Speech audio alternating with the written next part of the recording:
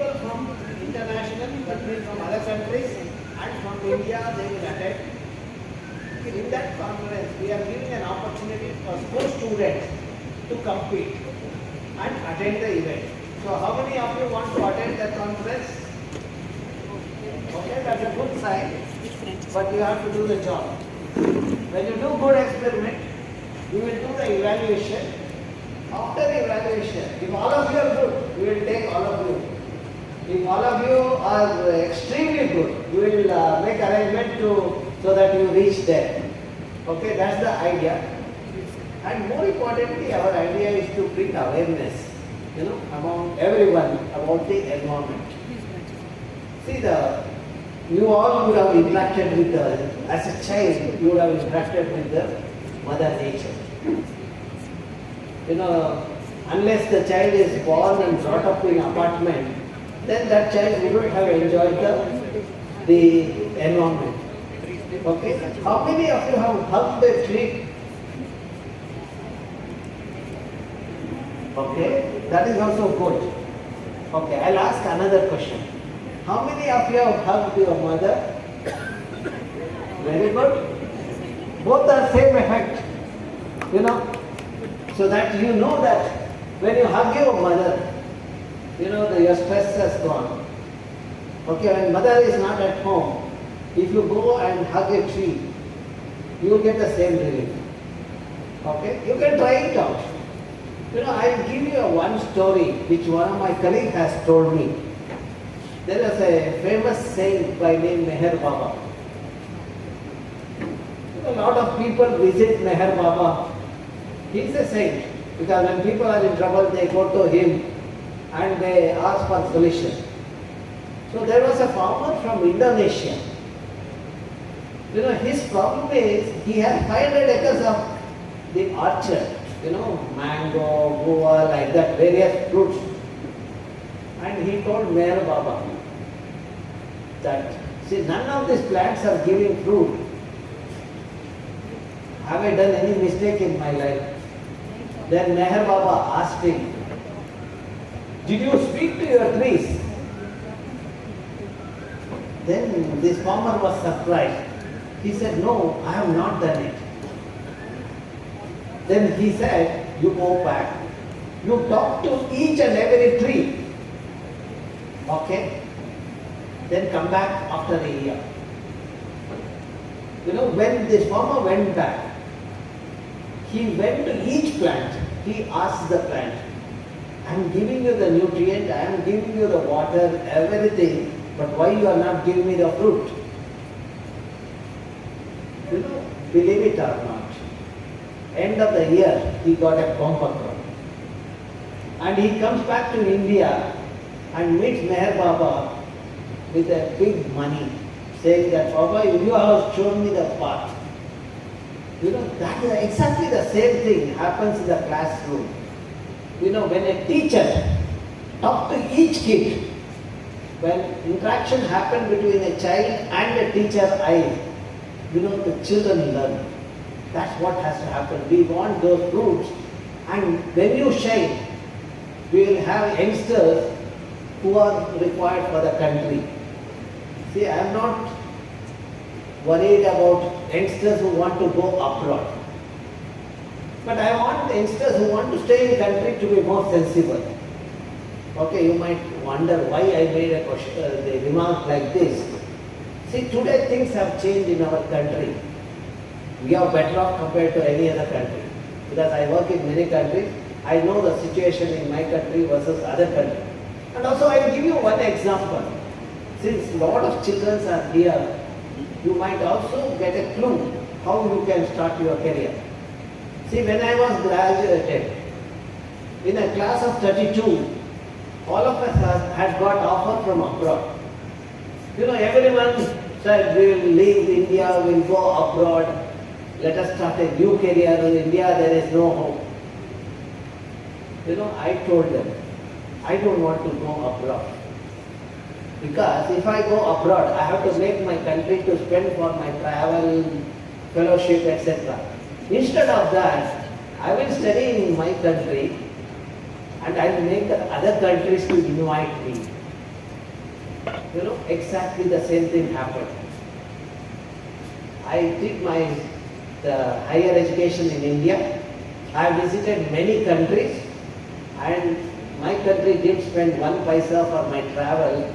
All the other countries have spent the money for my travel and my stay. The message here is, if you are talented, you can shine. There is an opportunity for all of you to shine. Only one thing I have to do, I suggest you, when you get up, talk to your mother. Start your day. You see how wonderful your day and how successful you are in your career. You might ask me, why you are not talking about my father? Father is a busy man. Leave him alone. When he comes in the evening, you can sit and talk to him. But mother makes all the difference. However busy she is, she will spend few minutes for you. Whereas father will say, no, I have to go. So that's where opting mother is the best part, and you should do that. Okay? So now, if you look at my profile, I've got to United Nations. I've given a talk representing my country. Okay? And after 25 years, when my batchmates meet me, when we all have the alumni meet in our college or something like that, all my classmates, they have become general managers, CEOs in companies in US, Europe, etc. They all tell me one thing. TVR, my name is TVRAMACHANDra. I don't know when Sindhu introduced me, how many of you understood, because invariably people forget whatever is spoken at the inaugural part, okay? But you will remember me. So they tell me, TVR, when we look at you, see, all of us have become rich. We are rich, but we are not famous. We are rich, we are not healthy. But when we look at you, you are famous in India and you are healthy. That's what happens. When you do science, science makes you to think. Science makes you to work. When you do both, you will be physically active and mentally alert. When you are mentally alert, naturally you will be healthy. People who are mentally alert never talk negative things. They have always a positive frame of mind. With whom you will see negative things, people grumbling, there is no water, I cannot take a bath. Whereas the people with a positive frame of mind, they will say, okay, there is no water, maybe in the afternoon I will get it. Now that 2 hours I sit and read and do the homework. See, that is the positive way of looking at the thing, even at the time of crisis. Now with this small pep talk, I will take up my class now on the ecosystem and environment. Okay?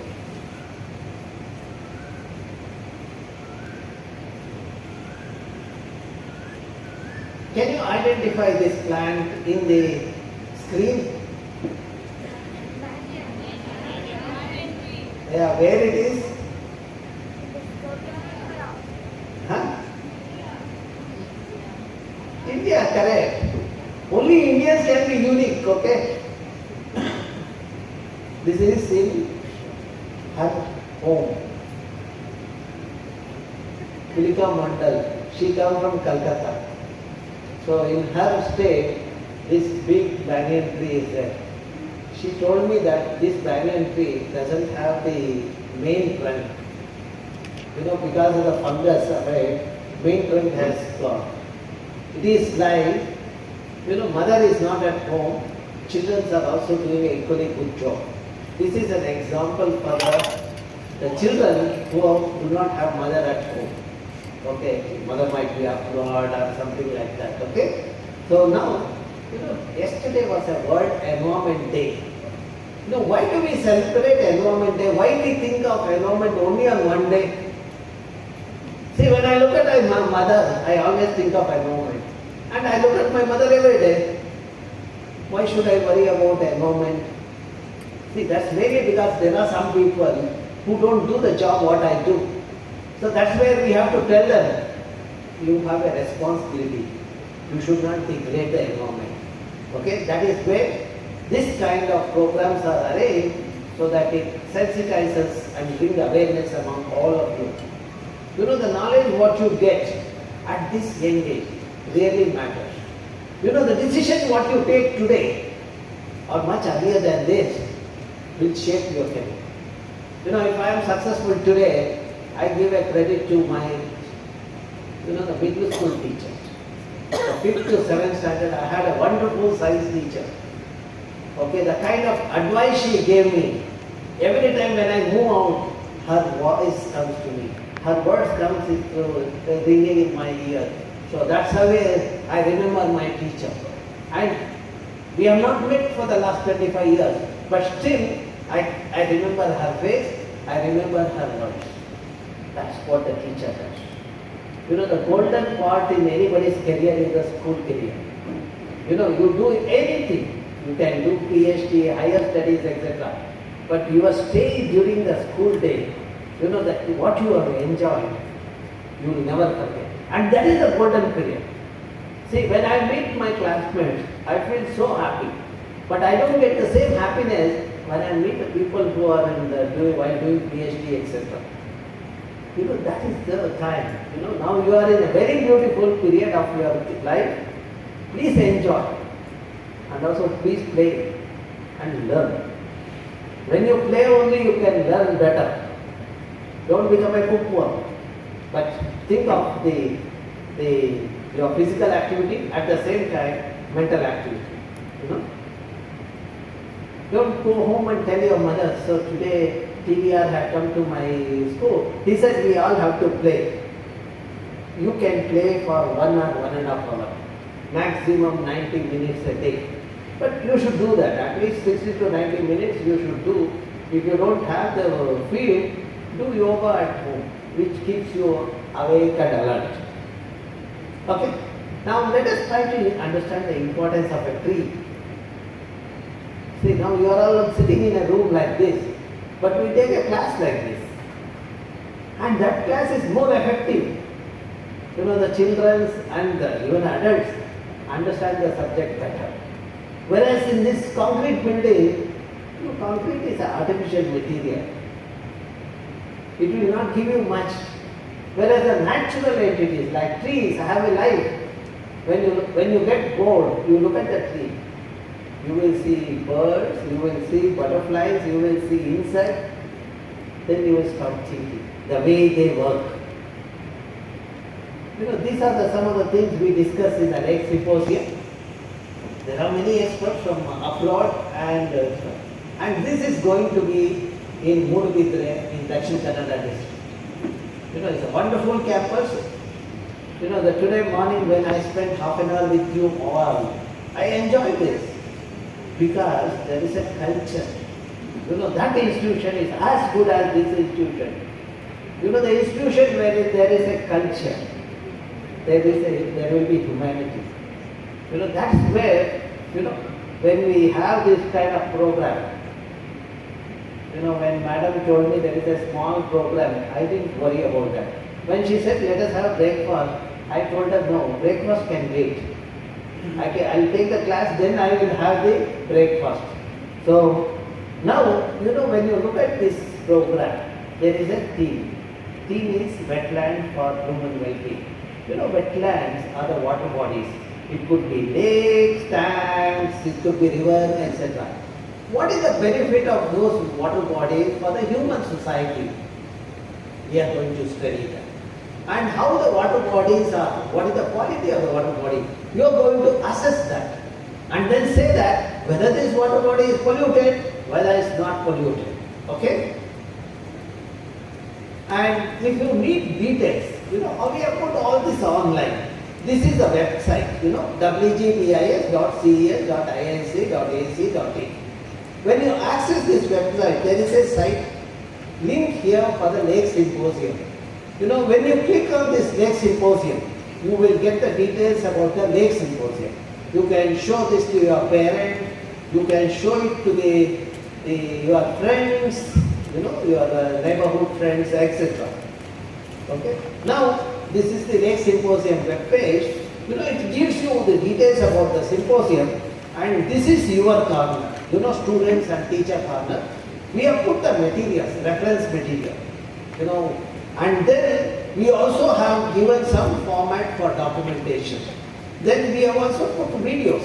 Videos, we have taken the lecture, we have class like this. You see Tulika is recording. This video we put it there. Our Rijulas talk on birds, Chaturved's talk on butterflies. All those videos are available at this website. And there is a section called Pre-Lay Conference. We are conducting similar kind of orientation program in many schools and colleges. Don't think that we don't do other work, we are doing only this. I take class at IISC. Some days in this one, I come out and take a class in schools, etc. The weekends also we were working. Okay, now how does this program outline? Let us see. First, we will have the orientation program. That's what we are doing today. We will tell you how to do the experiment and why you have to do that experiment. Okay? Then, you all conduct the experiment.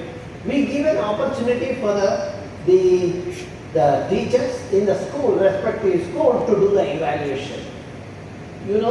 If there are 35 students or 50 students from a particular branch, the corresponding coordinator of that branch will, along with the teacher, will do the evaluation. See, out of 35, maybe 20 they will shortlist. Then they will refine the project. Those 20 students will do the project in a greater detail, and there will be next evaluation. That evaluation, my team will come. We will do the evaluation. We will come and listen to you. What new thing you have brought in, we will try to understand that. So don't try to use, artificial intelligence, chat GPT, and, copy paste of Google Mama. All those things you should never do that, okay? Google Mama gives all wrong information. See, some mamas are born to give wrong information. One among them is Google Mama. First thing is go to textbook, read the concept, okay? And then, conference will happen. Those whom we select will come to the conference to do the presentation there. That is the final round. After the final round of the thing, we combine all the students, all 8 standards from various schools together. We will evaluate all those kids, 9 together, 10 together, etc. And out of that, 3 students will be chosen, and we will give an award called Sahyadri Young Scientist Award. Okay? So that is our this one, and there will be some other incentive also will be there. Some books or something like that we will share with you. And that 3 days event is going to be a feast. There are many experts will give a talk. Coming to that event, you will meet a person from Canada. You might meet a person from Pakistan. You might meet a person from Russia. See, when we talk about science, we don't have any enemies on the earth. All country people are our friends because they give us the knowledge. Okay? Then on 20th, we have a field visit. We'll take you to the nearby one of the ecosystem. It could be sacred groves or it could be estuarine ecosystem. Then after lunch, we'll plan to leave for Bangalore, and you might come back to the Bangalore by 10:30 or 11 in the evening, or in case if you leave that place around 9 o'clock in Murbitre, then early morning around 4 o'clock you will reach Bangalore. Okay? So you can tell your parents that the travel is your responsibility. We'll arrange this one, but you should behave properly in the bus as well as when you come there. See, when you come to Murbitre, you will no more a student of Vagdevi. You will be representing me. You will be representing Institute of Science, all of you. And you should tell the other students also you are as good as IISC students. Okay? So now, let us try to understand how to do the experiment. Know your ecosystem. Okay? For better tomorrow. I said that when you just sit and see the tree for 1 hour continuously, you will be surprised to see, and you can document how many pollinators are coming, why they are coming, how often they are coming, what is the job they are doing. Then go to another place, the same tree, where only humans are there. See, go to a place where trees are there first. Understand what kind of pollinators are coming. Then go to another place, same mango tree, where only humans are surrounding that. See whether any pollinators come there. Then understand what is the benefit of pollination. Look at the mango yield. You know, whether because of pollination, whether there is a higher yield, or where humans are there because of their staring at the tree every day, whether there is a higher yield. Okay? Now let me start the class now. You know, when you look at the ecosystem, your teacher would have said it has got biotic and abiotic component. The biotic component, you know, you have three trophic levels. You have autotrophs and heterotrophs. And finally, whatever is left in the system gets degraded by detritivores. You know, that is fungi, bacteria and all that. Do you know about bacteria and fungi? It's too early to understand. No, those are microorganisms. You are so small, you are unable to see them through the microscope now. Maybe when you grow up, you can start using microscope. Then similarly, we have abiotic component, which is the surrounding, the physical and chemical aspects. Okay? Now, you would have learned the food chain. You know, in a food chain, I think that is in the class of 6th or 7th, you would have learned food chain. No? For example, if you look at a terrestrial ecosystem, you see grasses. Grasses are eaten by the next level herbivore, which is eaten by the carnivore, and next level is the omnivore. Okay? When you look at this carefully, what is happening? You know, everybody is eating. Why they are eating? They want food, they want energy. Why do you take food? You need energy for your body, for metabolism. So the same thing is happening. That means energy and material transfer is happening. Then finally, whatever is left in the system gets converted into elemental form by bacteria and fungi. Suppose if you have put some mango outside, you know, you would have seen mango getting rot. Slowly that gets dissipated in the system. You know, all this organic material will have that tendency. That's why when you look at the nature, Mother Nature, there is nothing called waste. You know, if there is something, people eat. And whatever is left in the system, then bacteria and fungi will convert it. You don't see waste in the system. See, in villages you don't see waste. Where do you see waste? You will see waste where waste people are there. Who are these waste people?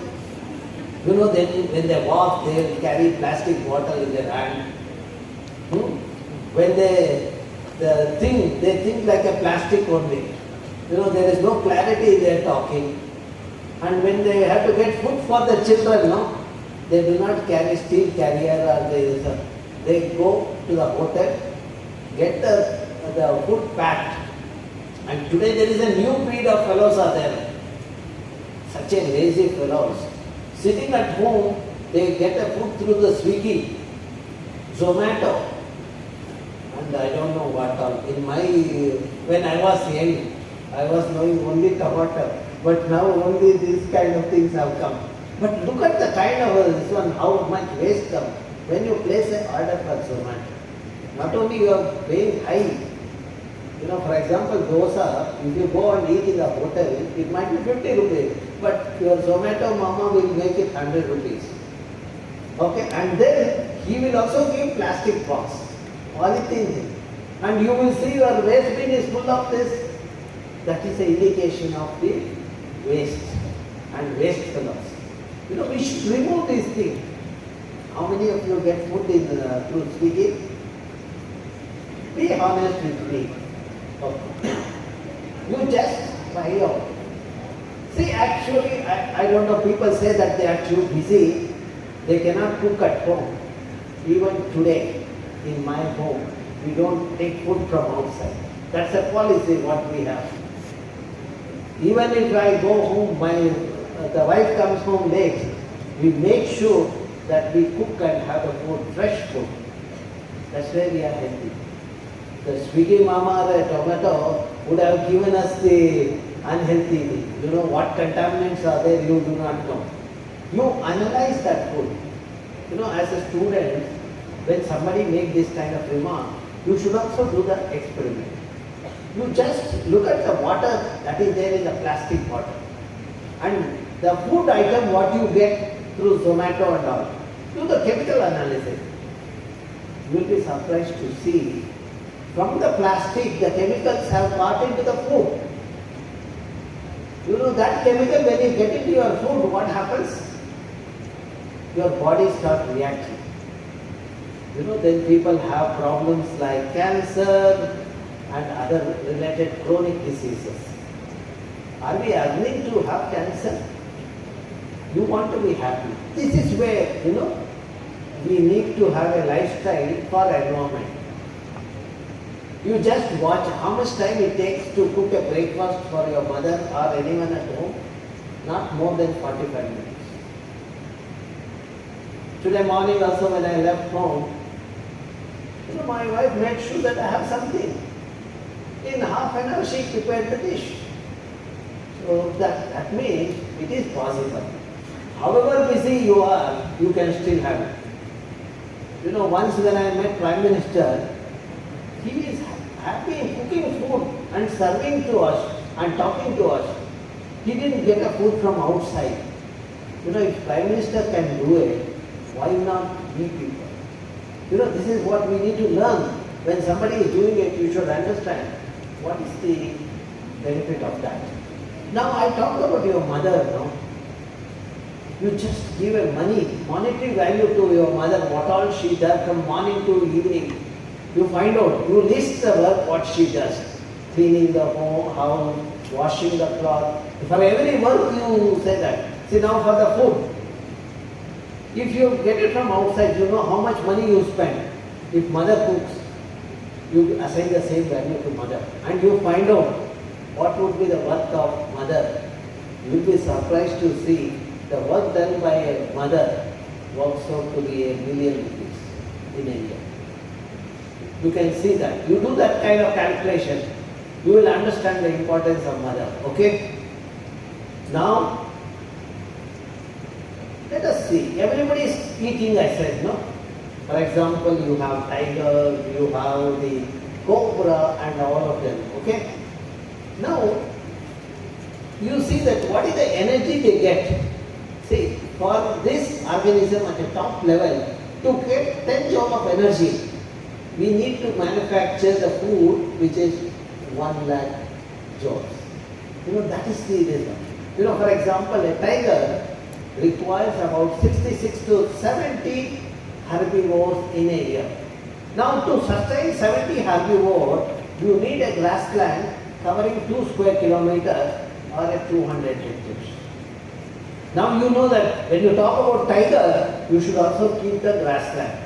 If there is no grassland, what will happen?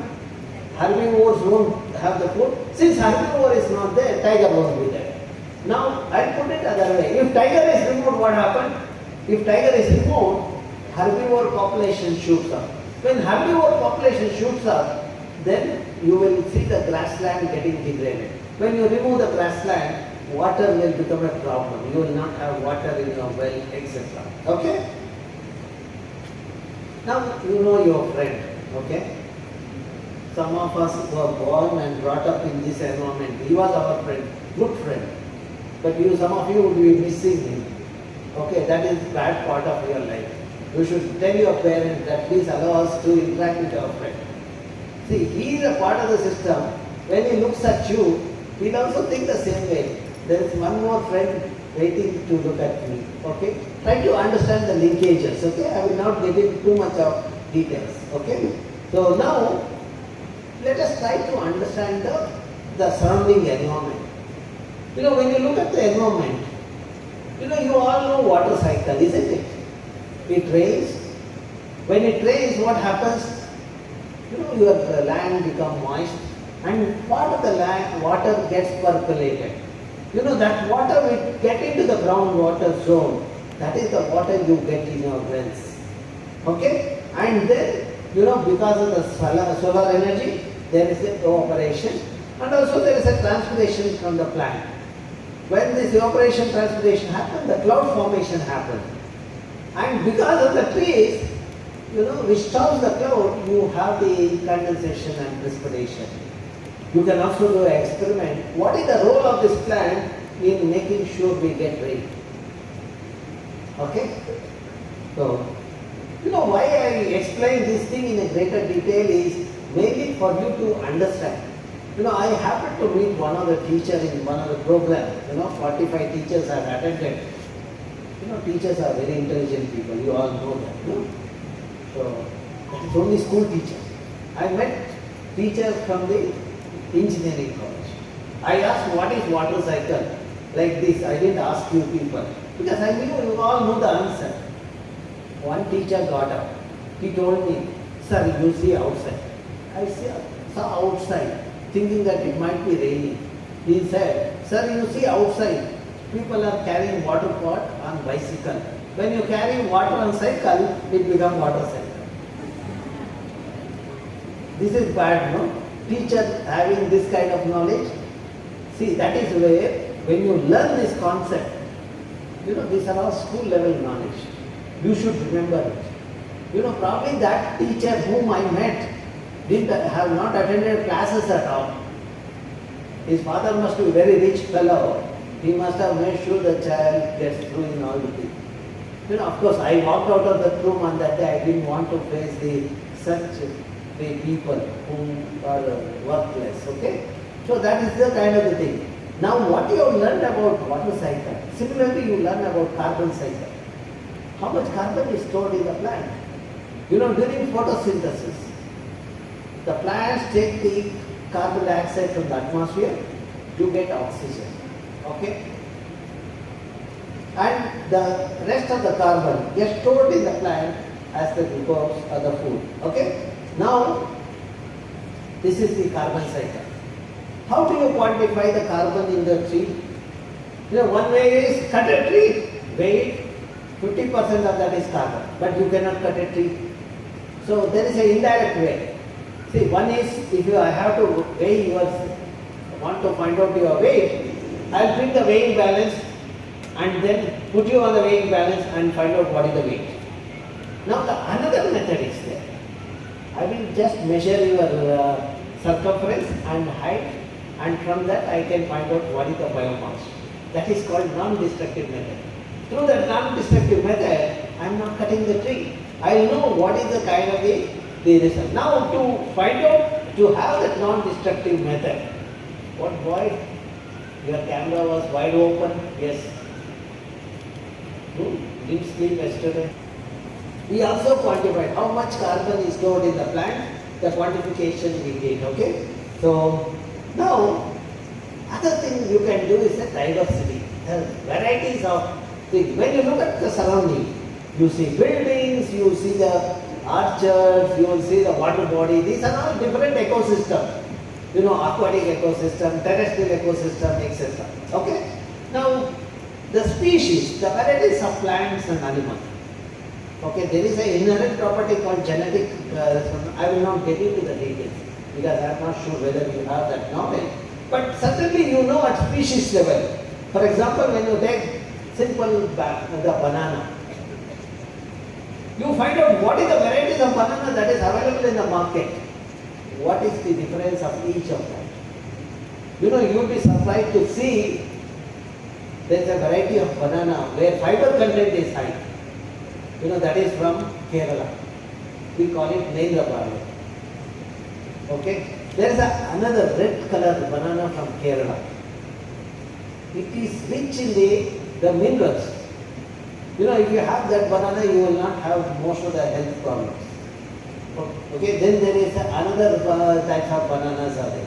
You can list those bananas and find out the properties of each of the thing and what is the beneficial use of that. For example, Nendra banana, it may not be too sweet, but the advantage is because of the fiber content, your body will not have sugar, much unwanted sugar. So that is the benefit of that. Okay? Now you understood the varieties are different types of the, okay? Now, when you look at particular plants and animals, you can find out the quality. But you cannot make out by looking at a human being who he is or who is, whether they. But see this plant. This plant is an indicator of the presence of water. It's a marshy plant. It grows only in marshy area. The moment you see this plant, you can assume that there are water in the system. Okay? And see, you might have seen termite hills. Have you seen termite mound? Invariably in that termite mound region you will have a good groundwater. These are all ecological indicators. Okay? Then the frogs will tell us whether the system is polluted or unpolluted. So, it's not necessarily all of you have to be together. Some of you can sit here also. Huh?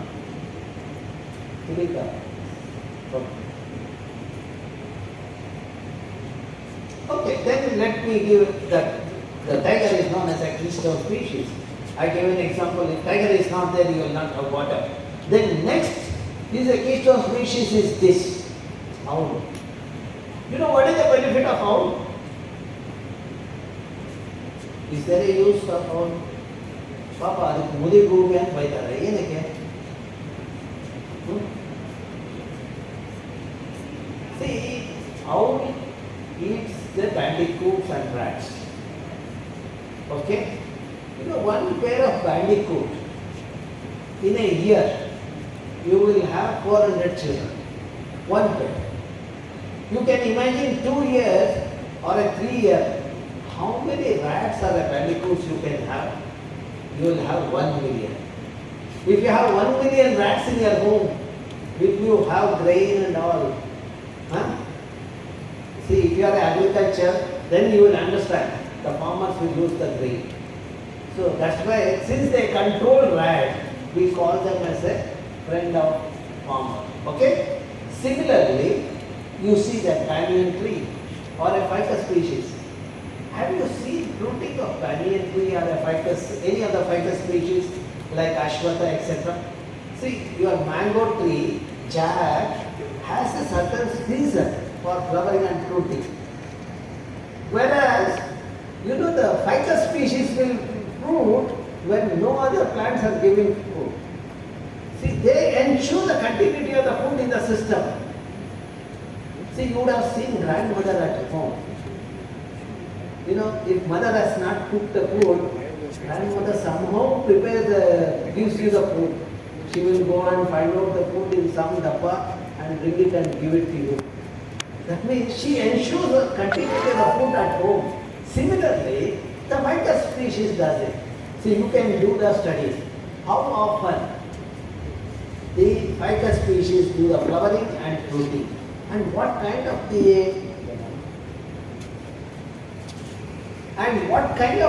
the insects resist that. What is the dependency? Okay, then you can find out what are the benefit associated with that. Okay, now this umbrella species. If that fellow is there, hundreds of other species survive. Okay, it is something like this. If principal is there, you all will be very disciplined. That's the umbrella species. Please don't take it negatively, but that matters. Okay, so then there are other species. They are for beauty. Peacock and other things. Okay, so you can also study them. Why only those organisms are beautiful? What is that beauty mean? How behaviorally it is helping the organism? It is very interesting. See, this is the age for you to be curious. When you are curious, you will learn. When you learn, you will be successful. If you are not curious, you will not learn.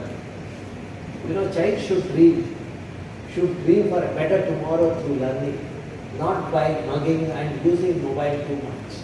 Okay? And as I said, frogs, they are vulnerable species. And there are some plants, gives a very value-added product. It could be rampatre, jakai kind of plant. Okay? It could be your honey. You find out. If there is a mango tree, what kind of honey you get, what is the property of the honey? If it is in a forest, what is the additional medicinal plants you get it? Because of that, the honey from the various the plants, when the bees prepare honey, you will have medicinal properties. When you add too many items in your food, you get a healthy food. That's what happens here. Okay. Then you can also look at the ecology of your region. Find out what kind of birds are there, what kind of the insects are there, that our Rijo and all will speak. Okay. Now let me take you to the Western Ghats. Western Ghats is a region where we have been working. Moodbidrai is located in the foothills of the Western Ghats. Because of let us see how many plants and animals are there on the Western Ghats or on the earth. Can you tell me how many species are there on the earth? I am sure the 8th standard kids will know this.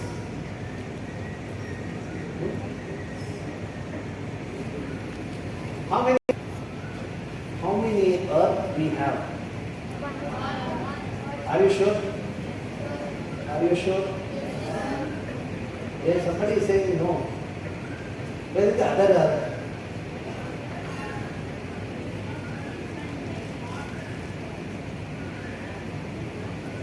I didn't.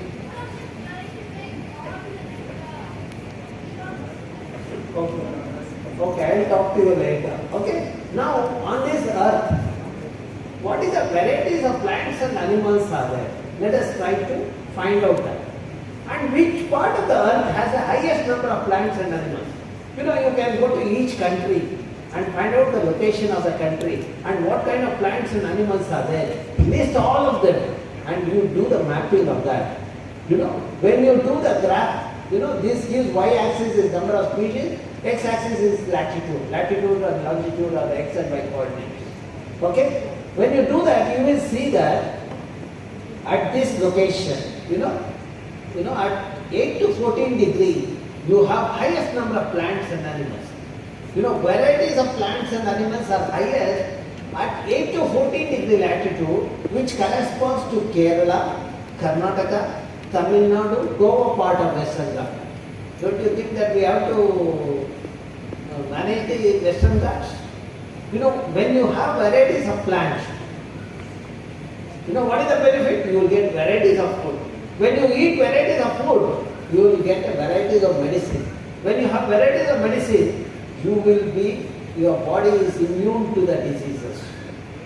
You can compare yourself with a person who eats only the pizza and such junk food.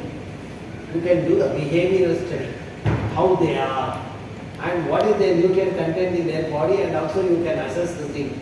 You find out the behavior and all. They don't think much. Okay? They are like machine. Morning they get up, night they go to the sleep. Eat pizza, that's it. They don't think. So if you want to think, your food plate should be the diverse. Okay? Okay, how many species of birds and all are there in Bangalore letter? That could be another project. See, our study shows 1,300 varieties of flowering plants, 250 species of birds, 150 species of butterfly. Chaturved will come and try to amend that number. You accept that, okay? So, then this is the result. One of you can also take up a study on humans. Why people are different? What is the behavior aspect of that? Okay? So, then what is the value of the ecosystem? Could be the other project. What kind of, for example, you have a forest. What all kinds of foods you get from the forest? See, you can study that. What are the services provided by them? How much oxygen is produced? Okay? And then how it helps in regulating the climate, etc. Okay? Now, broadly if you look at the ecosystem provides food. Say if you go to water body, you get fish, you get fodder for the animals. Similarly, you get energy, and water. Okay? And it also have aesthetic. That's why you feel like going to water body to take the walk, early morning walk, or to play, you go to the water body. Nobody wants to go to crematorium to take a walk. You agree? Say unpleasant places we don't want to go. That means there is an ecosystem, provides some value, that is the worth of that ecosystem. You can quantify that, okay? So, and of course, your teachers are going to give more ideas on this. So, okay. Now, one of you can take up the study on water. What are the water sources in Karnataka or in Bangalore? How to manage the water? Or at your house or your apartment complex, what is the water? Is there a wastage? How much wastage is happening? How to minimize the wastage? That could be a project for it, okay? And you can also have this kind of thing, how humans interact with the nature.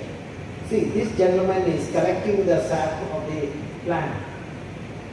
That is his life. That raw material gives him the money. How much money he gets it, okay?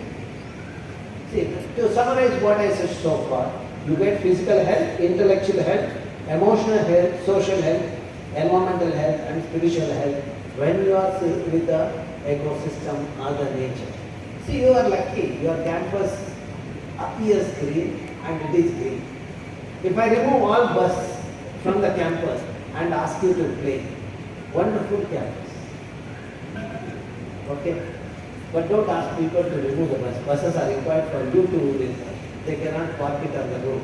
But you imagine a situation when only plants are there compared to other institutions, you have relatively better the kind of the nature. You can carry out what are the plant species that are there and why your institution has planted that. What is the benefit of that?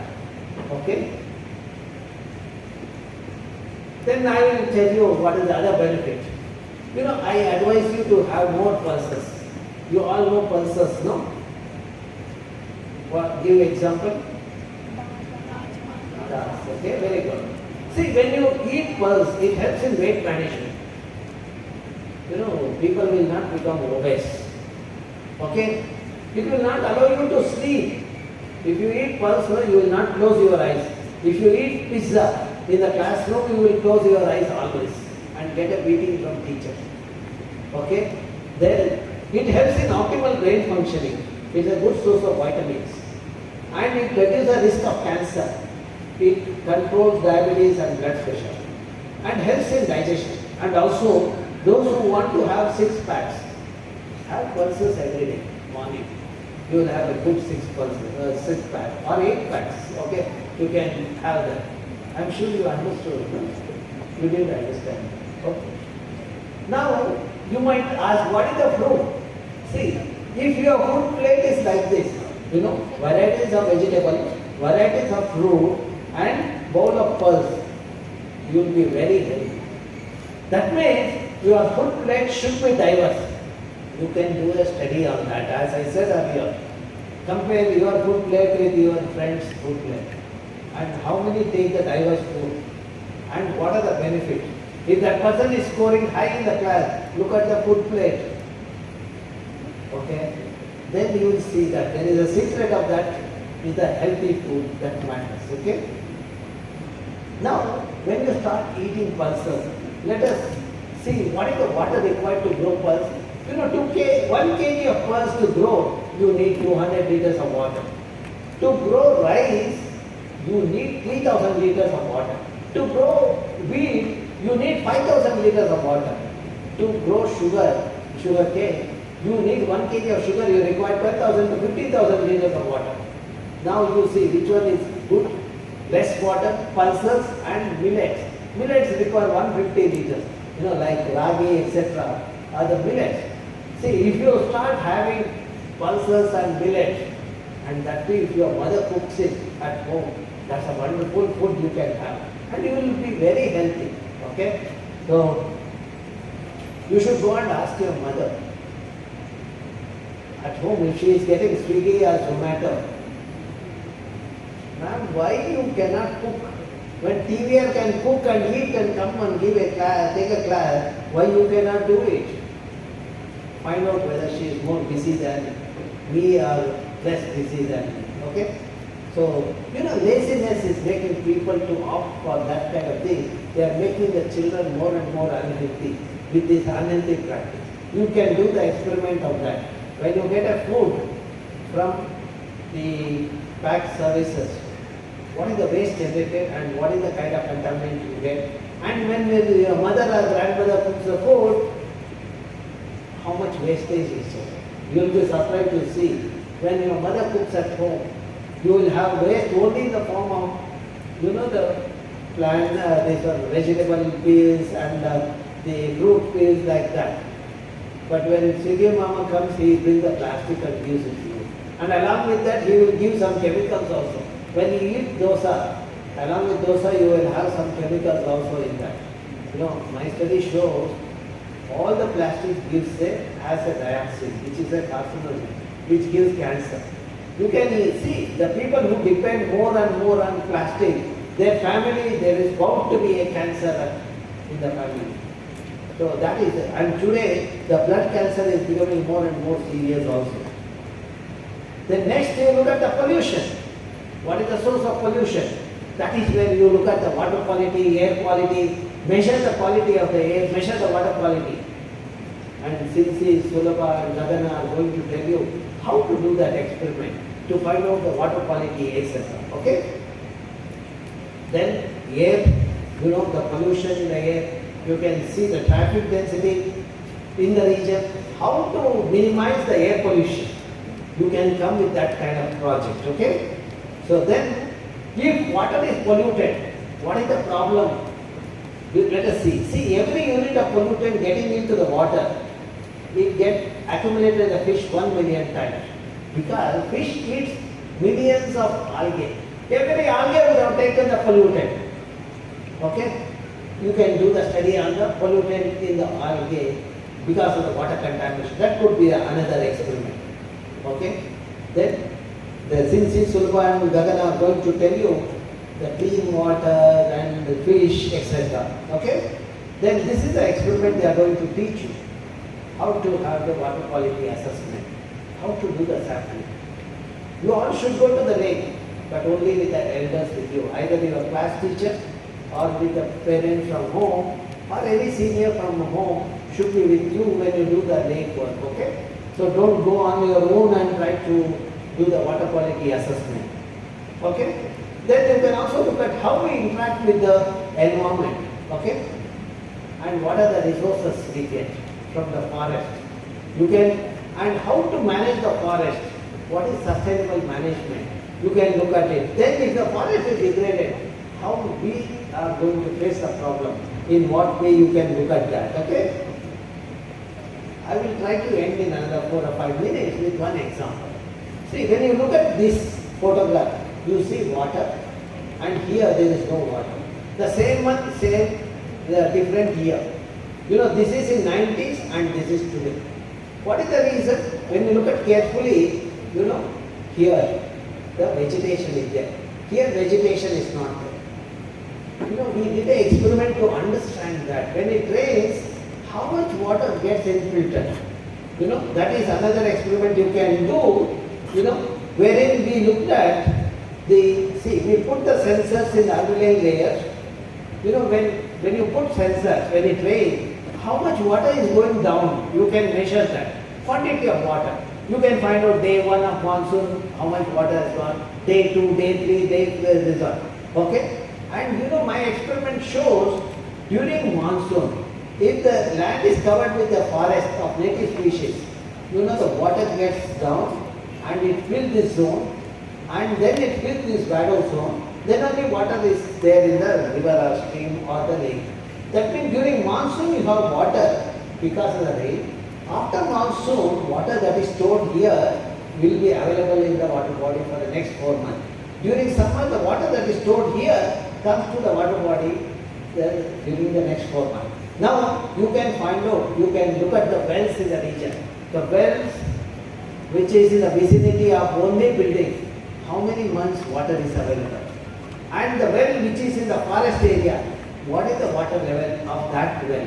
You will be surprised to see how the wells in the forest area have the water throughout the year compared to the wells which are in the urban area. Okay?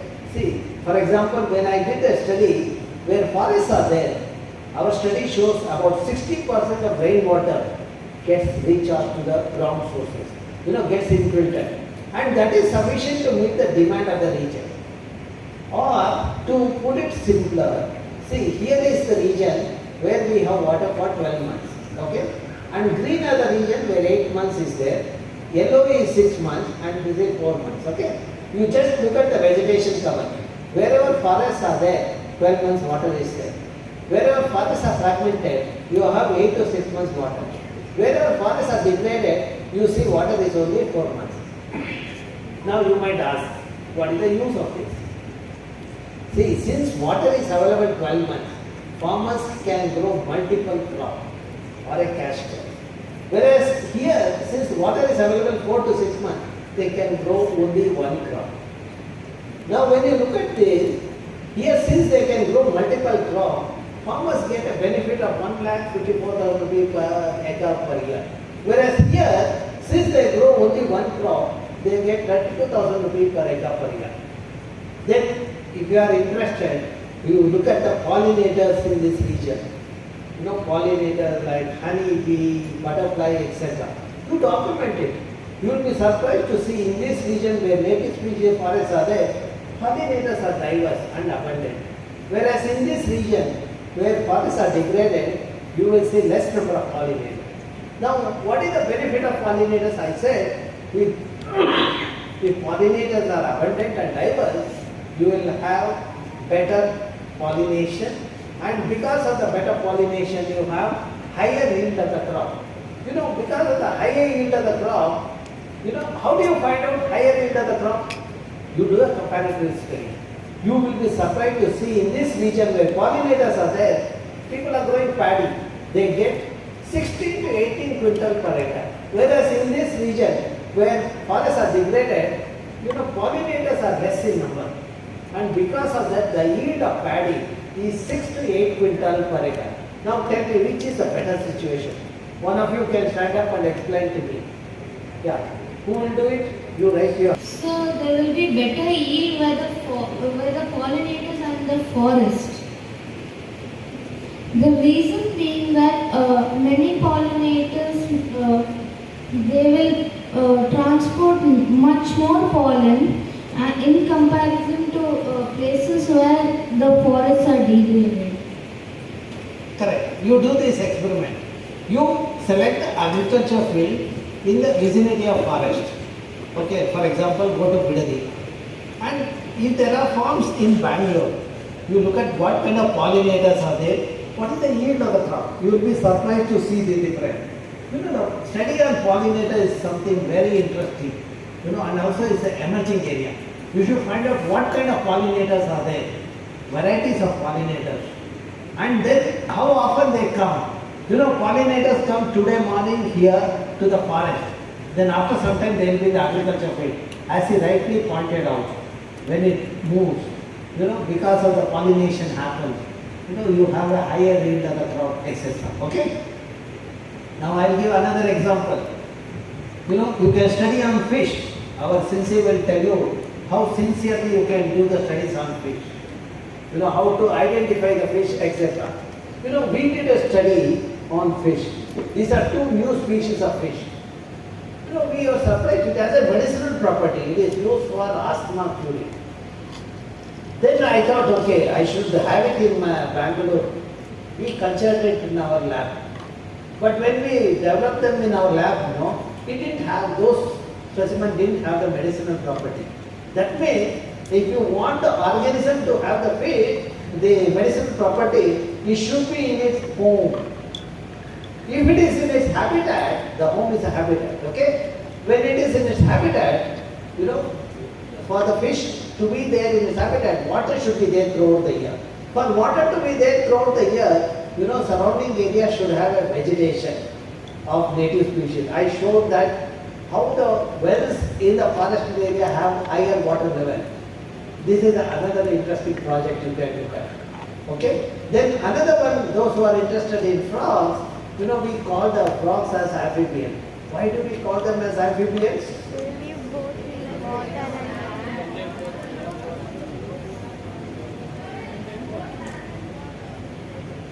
I didn't understand.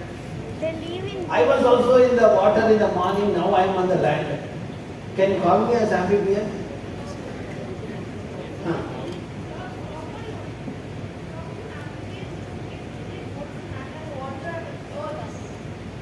Frogs will live both on land and water, and they lay eggs just like us humans. So they are called amphibians. Okay, let me wait for a thing. Okay, yes. So like frogs, they live both in land and water. They can breathe in water so because they have gills, and they can even breathe in land because they have lungs. Okay, now I will come to your level and I will explain it. You know, frogs has a 2 stages in its life cycle. Like you are juvenile stage or a child. Okay. Next stage is an adult stage. Now juvenile stage or a tadpole stage is in water. It is like a fish like this. Okay. And adult stage is on the land. Okay. Now because of this requirement of 2 stages, 2 different kind of habitat, frogs are known as amphibians. Now, if there is no water, what will happen to tadpole? They cannot survive. Now, in such a situation, what did frog do? See, we studied in Western Ghats in one dry area. You know, water was not there. But we saw the younger ones were all running around. You know, then we were curious. When we studied this particular species, Pilatus glaucarina, you know, after fertilization of the egg, on the 14th day, younger ones are out without tadpole stage. That means the animal has learned how to adjust to adapt to a situation when there is a water crisis. Okay? But you know, with the warming of the earth, with the changes in climate, we will not have water on the earth. When there is no water, neither you can survive nor I can survive. Only these organisms which have got adapted to a situation, they will survive. You know, we should not mismanage the system to reach the water scarcity or the water crisis region. Okay? You know, that's where our elders, you know, they identified the patch of forest and they understood the importance of the forest. They conserved the forest. They call it as a Devarakadu or a sacred rose. You know, when you say it is Devarakadu, people will not go and cut. And for people who don't believe in God, you know, there are some fellows who don't believe in God. You know, they said there are demons. If you go and cut the branch of a tree, then you will have problem. You know, you might ask, as a scientist, do you believe? See, my problem or my thing is, what my elders do, I believe. Because there is science behind it. You know, one of the youngsters who was working with me, he told me, sir, I won't believe in all this sacred groves and all. I looked at him. I said, don't make this kind of comment. It is not fair on your part. Unless you understand, before you criticize, you should understand. Then you will say that it is of no use.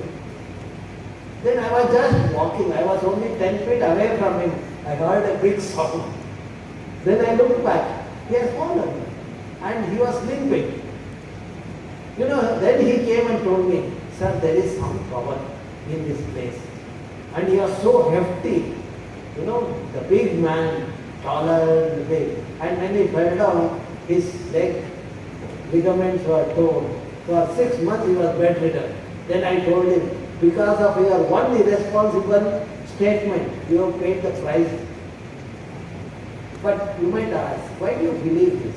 See, I told you, our belief is our ancestors have attached the value to that. It is our responsibility because they didn't give it blindly. They knew there is a linkage between the water and the importance of that ecosystem. You know, you would have seen Lord Shiva, no? Have you seen a bald-headed Shiva? Shiva without hair? You have not seen, no? You are sure about it. See, as long as Shiva head is covered with hair, Ganga is there in that area. Because of Ganga, we get water on the land. Okay? Now I put it simple.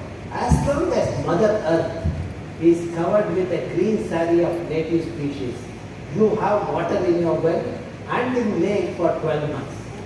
When you convert that forest into monoculture plantation, you know, like rubber, acacia, then you might have water for 4 to 6 months. Suppose if you remove the forest, you will say, no, I will remove the forest. Then what will happen? You will not have water. Okay? This is one. So that means if you degrade the ecosystem, we will lose the water. That is what Bangalore faced last 3 months. Those of you who face the problem will understand this. Okay? Then you can also look at what is the water footprint of the product what you take.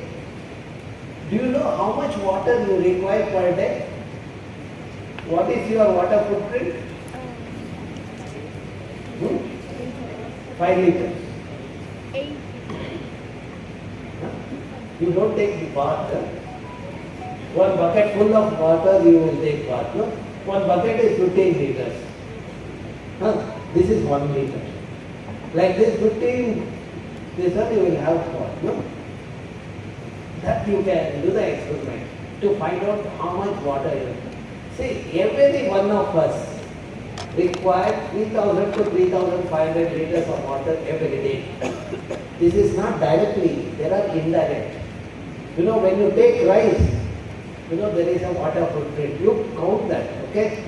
How much rice you take? I said to grow a kg of rice, you need 5000 liters of water. If you are eating 100 grams per day, then you find out what is the water required. You add all those things. You will be surprised to see your water footprint is 3000 to 5000 liters. And give some example, okay? See, you all are wearing shirt. For manufacturing shirt, 2700 liters of water is required. To manufacture a kg of the chocolate, 2400 liters of water is required. Okay? Then if you are eating this, you know, then you need 2400 liters for that. Okay? And for tomato 180 liters. See, having natural items, you have less water footprint. Okay? Then you have cup of coffee is about 140 liters. This is the water footprint. Now you calculate how many cups of coffee you take, how much rice you take, and you add all those things. How much water is used for drinking, how much is for bath, and how much is for the toilet purpose, etc. When you add that, it will be minimum 3000 to 3500 per person per day. This could be another project you can do that. What all you do? Look at water footprint of yourself. Okay? Similarly, ecological footprint you can look at. See, for example, you see Americans, their way of life, like we said, some Zomato fellows are in India, no? In US, everyone is Zomato fellows. Like that, their footprint is much higher. You know, at least they 10 times higher than India. You know, that is called ecological footprint. Some of you who are slightly more intuitive can take up a project on that ecological footprint. Okay? Then, if you want to do the mapping of vegetation in the region, you can do that. Okay? Now, you go to the market, you get a varieties of the product. You try to understand what is the medicinal property and what are the benefits of each other. For example, brinjal, there are varieties of brinjal. See, in the Uttar Kannada district, in one taluk, I found these many brinjals. And this is in one taluk, 54 varieties of rice we got. One is good for fragrance, one is for yield, etc. Okay? Then there are the product which is medicinal value, like rampatre, jaifai, all those things. Okay? You can also do the field measurement. You know, you require this to, you need the, of course, most important thing you all of you require when you go to the field is brain. When you make sure that you have brain, then you go to the field with gadgets like your mobile or GPS, then rope, then the tape, then you can have these items that, you know, our Ganesh will explain. If he has landed here, he will do that. So, okay, now you would have seen Google Earth. Have you used Google Earth? See, you can see your village or your house in Google Earth like this. This is a village. In a village, you can map where all buildings are there, where is agriculture field. This is another thing which our Tunika will explain to you how to do that. Okay? So then, in a village where all plants are there, for example, Vartu, you can take up the mapping of plants in the region. You know, these dots indicate various plants in that village. Okay? How to do the mapping, Tulika is going to explain. Then after that you can give different color. This is called thematic maps. Okay? You can say where eucalyptus plantation is there, where the Pongamia plants are there, etc. Okay? So then, see, I said that you have to measure the girth and height of a tree. See, for example, how do you measure? At your chest level. You find out what is the circumference of a tree using the tape. Okay? Then you find out the height. How do you find out the height? Through the compass.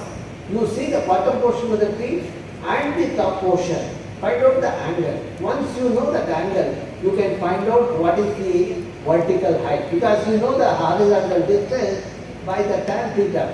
I am sure they have to know it.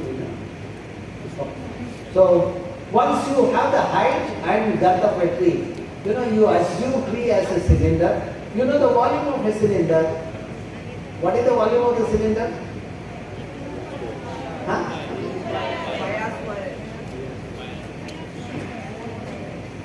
What is the area of a circle? And what's the volume of the cylinder? Okay, that means you know how to do that. Then 45 to 50% of that is the carbon in a tree. Now you can measure what is the carbon in a tree. In trees in this campus, you can tell chairman how much carbon he has reduced because of the trees in the campus. Then also you should give another project. How many students are there? How many teachers are there in the campus? See, they all breathe, no? You all breathe, no? All of you are breathing, no? Is there anyone who is not breathing? All of you are breathing, isn't it? You know how much carbon dioxide you give out every day? You give out 1 kg of carbon dioxide. My people, my age people will get 540 grams per person per day. Whereas young people, because of the higher the metabolism, you give out more carbon dioxide, which is about 980 grams per person per day.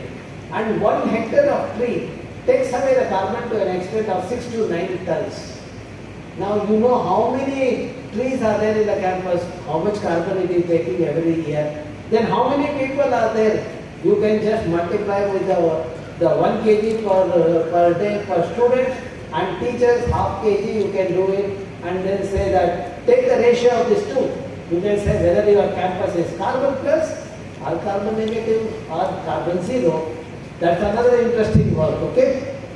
And you can map the trees. This is how the mapping is done. In the Google Earth also you can place those the sapling, that location, and the clicker will show how to place the symbols, okay? Then you can document this one. You can give the location, then what is the species, all those details, okay? So this is what the children have done. This is the experiment done by the children in the year 2000. 2000, none of you are born. Some of your teachers also not born. At that time we started. And today those children, you might ask where they are. Some of them are in NASA, in USA, space agency. Some of them are in IITs, like that, okay? See, when you start thinking, you will really shake. Okay, that's what should happen, okay? Then, when the water body is there, you can do the catchment mapping. You can collect the water sample. You can do the analysis. Here one of the teacher is here my student is explaining the students. Okay, so they go to the field, collect the sample. Then they do this. They observe under microscope. They do this kind of mapping. These are of algae, microalgae. Okay, so and the children in the other villages, they do the documenting biodiversity. In that village, how many varieties of brinjal is there, etc. That kind of assessment they do that, okay? And then they come to the lake symposium, they do the presentation. That is what I look forward for your the presence in the lake symposium, which we are organizing during 17th to 20th of October 2024, okay? So you should all try to make an attempt to attend, okay? How do you attend? I would say, from today if you start taking healthy food, your brain will start working. When your brain starts working, you can do good scientific experiment. When you do good scientific experiment, you can compete. Not just compete, you will excel. So that should happen. So you all should do that, okay? And if you have any doubts, you can write to me. This is my email ID. I do not use mobile. because I found mobile is a dumb device. I should not use it. Okay. So, when you have active brain, why do you want the passive brain like mobile? Okay. So, and these are the website where some of the details are available. Okay. And all these things, our presentation, we put it online against your school. You can anytime you can refer that. So,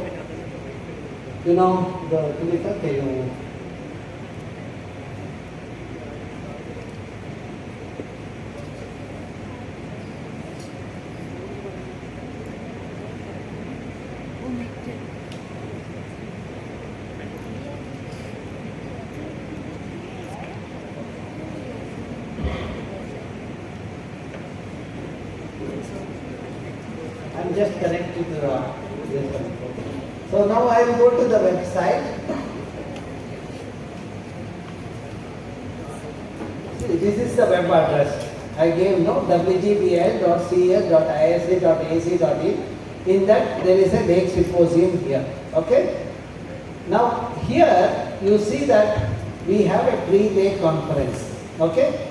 Various schools we have conducted this program. Your school also will appear here now. As soon as we go back, this weekend we will put it online, wherein you will get all the presentations. And when you access that, see the slides are available, what I used, PowerPoint slides are available, and video is also available. If you see that we have put everybody's, except I think bird was missing. So PDF you have to give me. So we'll put it, otherwise, bird was flying, very difficult to catch it.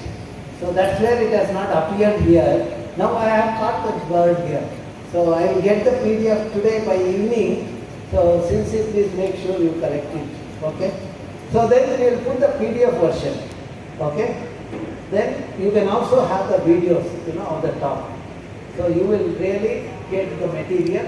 You can go through it. Even if you are opening your camera, if you are less attentive, when you go home, with a good food, okay, then with a sweet talk with your mother, start your journey.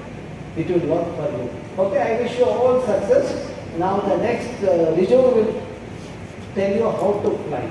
Okay, he will talk about birds and.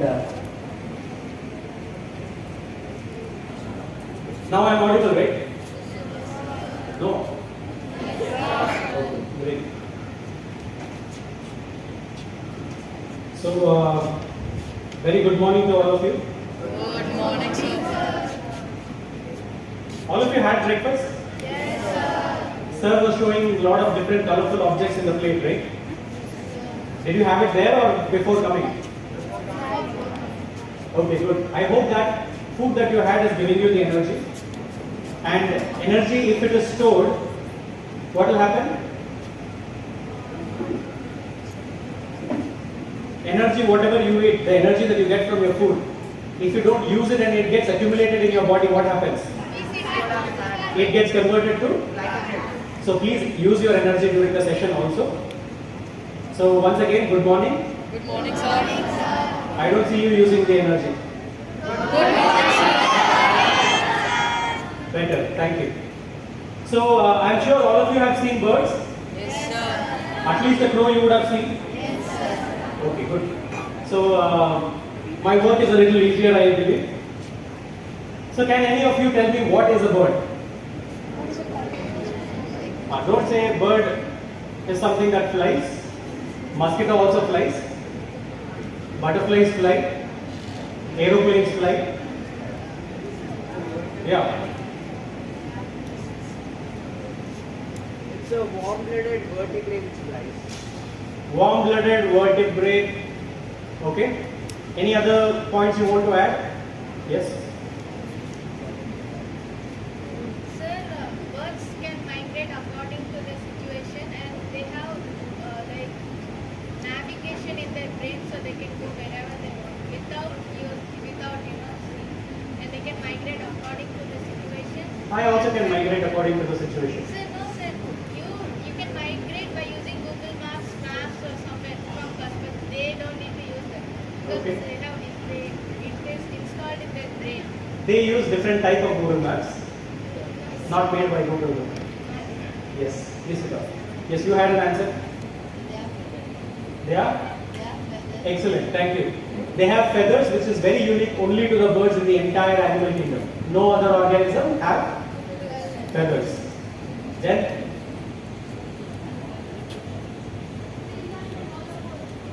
very good, they have pneumatic bones, that is, they have hollow bones. But not all bones are hollow bone. Anything else? No, sir, their organs have evolved to big. Okay. Air sacs, very good, that is what pneumatic bones. Streamlined shape. Okay, 1 minute. Not all birds. Okay, he said streamlined shape. Can you explain, my friend, where are you? Can you explain how ostrich's body is streamlined? Most of the birds. Okay, emu, kiwi. See? Okay. See, what I'm trying to establish here is, we all have studied birds have streamlined body in our textbooks. You need to forget that. You need to actually think and look at the birds and understand what kind of activities the birds do. Only then you describe the bird. Right? You cannot just look at me and say, sir looks like a bird. Can you do that? I would be happy if you did, but you cannot. Right? It's because there are certain features that are very prominent in birds. One of them is the feathers that she mentioned, which is very unique. Then there are two more things that are unique. Anybody? Very good. Who said that? Very good. Thank you. The beak, which are unique only to the birds in the entire animal kingdom. No other organisms have beaks like birds. Then the other thing is,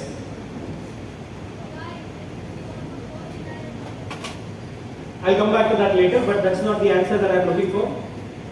Sir, they can see 3 different Not kinds side. of colors. Not side. No. Have you all, how many of you eat egg? Have you held it in your hand ever? Not the cooked one, the raw one. How is the surface of the egg? Hard, solid, yeah. So birds are the very few organisms lay hard-shelled eggs, and birds and lizards, some of the lizards are that's what, lizards, reptiles. They are the only ones which lay hard-shelled eggs. Okay? All birds lay hard-shelled eggs. Some of the lizards also lay hard-shelled eggs, not all lizards. Okay, so let's see if we have covered all the points. Have you? 2 legs, I think that is understood, so we'll skip that. All other things we have covered, right? So only if these features match, then we can describe the organism as a bird. Very good. How did these birds come into existence? They evolved from which dinosaur? Which dinosaur? You would have studied one name at least. No T-Rex.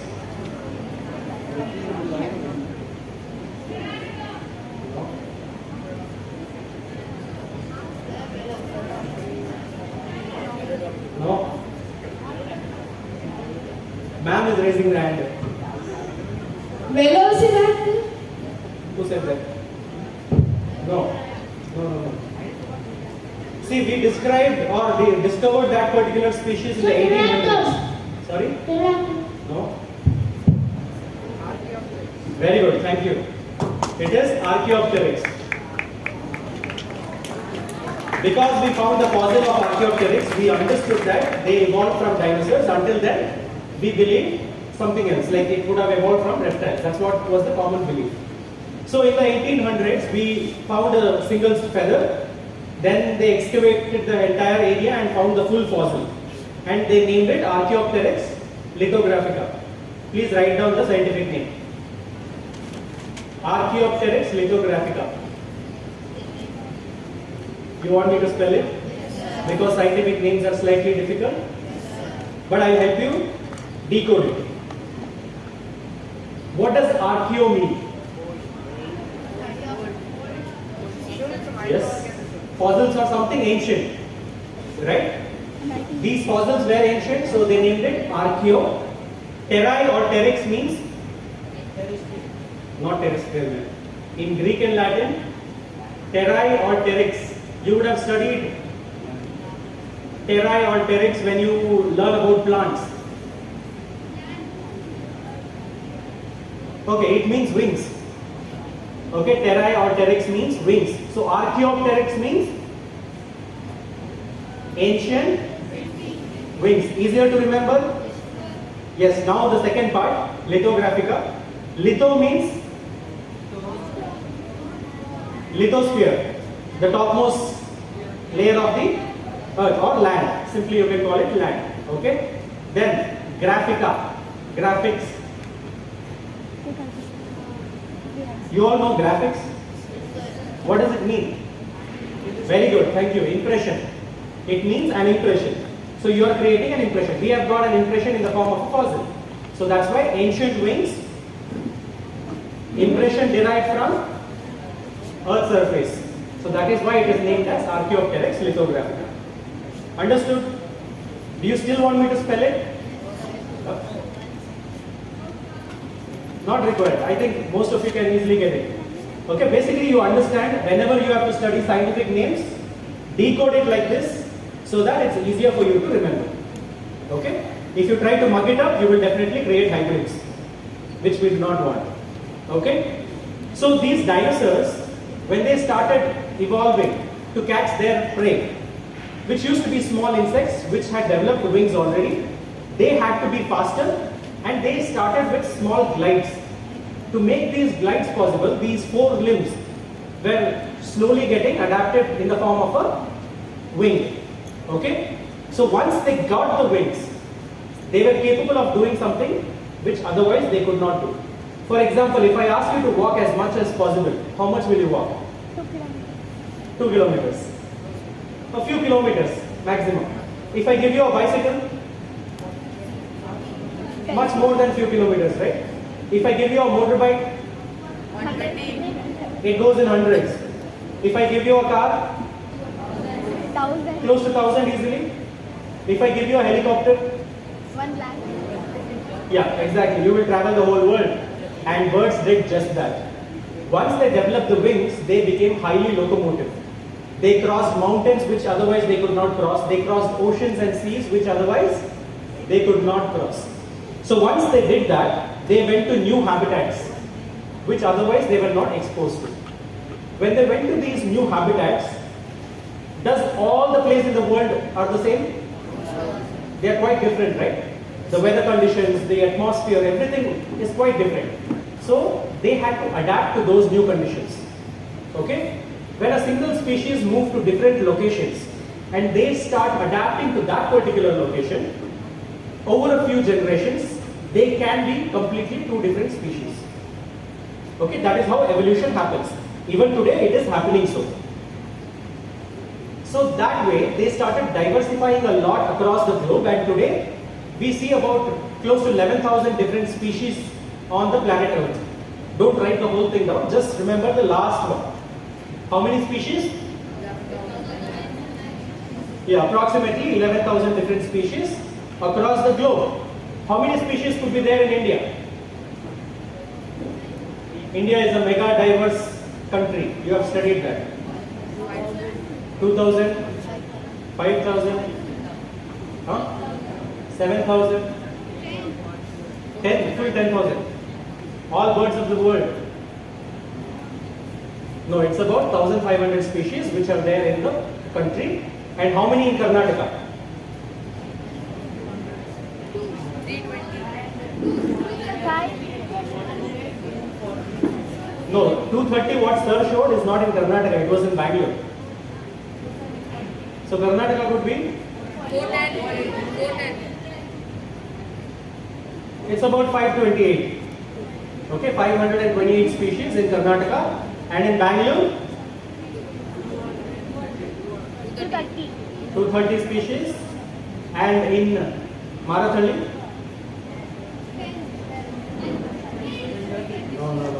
It is definitely more than 10. 45. I don't know. Please don't ask me. I don't know. So you have to do that project and give me the number next time when we meet.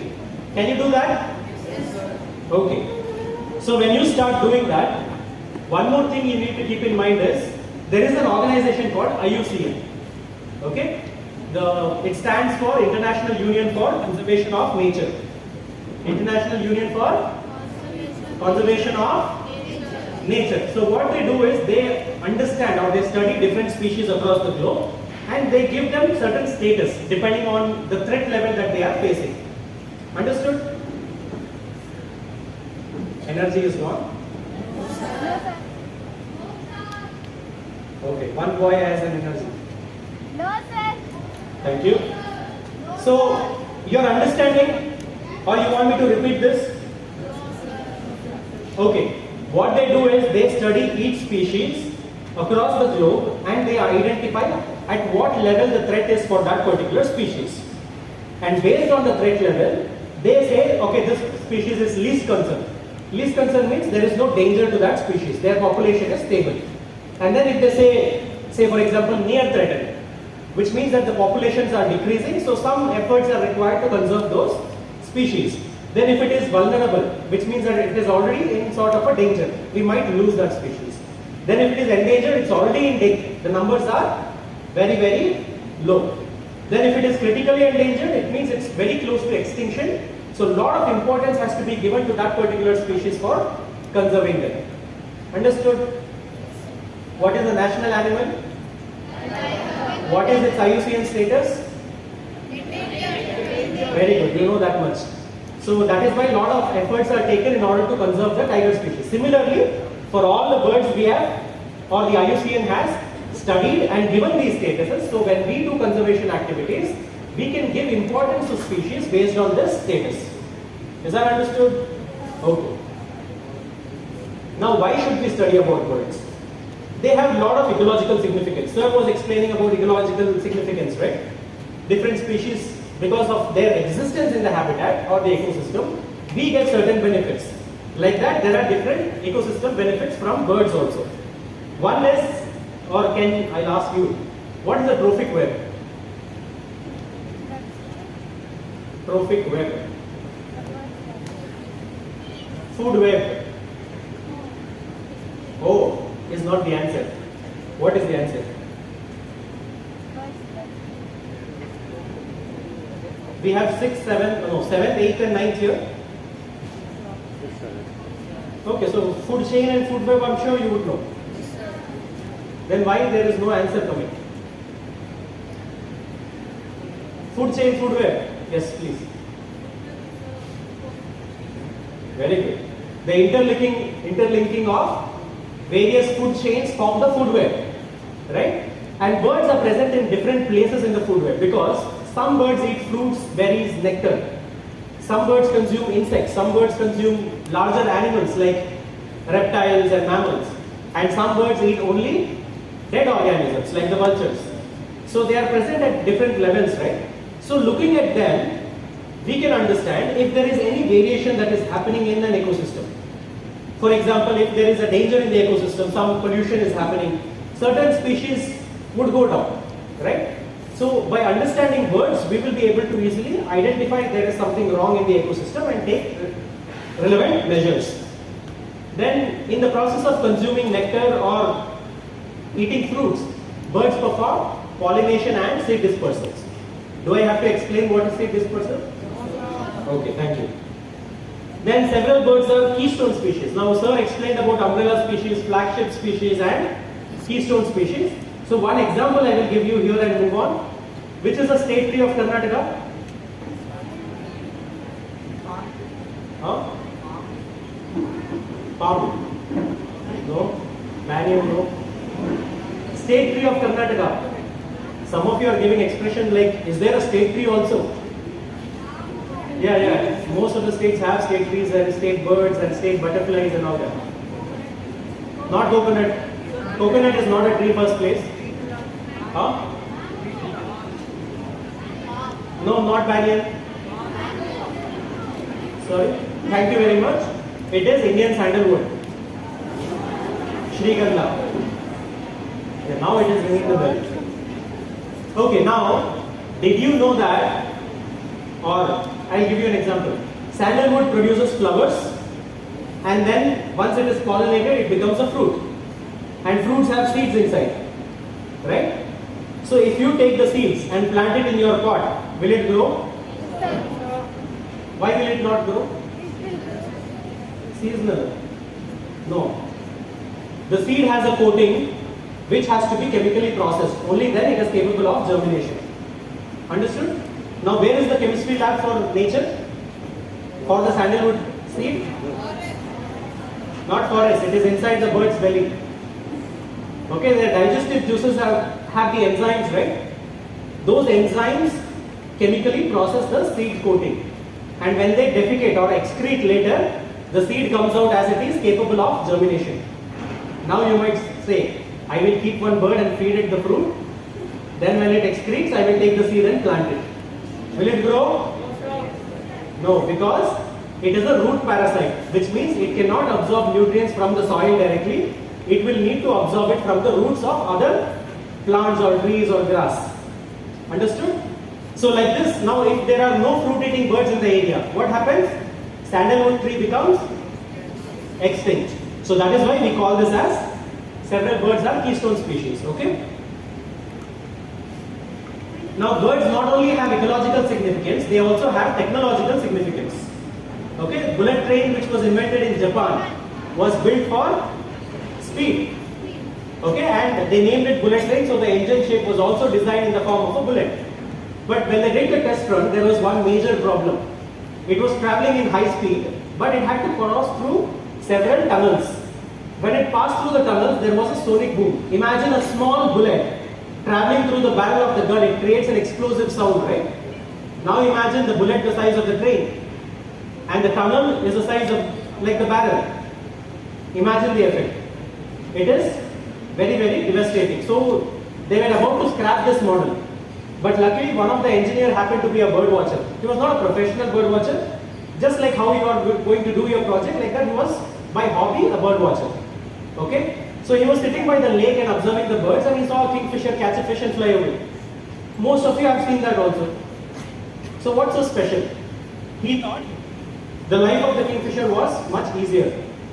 But when it made several attempts to catch the fish, he noticed something very interesting. First organ that enters the water body is the beak. When the beak and the head enters the water, there is no splash. Only when the wings hit the water, there is a splash. So what he did, he went back, assembled his team, and then redesigned the entire shape of the kingfisher head. That shape he adopted into the bullet train engine. And when they did the test trial, there was no sonic boom at all. So the model that was about to be thrown away is now running successfully all over the globe, and thanks to kingfisher, but we never thanked them. I mean, what I quoted here is just one of the examples. There are several technological significance that you can see where we have copied or shamelessly copied technologies from birds and we never acknowledge it. Okay? So now you are all excited to do the project on birds. When you start observing the birds, 1 or 2 days, you will do it very interestingly because they are colorful, they are very active, and they are nice to see, right? So you will do that for a couple of days. After that, what happens? You will get bored and frustrated. Why? Because you do not know the names of the birds.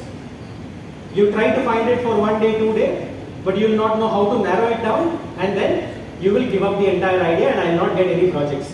So I will help you identify the birds. What we have to do? We have to understand that the names of the birds are based on their appearance. Understood? So how a bird looks, based on that we have given the common names. So whenever you learn the common name, please associate with the way the bird looks so that you don't easily forget. The first thing that you need to note down is the size of the bird. So say for example, he goes for bird watching and he sees a bird and he describes to me as, sir, I saw a very small bird. Now the small that he is describing and that I am imagining could be very different, right? It cannot be the same.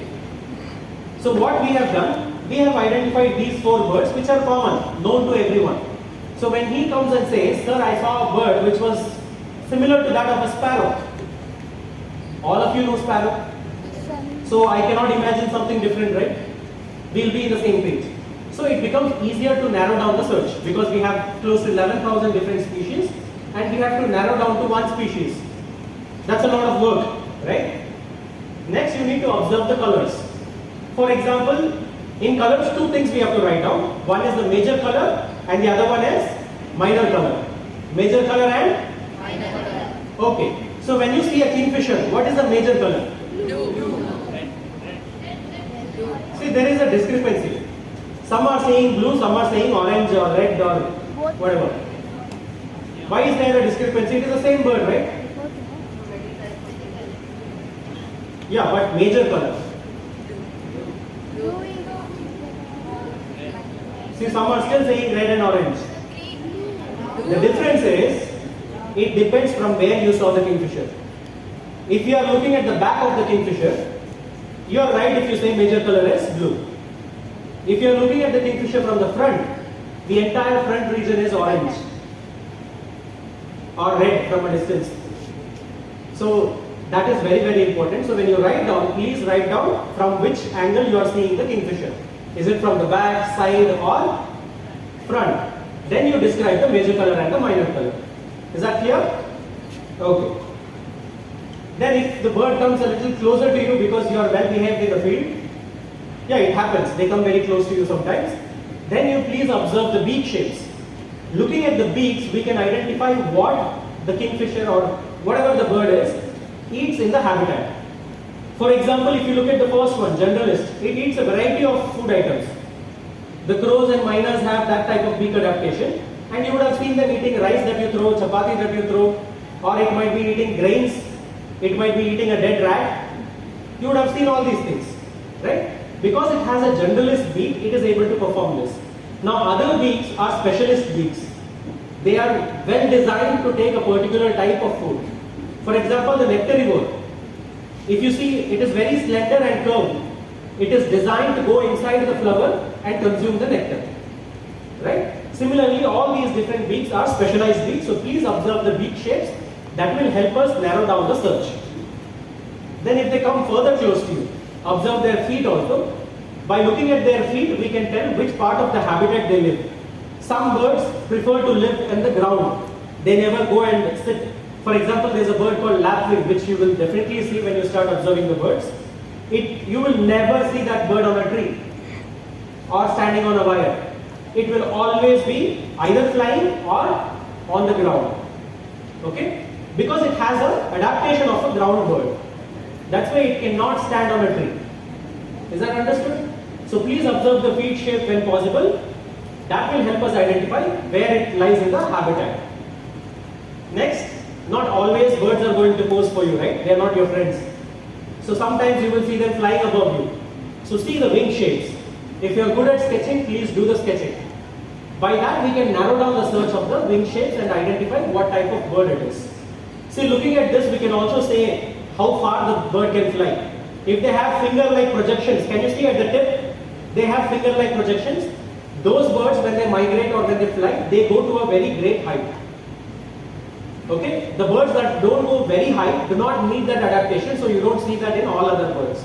So these are some hints that you will get when you look at the wing shapes. Is that clear? Okay. Next, when you look at some birds, it's easy to tell the male and the female apart in some species, and it is extremely difficult in some species. For example, here in the case of Ashiprinia, the male and the female looks identical.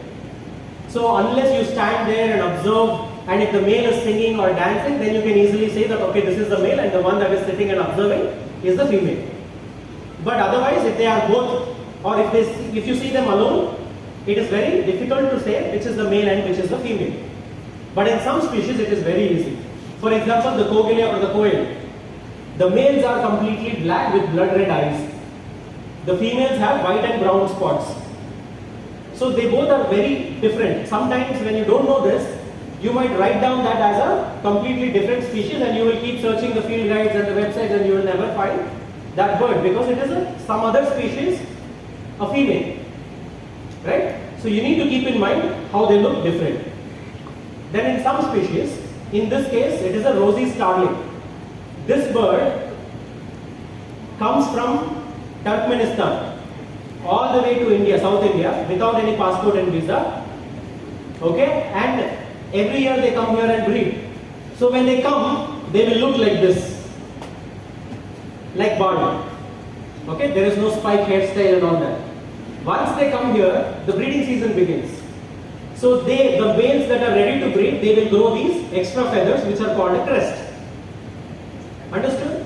With those crests, they will do a dance to impress the females.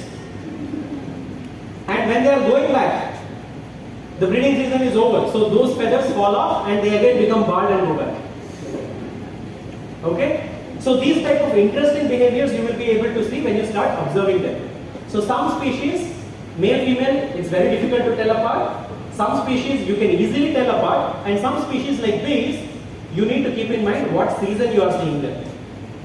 Okay? So these birds come here to South India every winter. So you will start seeing them from mid-September all the way till about mid-January you will see them. Okay? Then these are resident birds. These don't migrate. They are there in Bangalore itself. But they also have the same adaptation. The white one that you can see on the left side, that is a non-breeding plumage. That is, during the non-breeding season they appear white. During the breeding season, the males that are ready to breed will grow golden brown feathers and look very beautiful. Because they have to attract their females. Now you can ask, why can't they have those beautiful feathers throughout the year? They look more beautiful, right? Throughout the year they will look beautiful. But think, these are wader birds. Wader birds are close to the ground and they eat insects or fishes that are there below them. Okay? So when the prey is looking up, what is the major thing that they will see? No? No. Very good, the sky. Okay? So they have to merge or camouflage with the sky. If they have those golden brown feathers always, they will not get food, they will have to starve. Because their prey will easily see them. But by being white, they can easily camouflage with the sky and they will be able to hunt their prey. This is the whole point of not having that beautiful feather throughout the year. Then whenever you start observing the birds, don't say, okay, there is a crow, write down crow and then move on to see the next bird. Please observe their behaviors.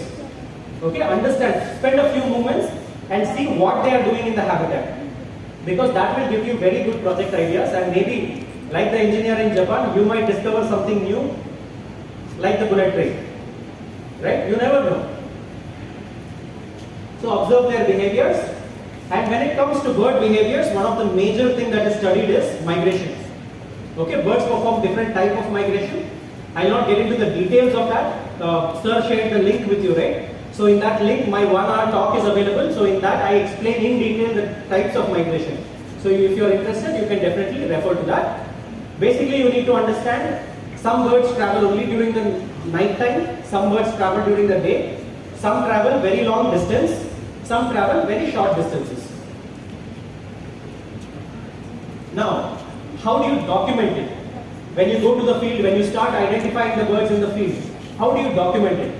This is one of the most basic and easiest format that you can follow. Please write this down. So when you start identifying the birds, you need to write it down in this particular format. First is serial number, so that at the end of your survey, you will know how many species you have identified. Second is the common name. Now, when you initially start, you will not know the common name. So ask your parents or the localites about the vernacular name or the local name. That could be in Kannada or whichever your native language is. In that language, your parents or your grandparents or your neighbors might be able to tell you the names of the birds. For example, if you see a crow, what is the local name? Kage. Parakeet. Very good, thank you. Who said that? Gilly. Now many times we know it as parrot, but that is not a parrot, it is a parakeet. Okay, so like this, the local names, if you get it, later you can come back and refer to any of the online guides or the offline guides and understand its name and scientific name. Then numbers are very important. Now when you write numbers, don't write 2, 3, 4 and all that, because every time you see a new species or new specimen, you will have to add the numbers, right? So you will end up scratching a lot of times. So instead, if you follow tally marks, easily your logbook will look very neat and presentable. Is that understood? Then finally, like I said, observe the activity and write down what the activity is. Now, why we are suggesting to write down these two things is because later when you do data analysis for your project, right? If you have less data, you cannot go back to the same field visit and you can collect the data again, right? It becomes difficult. But if you have more data, later you can do whatever different type of analysis you want. So collect as much data as possible whenever you go to the field. And what is the best time to go to the field to observe birds? So it is morning now, so can I go now? What time? Early morning and evening. Early morning is how early? See, for some people 9 o'clock is early morning. 5:30. Okay, depending on the season, whenever the sunrise happens, that is the time that you need to be there in the field. Not the time when you wake up. You need to be there at that time in the field, okay? Then there are a lot of offline field guides that are available. If you are really interested in bird watching and you want to pursue it throughout your life, please purchase a field guide. And when you purchase a field guide, please don't buy birds of the Himalayan region and then search for birds here and there. You are not likely to find any bird there. Because that book is specifically for the Himalayan region. So when you buy field guides, please buy that is locally relevant ones. Birds of the Indian subcontinent, birds of Bangalore. These are some of the birds or books that you can buy which will help you identify the local birds. These are some of the online sources where you are not sure if you will pursue it forever, but you want to try it. So you can refer all these different online sources, and if you are liking it and you want to continue it further, only then you can purchase online. And the last link has one of the books that we have written. You will get the PDF version of it. You can download and you can use that for field guide. That is called Veteran Birds of Bangalore. So most of the birds, commonly seen birds of Bangalore are there in that particular book. Then one of the easiest databases of these to use are iNaturalist. So I'll show you how to use that also.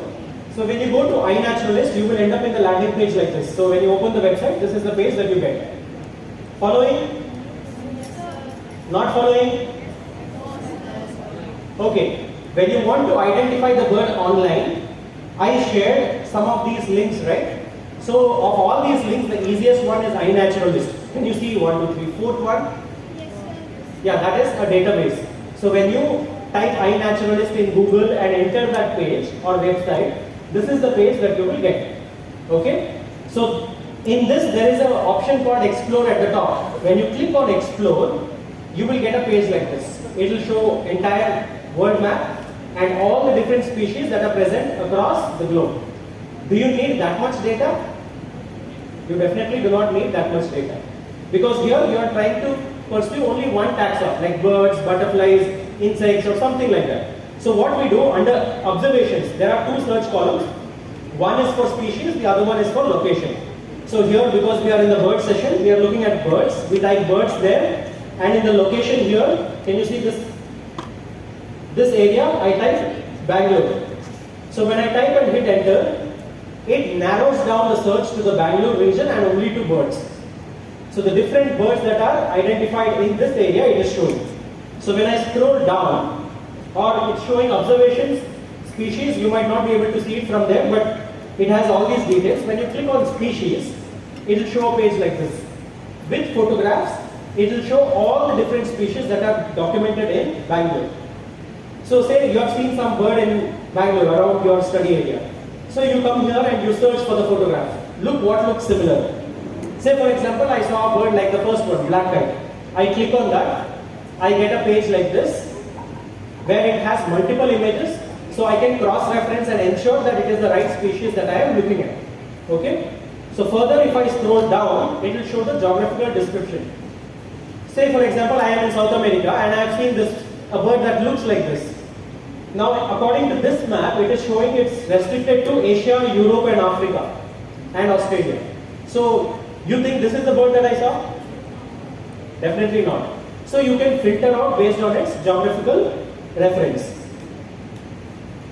Then on the right side, there is a tab called similar species.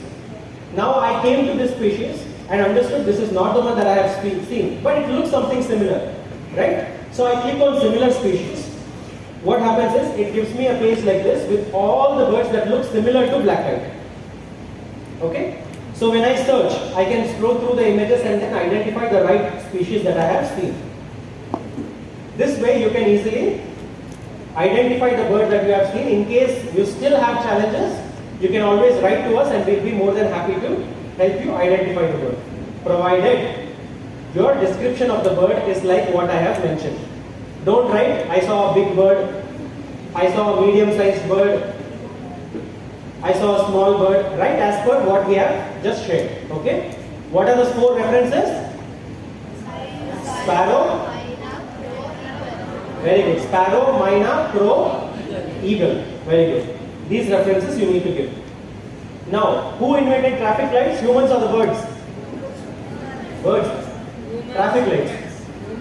It is human beings. But who is using very wisely? Let us see here. Again, this happened in Japan. Crows eat walnuts. You all know what are walnuts? They have a very hard shell, right? So, how they used to eat is they carry it to a great height and drop it on the rocks. Okay, with repeated attempts, the walnut shell used to break and then they used to eat the walnuts. So here now, these crows, what they are doing, they carry the walnuts and come to the traffic lights and wait in the red signal. When it is red, they bring it and place it in the zebra crossing and go back and sit there. When it is green, the heavy vehicles will go on top of it and break it. When it is red again, they come down, eat the walnuts and fly away. In India, why they don't do that? Exactly, we don't stop in the line. So please follow traffic rules so that our crows also can innovate. Okay? Now I will conclude with one case study that we have worked upon. See this, the site that where we are going to go for presenting your projects. That is Mudubidre, Alvas College. So in their campus, there was a small area that was given to us. So we decided to make the area ecologically rich and we have named it as Harish Bhatt Pakshivana. So when we started this project in 2017, it was like this. Can you see how the soil is? It was very, very loose. So here we decided to have the bird park. And when we did a survey, we identified there is no perennial water body in that locality. So we decided to create a pond also. So this was the first rain after we started the project. You can see the color of the water. There was a lot of erosion because of heavy rain. The soil eroded. Soil was very loose, right, as you could see in the previous slide. So it carried silt. So we understand in the ecosystem, grass grows very fast and they will stabilize the soil very fast. So we started by planting the soil. If we had planted saplings directly, with the intensity of rain, it would have washed away. Okay? So what we did, we planted grass and within 1 month's time, see how the texture of the soil has changed. Okay? Then we had called it bird park, right? So we had to study the birds also. So initially, these were the only species that were found in that region. Then we used students like you in that college and then we planted the native saplings. When I say native, see, native is a very subjective word. When I say native to India, every plant that is belonging within the boundary of India is native. But when you take up a project at a local level, you need to select species that are locally native. So I cannot take a species from Andaman and put it in Mudubidre. Okay, that is not native. Alright, so we had made a list and they had accumulated the saplings and we planted them. So these are some pictures of that. And you can see within a span of few months how the shape shifting is happening. How the grass is growing well and the saplings are growing. So by October you can see how the area has changed. It looks like a garden, right? The soil texture has completely changed. And now the bird diversity also changed. We saw a lot of frugivore and insectivore species coming there because the plants had started producing flowers and fruits. Now by December the water was completely gone. Why? Sir had shown in that diagram where the water percolation happens, right? Infiltration happens and how the groundwater gets recharged. So we had predicted it would take about 5 years for the groundwater to recharge enough to sustain the water at the top. Okay? So this was in that particular year itself. By December, the water had completely seeped in. So this was the first summer after that. So here you can see water is not there, but the plants are surviving. Now fast forward to October again, you can see how it is holding water and how the garden is well developed. Right? Now, developed is a different word for us and for in general people. When you see roads and buildings coming up, people call that development, but that is not development, that is degradation of ecosystems. What we need to follow is sustainable development, not just building roads and buildings anywhere and everywhere. Okay? Now the bird diversity also increased much more. And this is just a reference of how the saplings had grown in 1 year. They were almost my knee length when we were planting them. In 1 year, they had grown more than me. Am I growing? No, I am not growing. Maybe I grow like this, but I cannot grow like this. Okay, so 1 more year, fast forward, you can see. Can you see water in the lake? Why? Because the trees have grown so tall. Then this is during the COVID period, we were very worried about the park, but during November when there was a break, we still managed to go there and take photograph and observe the park. And you can see how the shape shifting of the entire region happened from a barren land kind of a area to a forest area. This is September 2021. 2022 you can see there is no trace of the lake, but the lake is very much there. You can see it here. In summer 2023, like we had predicted, 5 years later, in summer also the water body is carrying the water. The sustenance of water is there. So the groundwater is recharged and it is holding the water. And the same sapling where I was standing next to it, you can see how tall it has grown. It is difficult for me to cover in the photograph also. So with that I conclude today's session. I wish you all the best for your projects. You can start if you have an area small. This is not a very big area, it is a very small area, but we have documented the birds there and we have created a habitat for birds. And so far we have documented 111 species, out of which 41 species are migratory. And we have more than 15 species that are nesting in that area. So it does not matter saying that I don't have space so I cannot do it. You can even start with some pots in your school, or school has a lot of greenery. In your home you can start with pots and host butterflies and other insects and see how birds also get attracted to that. Okay? So it's not the area or the resources that are a crunch, it is the interest and the willpower that is shortage. So like sir was mentioning, if you follow what sir said, you will definitely do good projects. And if you do good projects, you will learn a lot of things, and with that learning, you will go to a very high place in your life. So with that, I conclude my session. Thank you very much. And if you have any doubts, we can take it up later. Thank you.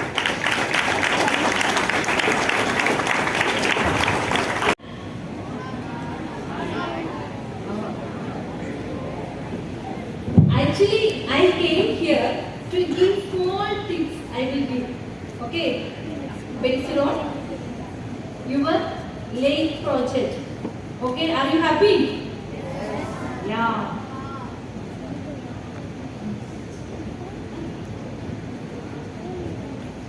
Okay, today I would like to discuss about the topic fish and pollution linkage.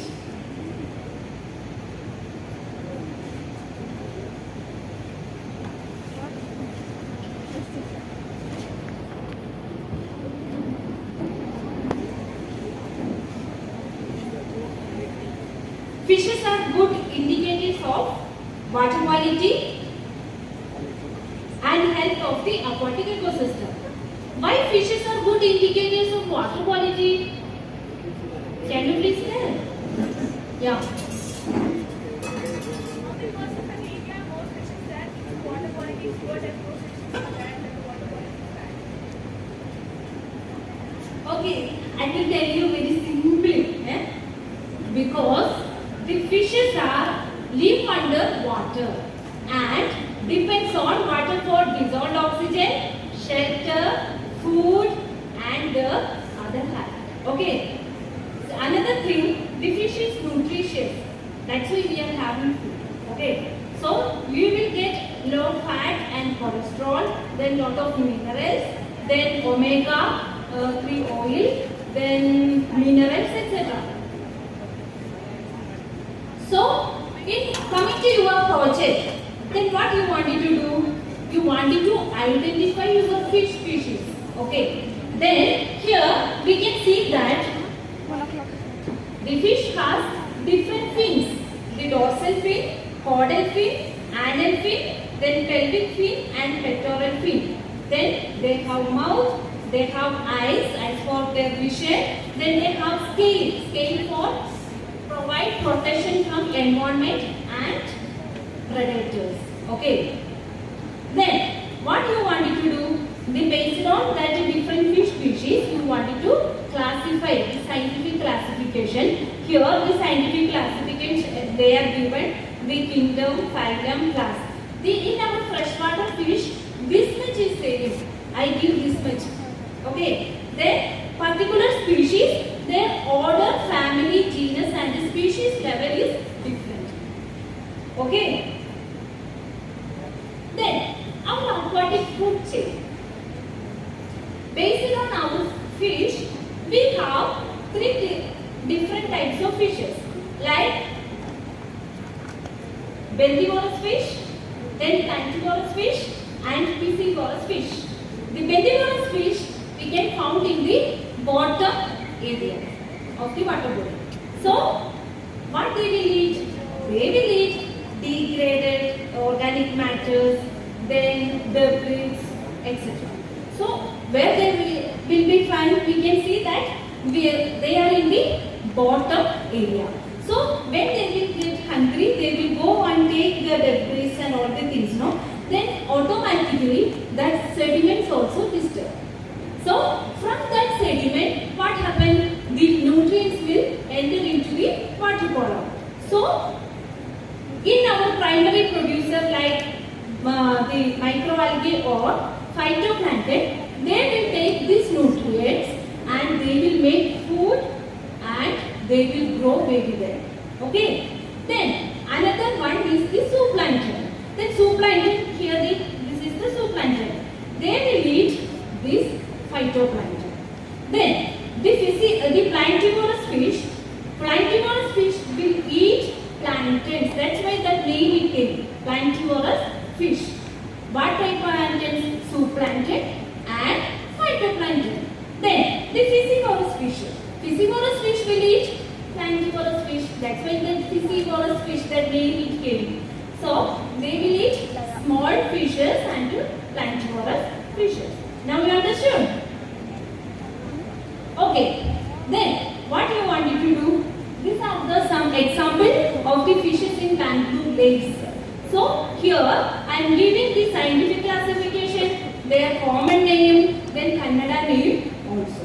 Okay, in that way, then based on your lake area, wherever the fishing activities are there, you will go there, you can find out, maybe you will get the common name. In that common name, you can search in our, these are the links I am giving. These links, the fish base, Animalia, then India Biodiversity Portal, then our group, we have created the ISDSS Spatial Decision Support System, then IUCN Red List.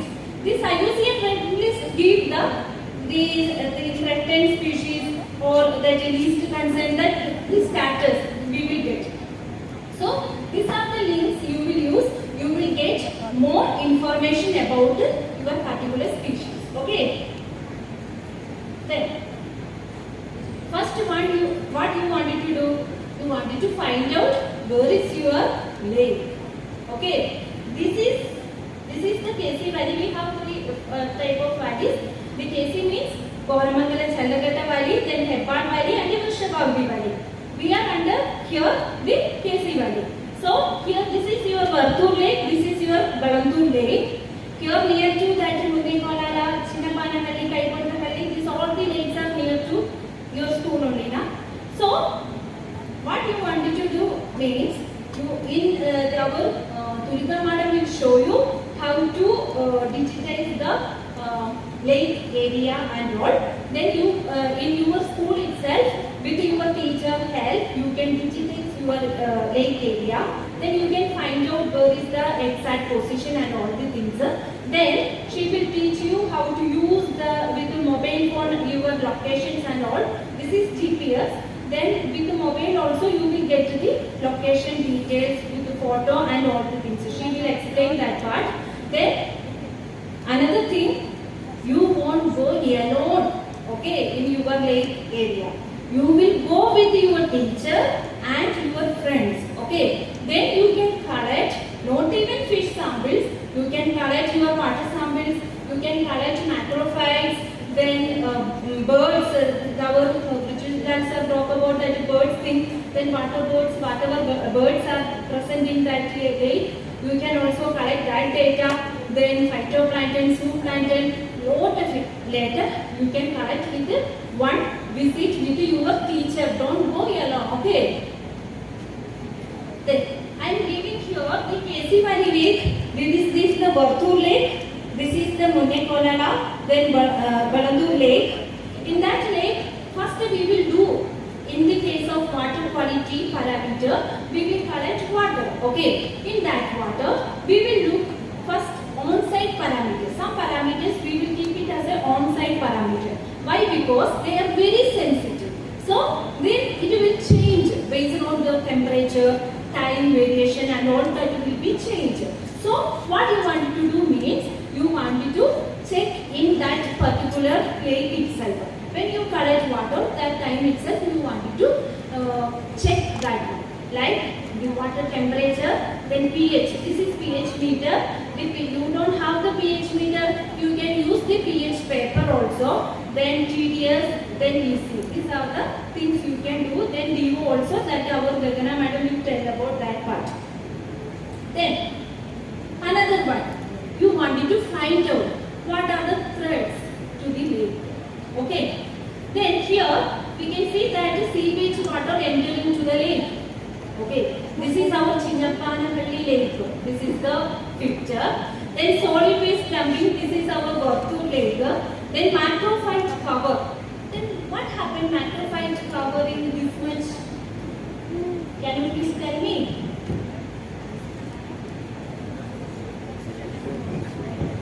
Yeah.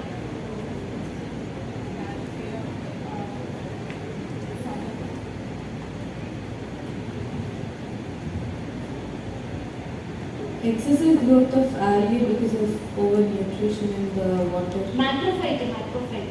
Profuse growth of macrophyte. Huh?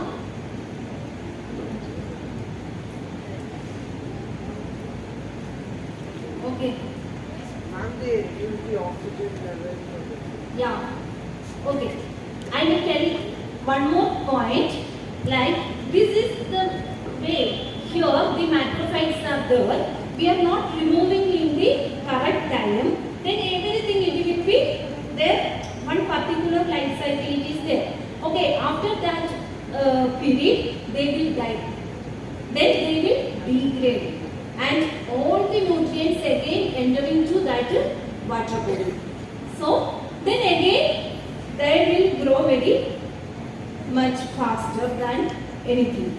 So, then that means that entire lake, you can see in our Varthur lake and all today we visited, we saw that entire lake has full of macrophytes. Okay. So, this will affect other aquatic organisms. Our fish will affect. They will die. They can't survive. They won't get proper water. They won't get proper food, oxygen, etc. So, they will die. Then fish will die. Then other organisms also, that is small organisms, zooplankton and all the things, they will definitely die. So, we need to remove the macrophyte. Then another problem, that lake has no fence. Then people can easily dump all the solid waste or anything. Then another illegal activities, everything it happen to that lake. Then another problem, that constructions in lakes, then dumping debris, building debris dumping. Then algal blooms. That means then they will profuse growth of algae, then dissolved oxygen, depletion of dissolved oxygen, then fish won't get proper oxygen, they will get the stress, suffocation, then after that fish death will happen. Then you all know about the foaming, Varthur and Balandur foaming, na? Yeah, okay. That is also. So you wanted to find out what are the threats to lakes.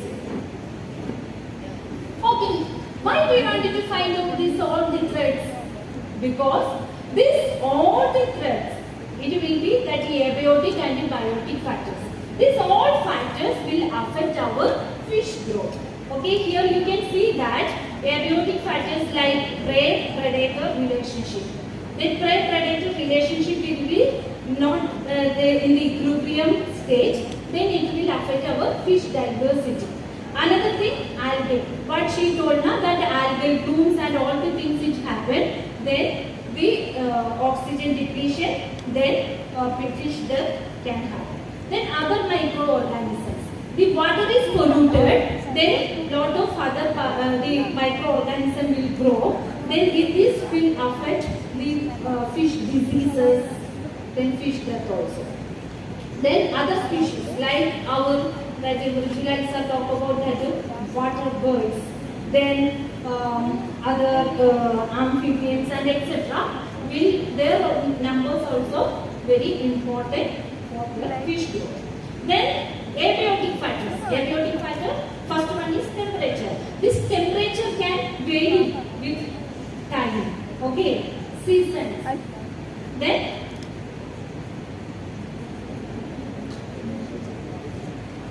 these all the things will affect water temperature. The temperature is very important for the fish metabolic activity. Okay. Another thing is oxygen. The oxygen level, the optimum oxygen level is 5 to 8 milligram per liter. The less than 3 milligram per liter means the fish will die. Fish, I told you now that fish become suffocate and they will die very fastly. Then another one is TSS. TSS means total suspended solids. What is TSS? Okay, that TSS means total suspended solids because of the agricultural activities, then industrial wastewater, all the things entering to the the runoff and all that enter into our water body, then this all suspended particles number will increase. Then this will affect fish movements, then fish growth, then fish disease, etc. Then pH. pH is 7 means what? Healthy, the water is healthy. Ah yes, neutral. Okay. Then pH is more than 7 means? That is means in our water related we will tell alkaline condition. Okay. pH is less than 7. Yeah. That means we can tell the pH is acidic. Now you learn one parameter now, pH. Okay. When you will go to your lake, you will think that you will get 7, 8. 8 is your pH. Then what you will understand? Basic condition. That means alkaline condition. Okay. Then another important thing, light, minerals, then space. Because of you saw that not building debris and all. Then after heavy rain, what happens is building debris, lot of it will go to slowly that our lake area. Okay, inside that lake. Then fish won't get proper space. So their skin become broken, then they can get polluted water, then what happens? We will lose polluted water, then what are the things you will face? Skin disease you will get now. Same way our fish also will get skin disease. Okay? That's why for our health, for fish health, we can protect our water body. That's why you all are here. Okay? Then toxic minerals. Because of this plastic pollutions and all the things, lot of toxic chemicals will enter into the water body. Then this all the things will affect fish growth. Then that fish we will eat. Then we will also get bad health. Then ammonia and nitrate. Okay, this is one example. The fish mortality it happened in our lake, Bangalore lakes. In 1996, the Sandy Lake and the Albay Lake, the depletion of DO level because of that by caused by sewage left into the lake. So sewage water entered into the lake, then there is lot of the DO depletion it happened. That's why the fish death happened. This is in 2016. You can see our also lake. This fish death it happened. You can see that here our tilapia species, katla, then Puntius species, all the species are died. So, okay, water is polluted. What is the problem?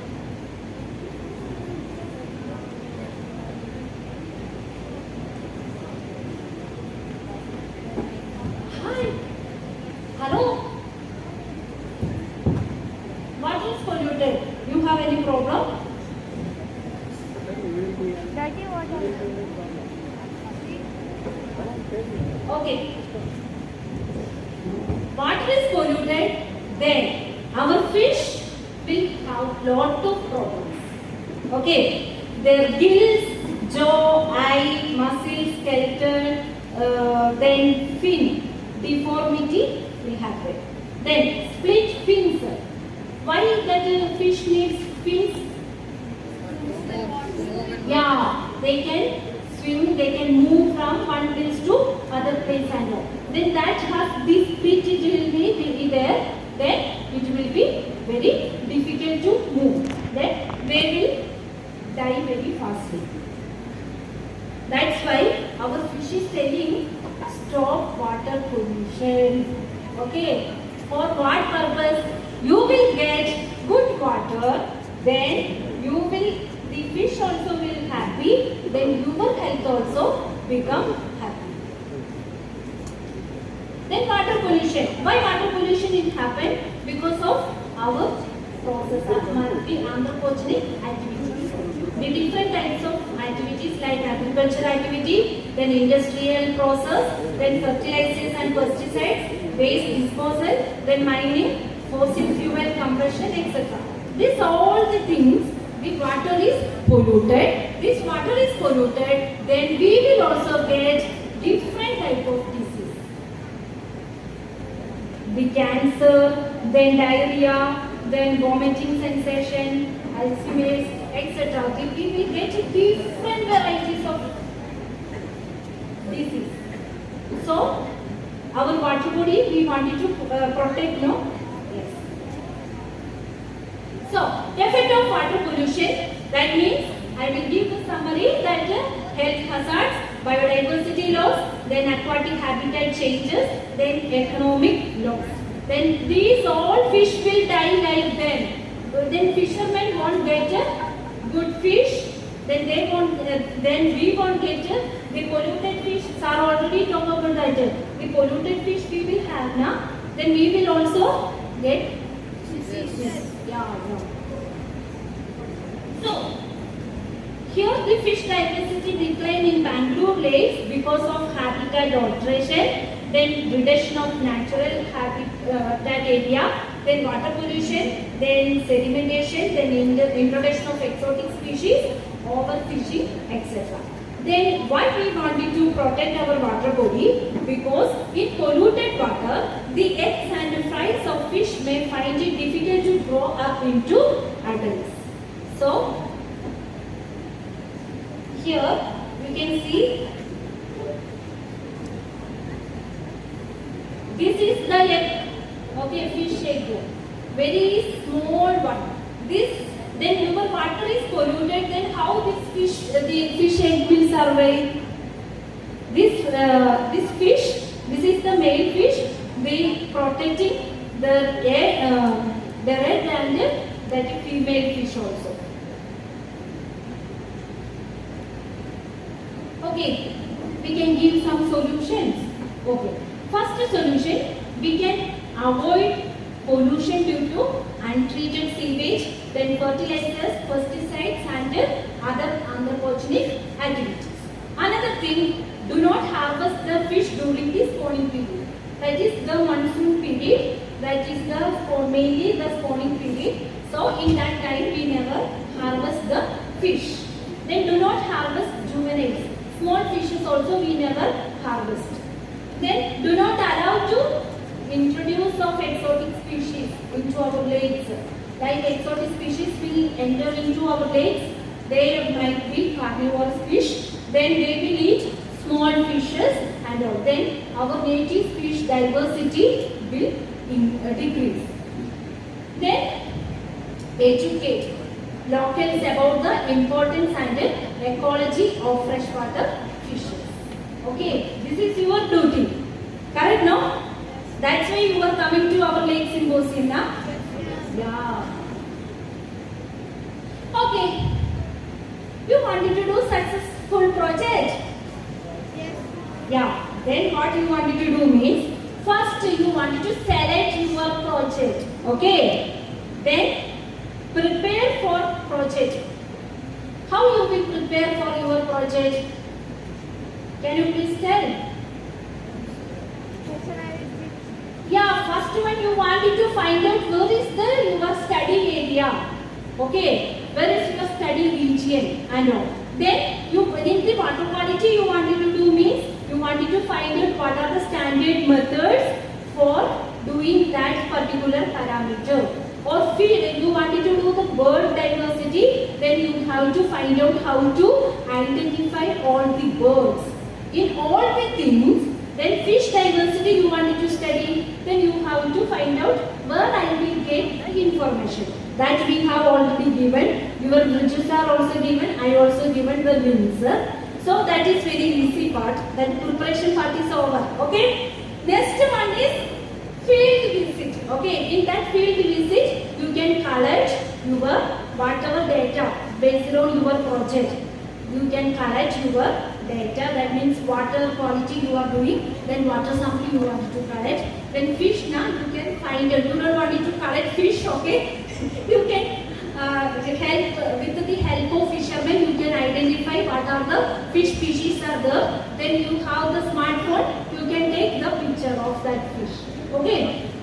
Then collecting data, then analysis of that data, okay? Then you will get the result. That means now you got now that pH is 8.5. Then alkaline condition. That is why you will get the result. Then what you wanted to do? 8.5 means that is the alkaline condition. Okay, why that alkaline condition it happened? Because of that water. Why that is not acidic? Why that is the alkaline condition? Then you give the interpretation of that result. Okay. Then every interpretation you give it, then you will present the data in your project into our lake symposium. That means your project is successful. Okay?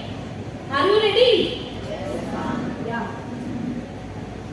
So for fish diversity study, I will give some tips that fish identification you can do. Then list out all the fish species in that particular lake. Then find out the scientific classification, then the food and feeding habit of fish, then find out the habitat quality. That wise you wanted to check the water quality parameters. Okay. Then list out the economic importance. That means some species are we are using as an ornamental fish.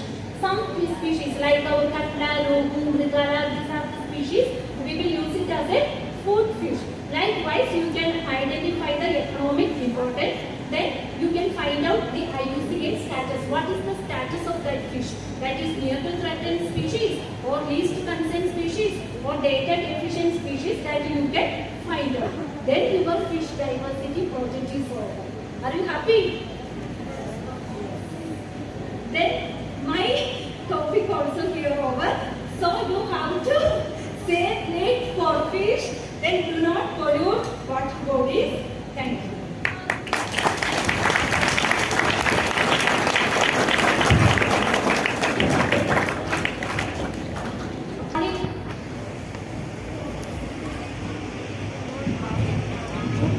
Good morning. Good morning, ma'am. Is it morning? Good afternoon. Good afternoon. Good afternoon. I am not quite able to listen.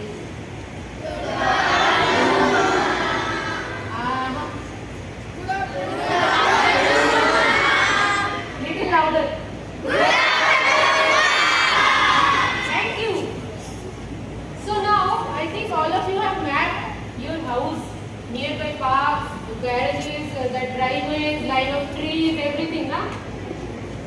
Now if you can make this in your computer of your study area and put that map for your project, will that be good or bad?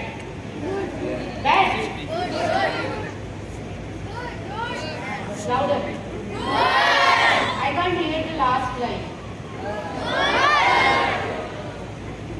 Still, I am feeling it's not good. Is it good or bad? Okay. So,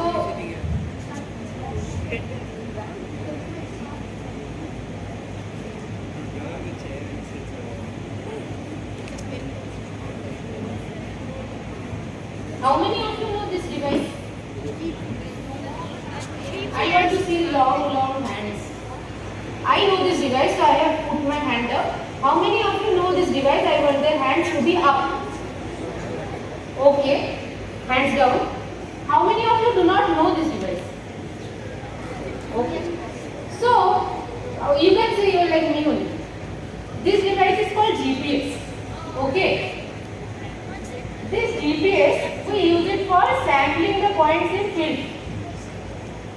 Something like this. A field scenario you can say.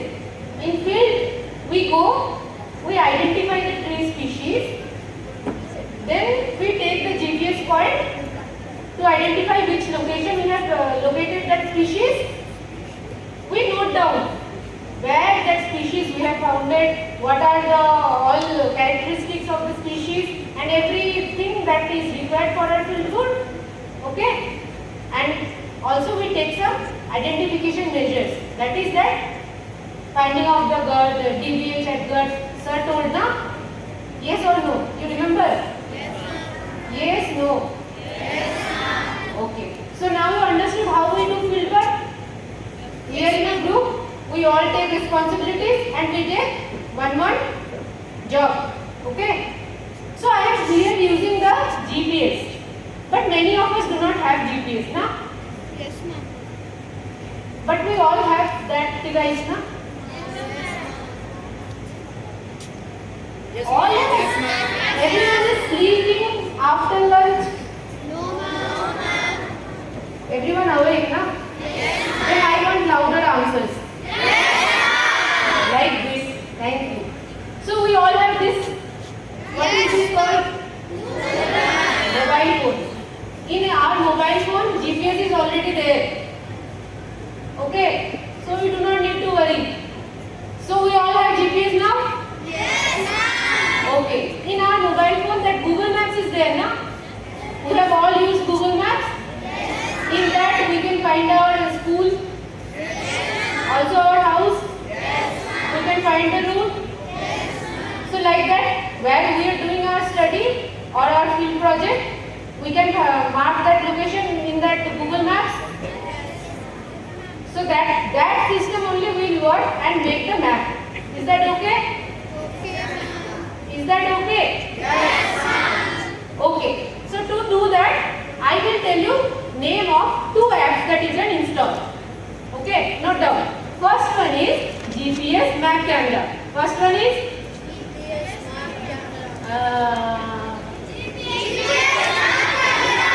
okay. So when you go to Play Store and you install it, you can take photos like this.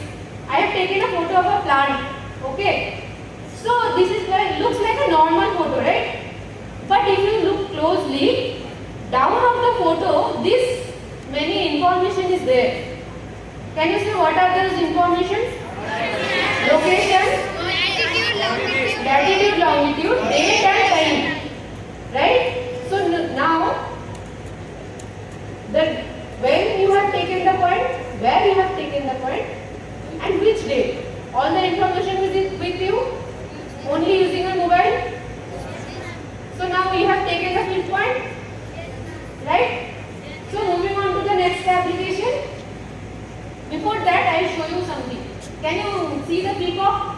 Yes, ma'am. All of you can see the peacock, na? Yes, ma'am. Can you see which region I have taken, identified the peacock? Okay. So next, this is a water bird. Can you see it gliding like an aeroplane? Where have I identified it? So like this you can also take your field points. Okay? Complicated? Easy now? So now we will all have field points now, where you will go to the field and collect the data. Promise? Next application, that is called Google Earth. What it is called? Google Earth. When you install it, it works same like Google Maps. Okay? Using this blue dot, we identify where we are and we can save the point with the attributes or the data we are collecting. Okay? Okay now? Now we know how to collect the data in the field. In the field we have collected all the data. Now we have come back to our school. Now we have to make our own maps. How many of you want to make your own maps? Some are not interested in making maps. All are interested now? That will be better, bad, good.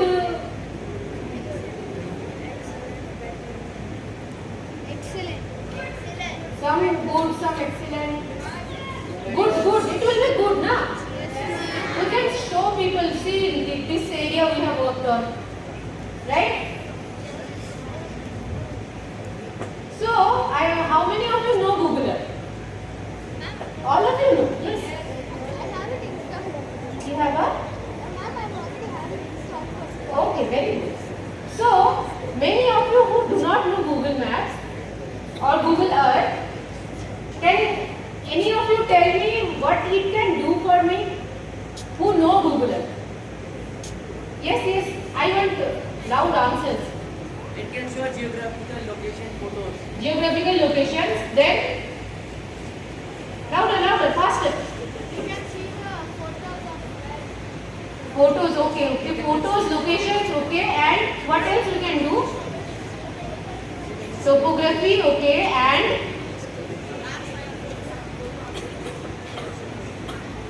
it will show the direction. Okay, do. Yes. you can compare past and present images. Past and present images. Very good. That will help us in change detection. Okay. Then satellite imagery. Yes, that is the base map. Then one major point you are missing. Yes. Tell. Ma'am, you can overlay like ancient maps drawn by cartographers onto a real satellite image. In Google Earth Pro. Yes, ma'am. Okay. And yes. Okay, that point has been made. And one major point. Yes. Ma'am, you can search for an area. Some more. Some new points I want. Yes, tell. Huh? Reading? We can make the lines, polygons, You can measure. points. Can we make? Identify? Yes. We can also compare the distances of places. Yes. We can do the measurements. We can create the points, lines and polygons that we can use for our project. Okay. So now all of you will say with me what we can do with Google Earth. First is we can create the maps. What we can do? Create maps. Second one? Explore the past scenario. Okay, it's like a time machine. Okay. Third one? Measure Area and distance. Okay. Fourth one? Identify what was before and what is now. And fourth one? Create project. Or fifth one? Fourth or fifth? Fifth. Okay, what is the fifth one? Create project. So now, who don't know how to install it is very simple. Go to Google, search Google Earth Pro, you will get this link.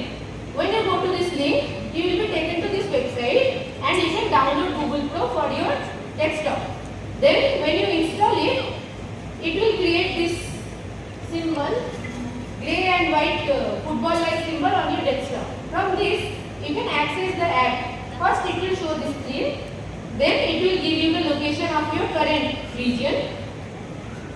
Then now, I will give you a quick tour of what you can do with Google Earth Pro. Okay? So, first one is, there is a menu bar on the top. Okay? Top left corner. Beside that, there is a toolbar. Then there is a search bar where you can search for places. Then whatever point types and polygons you are adding, that you can see in your places list. And also there are multiple kinds of place lists. So what are the components are there? Menu bar, toolbar, search bar, list of places, fifth. So now we know what are there in Google Earth Pro. We can work on this. Yes, ma'am. So now we are talking about this point line and polygon. What is this point line polygon? Louder, louder. What is point? Yes. Louder, louder. Yes. Okay.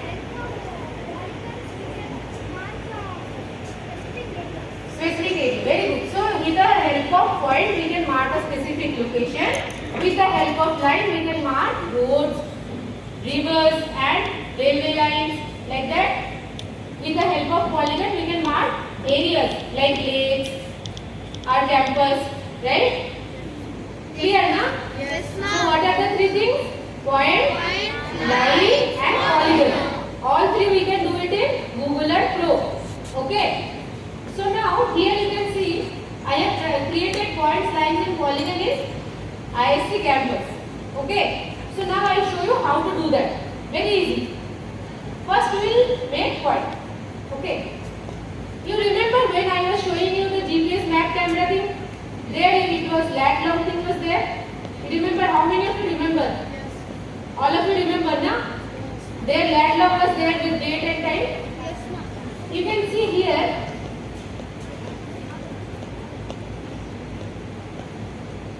Can you see latitude, longitude is written? Here, if you put that latitude and longitude value, you will be automatically taken to that point. So now you have your point in your phone and you can map it in your Google Earth Pro also. Is that cool? Yes, ma'am. Cool, na? So like that you can take the point. Okay? Another thing, if you know where you want to take the point, you can take the search it in the search bar and you can take the point. Give the name, change the symbol and press on OK. You can also change the color. So why I am telling you to change the symbol? Because there are many symbols in there. Okay. Among these many symbols, for marking a particular location, this white and black one is the appropriate one. Okay. So you will use this for your location. Okay, na? Okay? Yes, ma'am. No confusion? No, ma'am. Okay. So now, this is Vartul Lake. How many of you know Vartul Lake? All of you know. Okay. So in Vartul Lake, suppose I have gone to take some field data. I have taken one field data in this location, one field data this location and one in this location. For each location, I have the latitude and longitude value from our GPS map camera. Correct, na? Yes, ma'am. That we can use in Google Earth Pro and map it. Okay? These are different kinds of plants that we find in aquatic region. That is called macrophytes. Okay? These macrophytes also, if we identify, we can mark it with the latitude and longitude or the location. Yes. We can do that, na? Yes, ma'am. Yes, ma'am. Okay, so now you have learned how to take point, right? Yes. So I have a quest for you. Are you ready? So first quest is, you know your house? You know your school? Can you identify them in Google Earth Pro? It will be marked as point. Okay? So you all will do that? Okay. So now, I have a doubt. Is Google Earth Pro available on mobile? Google Earth Pro is available at mobile, but it will be easier for you to access it through desktop or laptop. Okay. Then next is light. How to make light? See here, can you see that red line I have marked? From back, can you see this? That red line, can you see? Yes, ma'am. That is the road nearby to our department. Okay. So like that also, you can mark the roads and rivers also in the region using this line feature. Also the metro lines is been marked. Cool, na? Now, here also you can change the name and also the color. Interesting thing here that Google Earth Pro provides, you can also calculate the length of the road or the length that you have marked using this measurement tool. Here there are different units of measurement that is appropriate to your field study that you take and note down in your field book. Okay? Okay, na? Okay. So in this map, there is a map in the screen. All of you can see? Yes, ma'am. Which will be the line data? The stream. The stream, correct. So this stream network will be the line data, na? But what is the length of this? Can you calculate using Google Earth Pro? Yes, ma'am. Okay. So now we have learned how to take line and its measurement. Correct? So coming on to our second question. You have marked your home and also your school. Hai na? Yes, ma'am. Now you can mark the road that connects your school to your home and measure how much length of the road you have to walk if you do not have the bus service. Can you do that? Yes, ma'am. Not much. Yes, ma'am. Yes, I want that. Louder. Can you do that? Yes, ma'am. Okay. Then coming on to polygon. Third one was polygon, na? Yes, ma'am. Polygon? Yes, ma'am. Correct, polygon? Yes. Okay. So third one is polygon. Here in polygon, can you see that top in toolbar? That add polygon option is there. Yes, ma'am. Using that, you can add or mark the boundary or the region of the lake or your campus and mark the polygon. Okay? There also you can give the name and change the color. Here can you see I have given a pink border to the boundary of the polygon. That is called perimeter. Water. Perimeter. Pakka? Yes, ma'am. 100% pakka? Yes, ma'am. So that perimeter I have given a pink color and the area I have given as Green color. But I have a question. What makes me give the polygon green color? I would have given it some pink color or some blue color. Because that's transparent. This is our campus. So what happened is there were many people. Some were giving the water body as blue color, some as yellow color, some as red color, and when they all came together, they got confused. Okay. So someone was saying, no, my red color is the best. Someone was saying, no, my blue color is the best. So to avoid this conflict, universally all accepted that, okay, from now on, we will use green color for vegetation. What will we use green color for? Vegetation. And blue color we will use for waters. Okay. Yellow color we will use for agriculture and red color we will use for built up areas or buildings. Okay. So green color what they will use for? Vegetation. Yellow color they will use for? Agriculture. That blue color they will use for? Water bodies. And red color? So you will all remember when you mark? Anna? So if you mark some building as a yellow color, then will it be confusing? Yes. So buildings we have to mark in which color? Red color. Okay. Virtu Lake if I mark, you will be coloring it? Blue color. Okay. This green, you can see many trees outside. This will be marked as green. Very good. So now, in this also, you remember that perimeter and area we have marked? That Okay, you have to go to this measurement section and you will see this perimeter and area calculation, and you have to note down in your field book. Okay? Okay na? Yes, ma'am. So you have all understood? Yes, ma'am. Now in this map, which one are the polygons? Are those blue color slates? Are you sure? Yes, ma'am. Okay. So now there are many lakes in this region, na? But I do not know which lake covers how much area. That you can calculate using Google Earth Pro. Yes, ma'am. So now you know how to make point lines and polygons in Google Earth Pro. Yes, ma'am. Yes, ma'am. Yes, ma'am. Okay. So coming on to our third question. That is, we have to mark the Vartul lake. Okay. You all know Vartul lake? That will be marked by polygon, na? Or line. That will be marked by polygons. Okay. So what will be our third quest? Mark the Vartul lake. What will be our third quest? Okay. So now, you remember the time machine thing that we are talking about in Google Earth Pro? There is this clock-like thing. Can you see? I have marked it in red circle. Yes, ma'am. Should I zoom it? This clock-like thing you can see? Yes, ma'am. If you click on this, you can go back to the time earlier in 70s.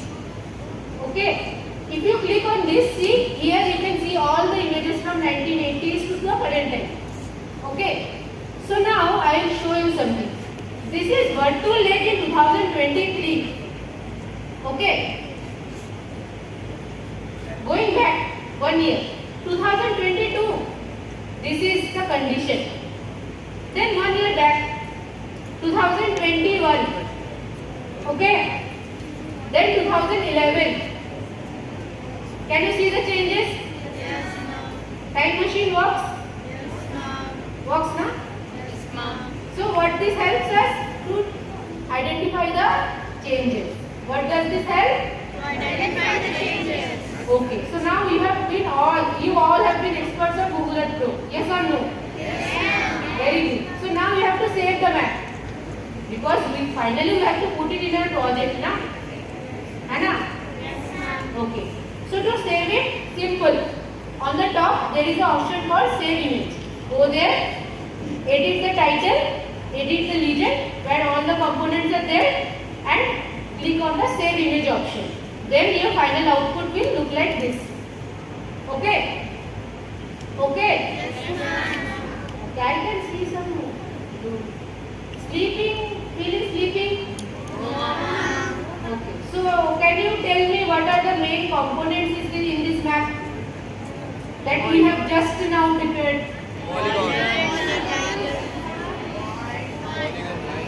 Okay, I'll help you. First one is the title, which will give us the what does this map say. Okay. First one is the title. Second one is the legend. That gives us what are the components in this map. What does this green area mean? What does this red line mean? Okay. Then third one is in the down. Can you see that chota screenshot I have put beside north arrow? Yes, ma'am. That shows which direction is the north. It means sometimes we rotate the map. Anna? So if the map is rotated, you can identify from the north side. Okay. Then fourth one is the scale. That will also be there in the map in the bottom. So what are the 5 components?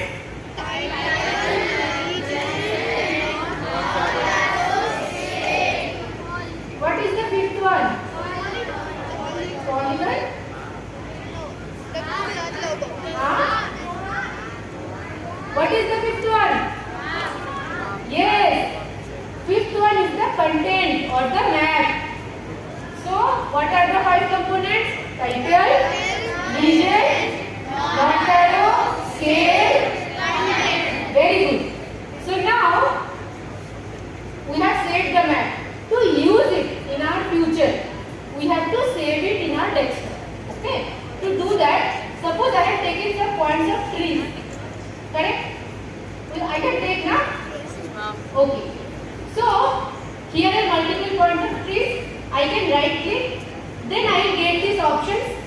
This many options are there.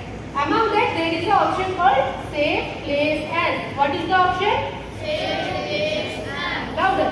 Save Place As. If you click on Save Place As, you will get the location where you can save the map. Save the locations.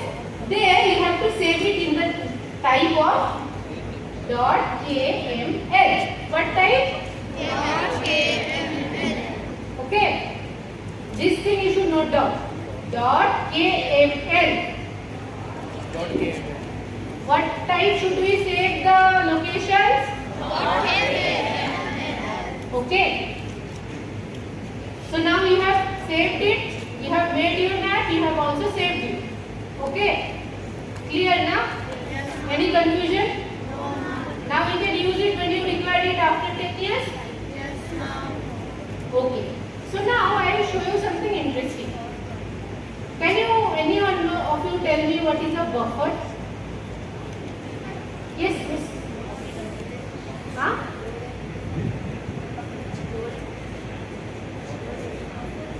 Means? Loading. No, in terms of mapping, if you say. Yes, someone is.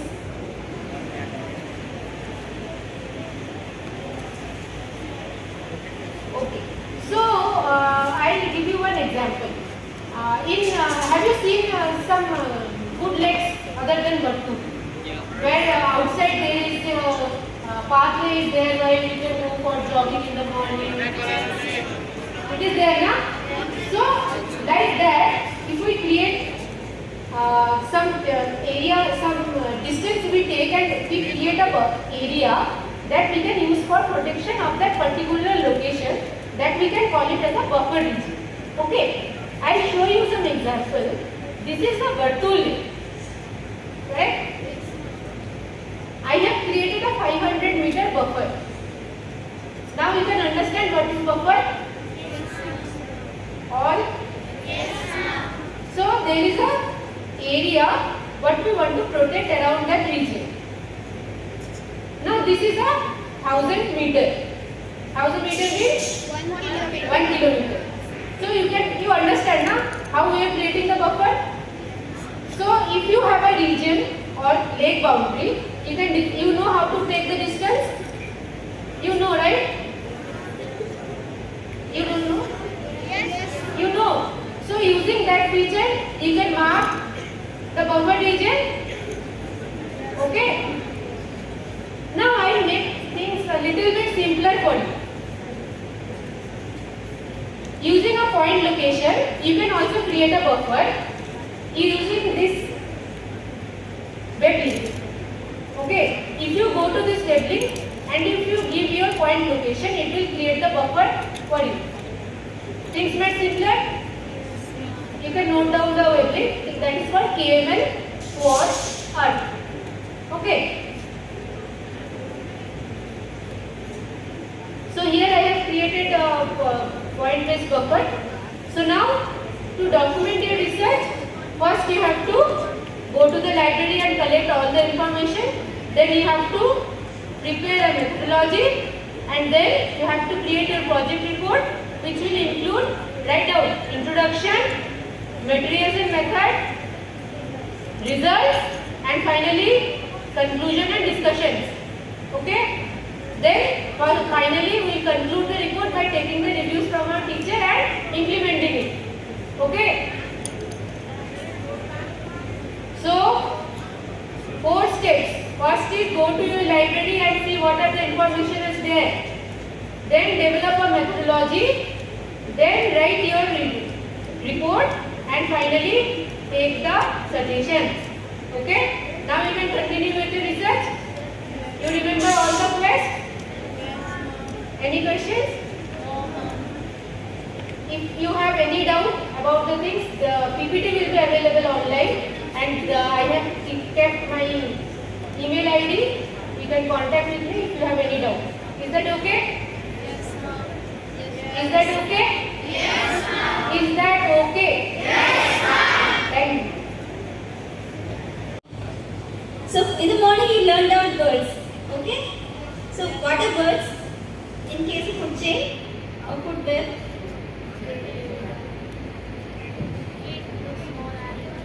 Yeah.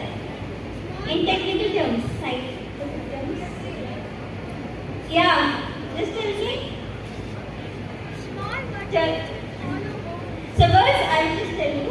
Birds are tertiary consumers. Okay.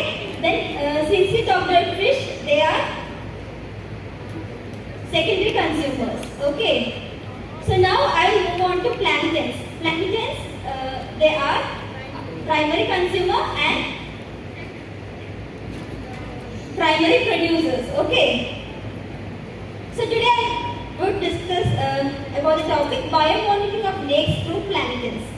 So biomonitoring means monitoring of lakes using the biota in the water. Okay.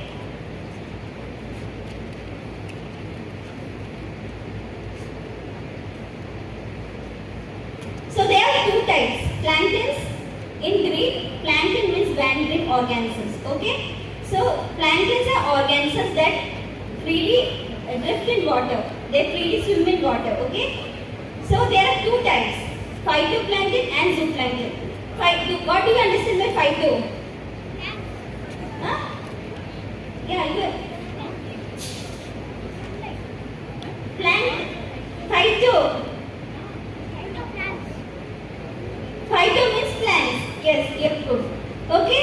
So phytoplankton means they are green organisms which can photosynthesize. They have a chlorophyll content. They photosynthesize, so they produce the food to other organisms. So they are the primary producers in water. The zooplankton. Zoo means animals. So these are zooplanktons are organisms which freely float in water. They are animal-like organisms. So in the picture you can see that, no? So these are phytoplankton. Okay. So they are in green color. They have the ability to photosynthesize, and these are zooplanktons. So another organism is macrophyte. They are the aquatic plants in water. Okay, so these macrophyte or aquatic plants, they provide habitat for both the phytoplankton and the zooplankton.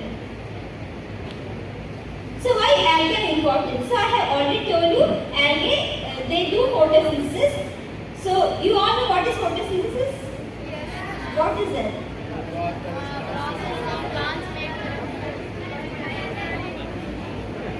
Okay, so that's a mechanism where they make food and then transfer that food to other level of organisms. So they are the primary producer.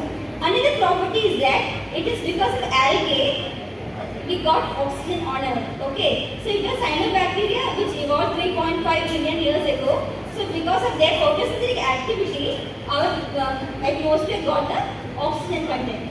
So if we are breathing today, it's because of algae. Okay. Then they are nitrogen fixers. So since they fix nitrogen from the atmosphere directly, they and we use as biofertilizers. Okay. And also they are bioindicators. Means they, if we understand the structure and composition of the phytoplankton and zooplankton, we can understand whether water is polluted or not. Okay. So that is called the biomonitoring exercise. That is monitoring of lakes using this phytoplankton and zooplankton and understanding the water quality of that particular lake. Okay. So where do algae live? Algae can be seen in freshwater habitats, that they can be found in streams, rivers, ponds, etc. Then they can be found in marine habitats where there is some salinity, more salinity conditions are there. So the macroalgae are there like seaweeds, then microalgae they are phytoplanktons. Then terrestrial habitats also we can see algae. Because you can have you seen Pachi just attached to stones, walls, etc. So they are also algae. So if you take all this and look under microscope, we can find the algae. So for collecting algae and zooplankton, we need a plankton net. So here you can see Cincy holding a plankton net. So it's according to Ramchandra et al. 2008, if you pour about 50 liters of water through this plankton net, all the water will straight get out and only the algae part will be deposited at the bottom of the tube. Then we have to carefully transfer all the contents in that tube to another sterile container and then go to the laboratory and you have to look under the microscope. Okay. So this is how algae looks under the microscope and these are zooplankton under the microscope. You have question? Can you ask last? So these are some algae commonly found in Bangalore lakes, okay? So there are 4 types, that is Bacillary phyta. So what you see here, this are Bacillary phytes, then Euglenophytes, then Cyanobacteria. Cyanobacteria typically blue-green in color. Then chlorophyte, they are green algae, they are green in color when you observe under microscope. So these are some peculiarities of these algae groups. So cyanobacteria, I have told you, they got the oxygen to our earth. So they are the only organism which are prokaryotic. So prokaryotic organisms, they don't have a typical cell wall or they don't have membrane-bound organelles. Okay? So only the cyanobacteria are prokaryotes. All the other types of algae like Euglenophyta, then Bacillary phyta and green algae, they are eukaryotic organisms which have a different cell wall and membrane-bound organelles.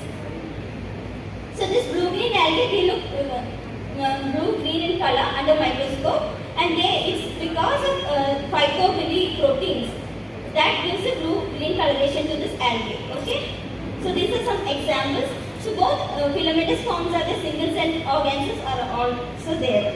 This Euglenophyta, can you see a red spot there?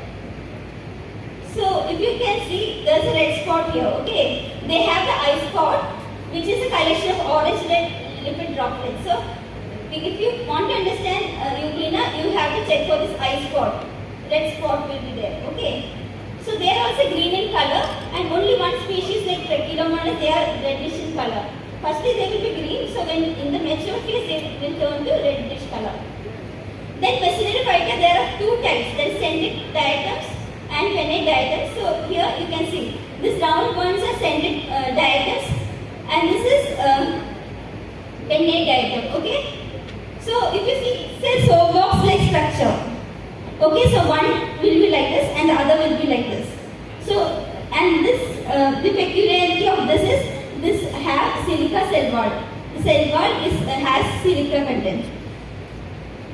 Now another is chlorophyta, which is green in color, and they have 2 chloroplasts, and they are constructed of cellulose and pectin. So these are the main 4 types of algae found in lakes. So why we need to do a plankton analysis? So after this session you will be hearing about water quality analysis. So if you do a chemical analysis also, sometimes you won't be able to correctly interpret the data. So if you do a plankton analysis, you can understand more interpretation about the water quality there. So it helps to identify the nature, extent and the biological effect of pollution. Okay. So only pollution tolerant species will thrive in polluted waters. Other organisms which are very sensitive to pollution, they will die out very soon. So the diversity of the phytoplankton and zooplankton will decrease in polluted waters. So this is one example here. This picture shows the clean water algae and this is polluted water algae. Okay. So you can see that there's a high difference in between these. So from this picture itself you can understand that some algae thrive in clean water and some algae can only thrive in polluted water. Okay. Next is zooplankton. Zooplanktons are animal-like organisms. So there are 4 types. What was the question? Does bread ball contain algae? That will be fungi. Okay. So if you collect from water, if water is green in color, if you extract that and go to laboratory and check you can find algae. And also on stones and walls. And I'll just see what you asked is when you go to bathroom, if bathroom is slippery, that is because of the algae. In a bucket, when you keep the water, after some days, if you touch the bucket inside, it is slippery. That is also because of the algae. What you said about bread, it is the fungi. Okay, that is different. Huh?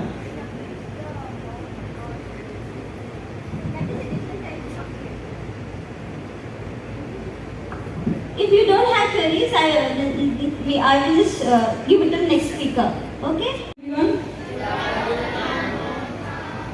Okay, quickly can you all tell me what are the importance of water bodies? Importance, yes. Can you speak louder? Okay, good. Next. Help fish to survive. Yes, next.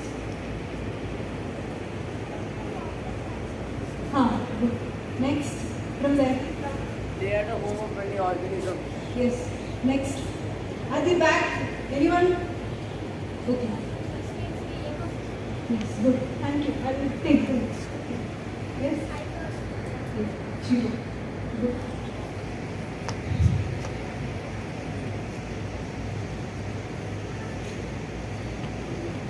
You all mentioned the importance of water bodies. Next.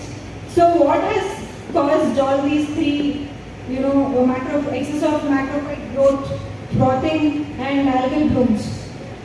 Cindy and Azurwa have mentioned earlier. Yes.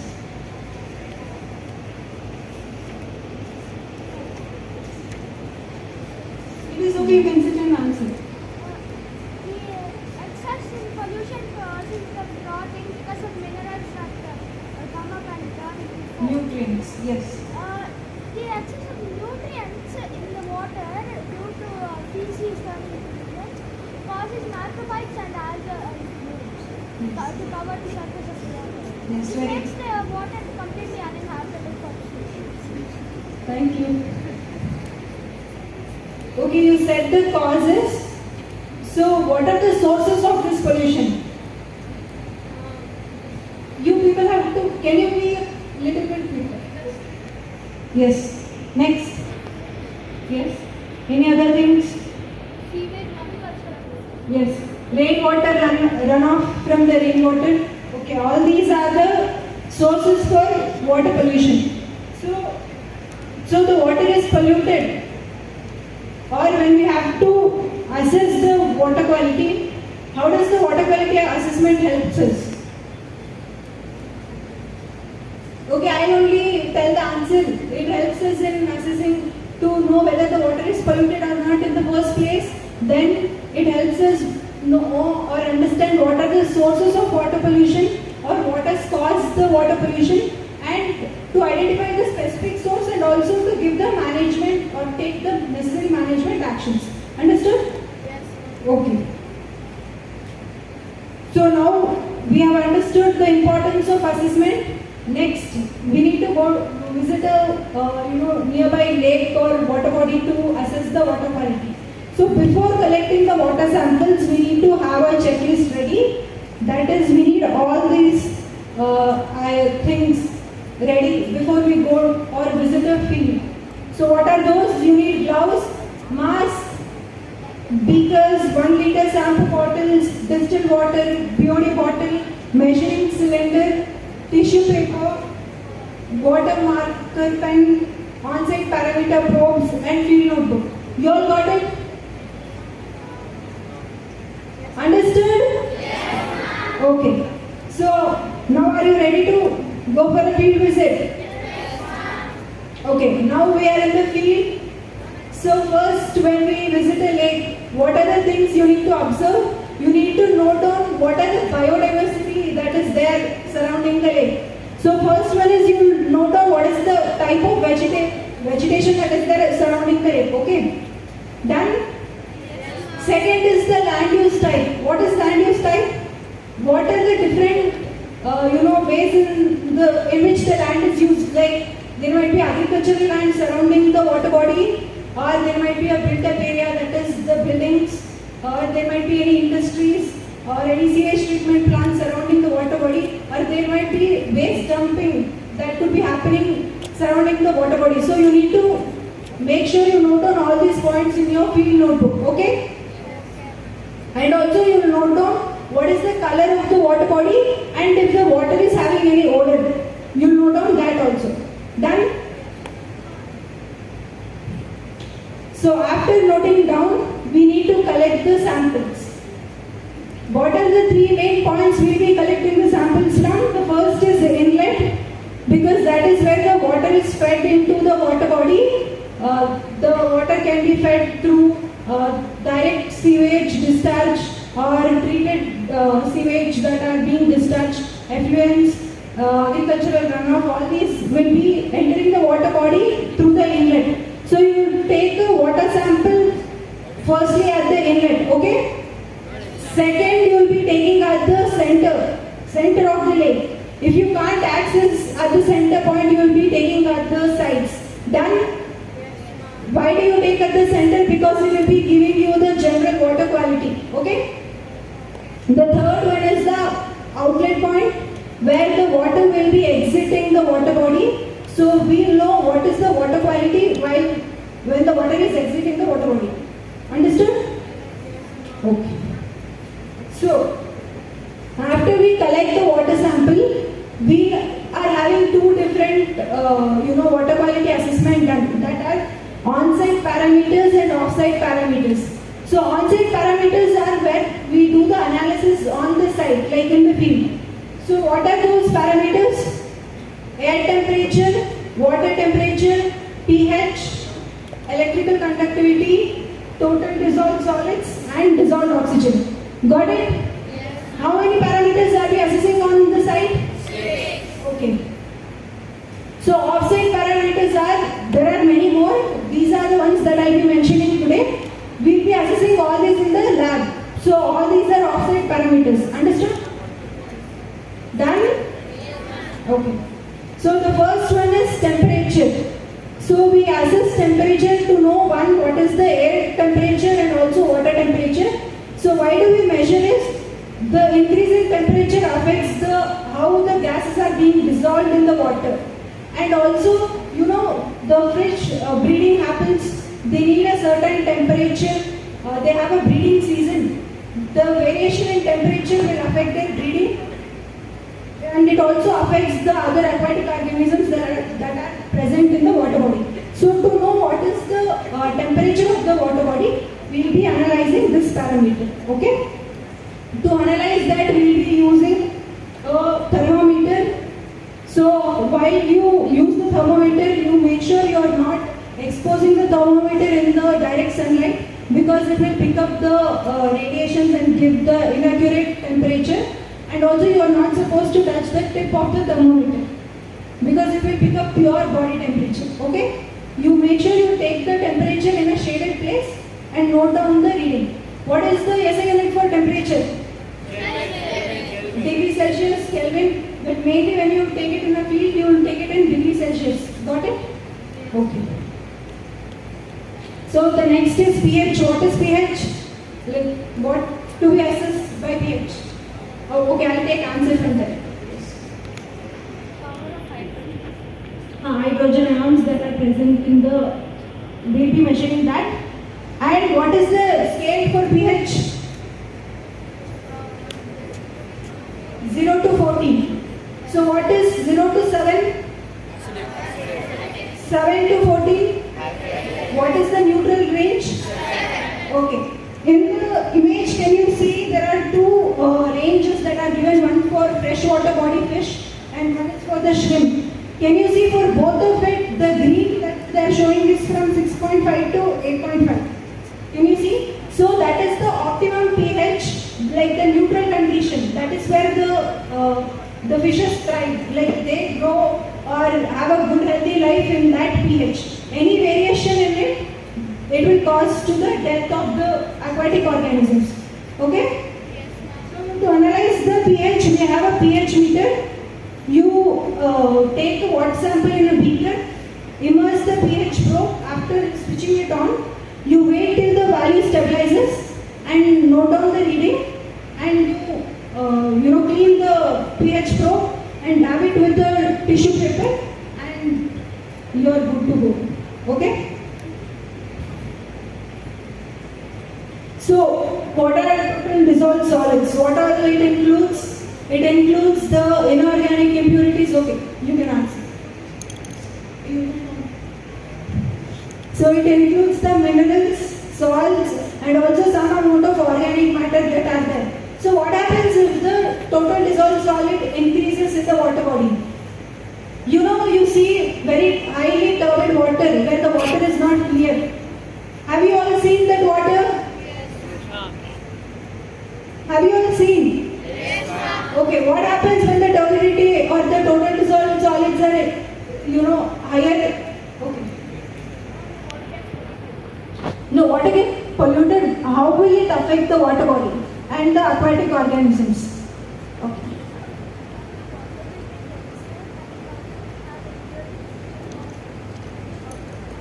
Okay. So when the total dissolved solids are higher, what do? Is they trap that heat, okay, and they will increase the water temperature, and also they won't allow the sunlight to pass through to the next layer of the water. You know, for photosynthesis, sunlight is very important. Yes or no? Yes. Okay. When there is no good amount of sunlight that is reaching all the layers of the water, what happens? The photosynthesis activity will decrease. Okay. It affects that.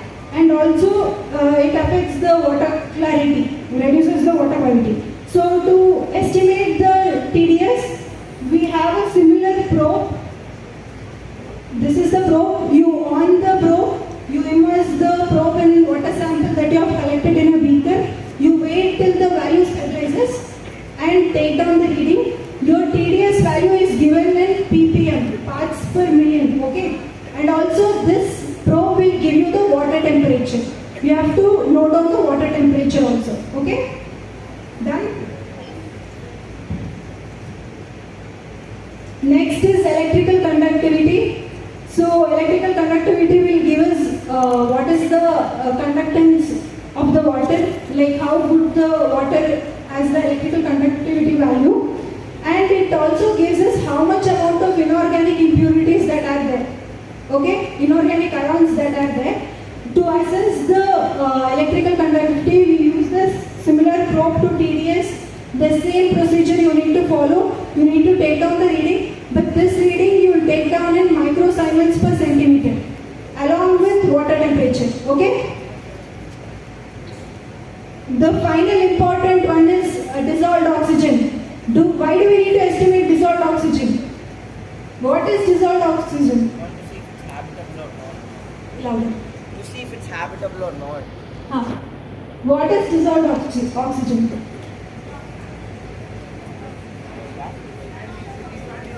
Correct. Okay, we need to estimate dissolved oxygen in water because fishes, as we breathe, we need oxygen, no? The fishes will be needing oxygen. Like how do they take oxygen, consume oxygen? Yes, and how do they access the oxygen which is dissolved in the water? That is how they access the dissolved oxygen.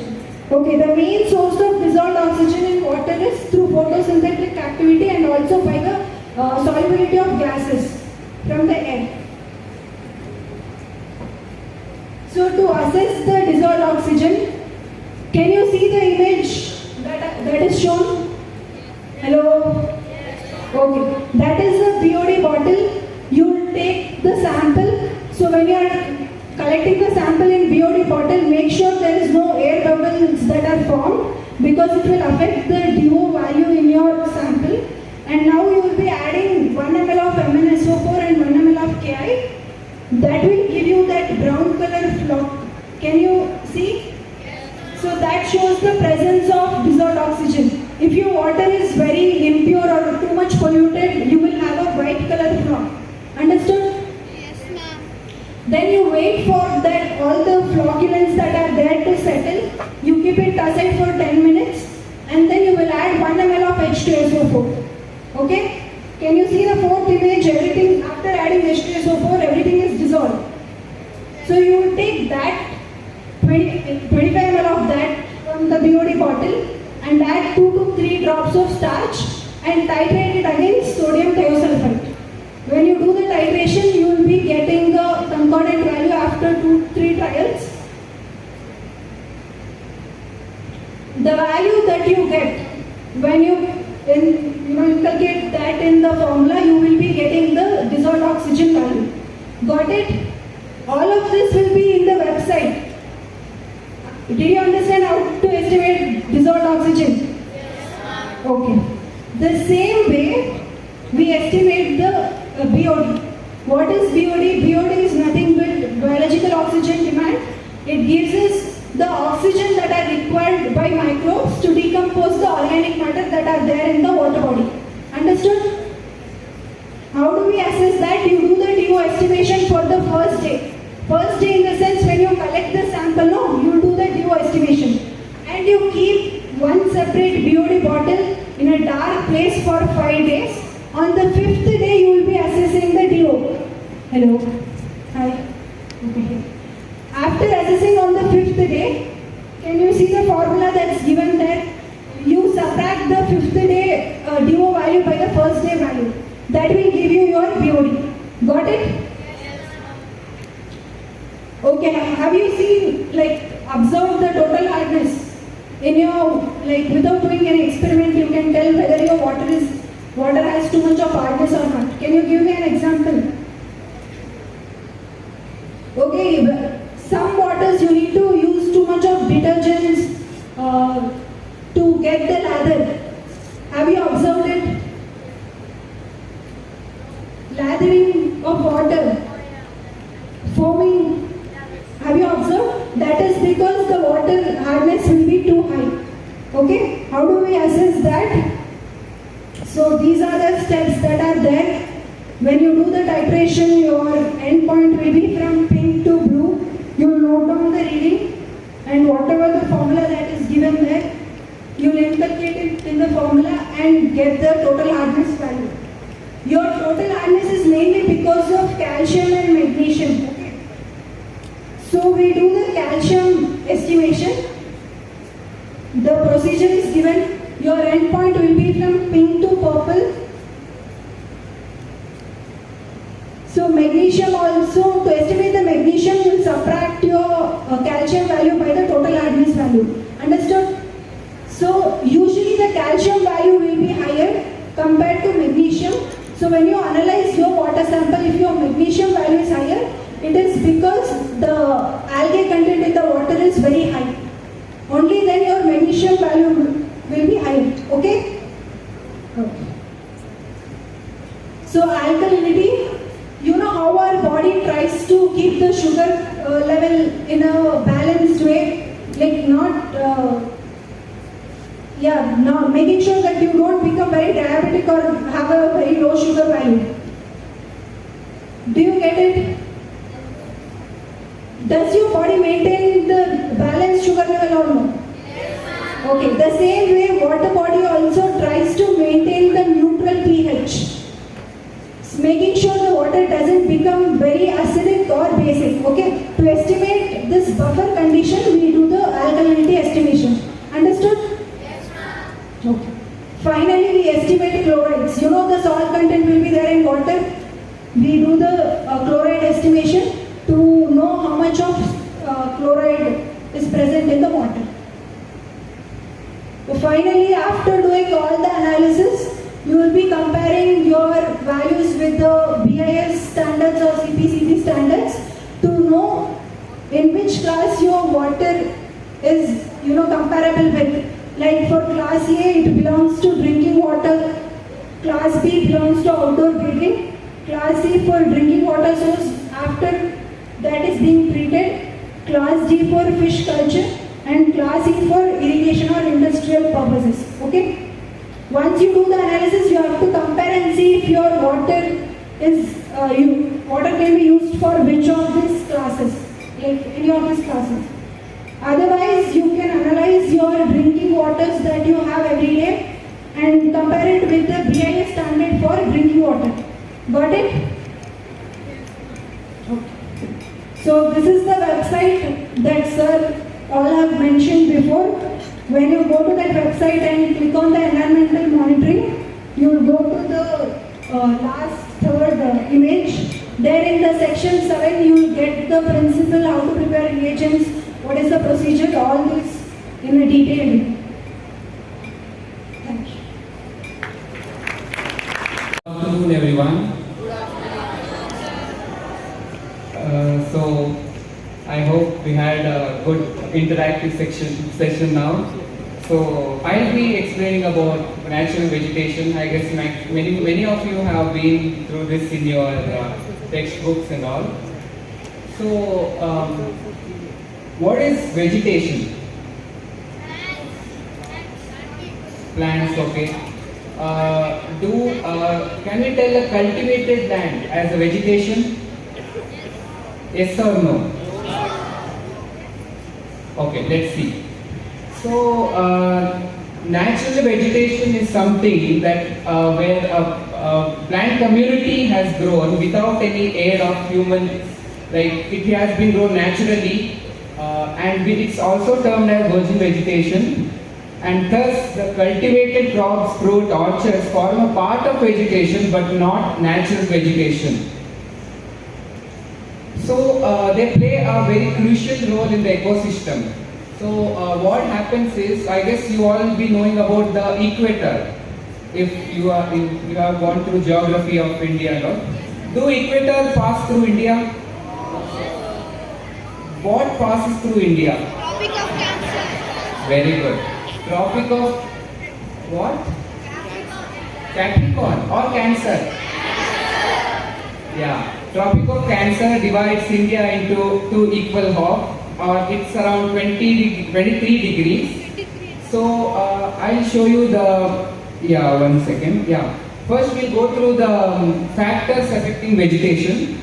So for a vegetation to be grown naturally without any human aids, the most important factors are climate, soil composition, topography, and again the human activity.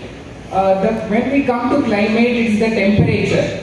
And what I tell is around the equator, between the equator and the Tropic of Cancer, what we find is the tropics, which is called as tropics, where there will be high amount of rainfall.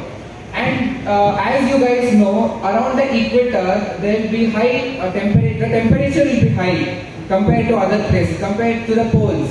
Can you give me the reason why? Because the sunrise falls directly on the Very good. Because the sunrise falls directly onto the equator, and as we go towards the pole, there will be decrease in the temperature and again in the rainfall also.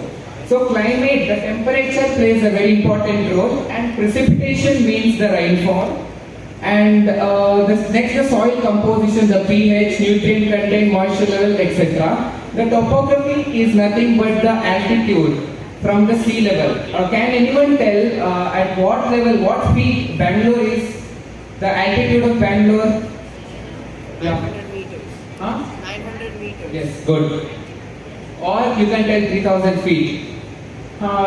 Next, the human activity. Again, if there is any human activity, there can't be any natural vegetation, just because human will exploit the land for his needs, for agriculture, and other factors.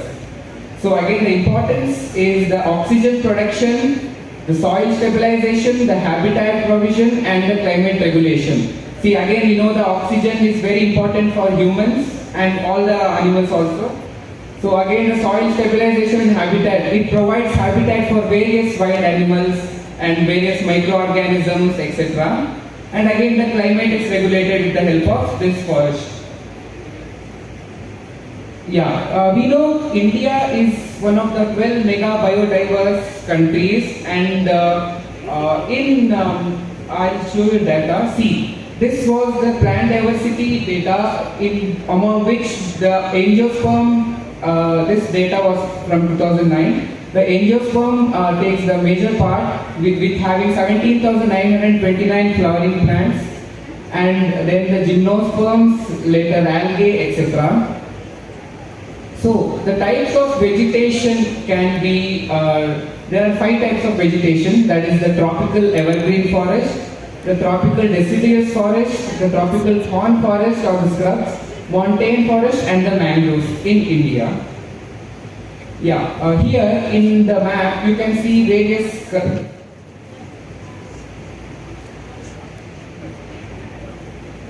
Do you know the reason why it is called evergreen? Because the trees, they're always green. Anyone from here? Yeah? Yeah, please.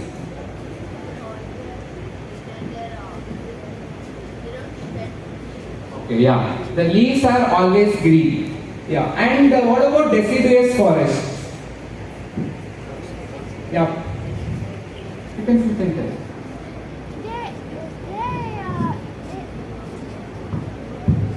The deciduous forests, they shed their leaves. Can anyone give an example for evergreen tree? Yeah. Yeah, fine. Deciduous tree? Anyone? Maple. Fine. So, what about cactus? Desert. Okay, is it evergreen or deciduous? Huh? Someone telling deciduous? Okay, do cactus have leaves? What are they modified into? Very good. Yeah. So in this map, you can see the dark green color patches, which is the evergreen forest, and the other light grayish color, that is the deciduous forest.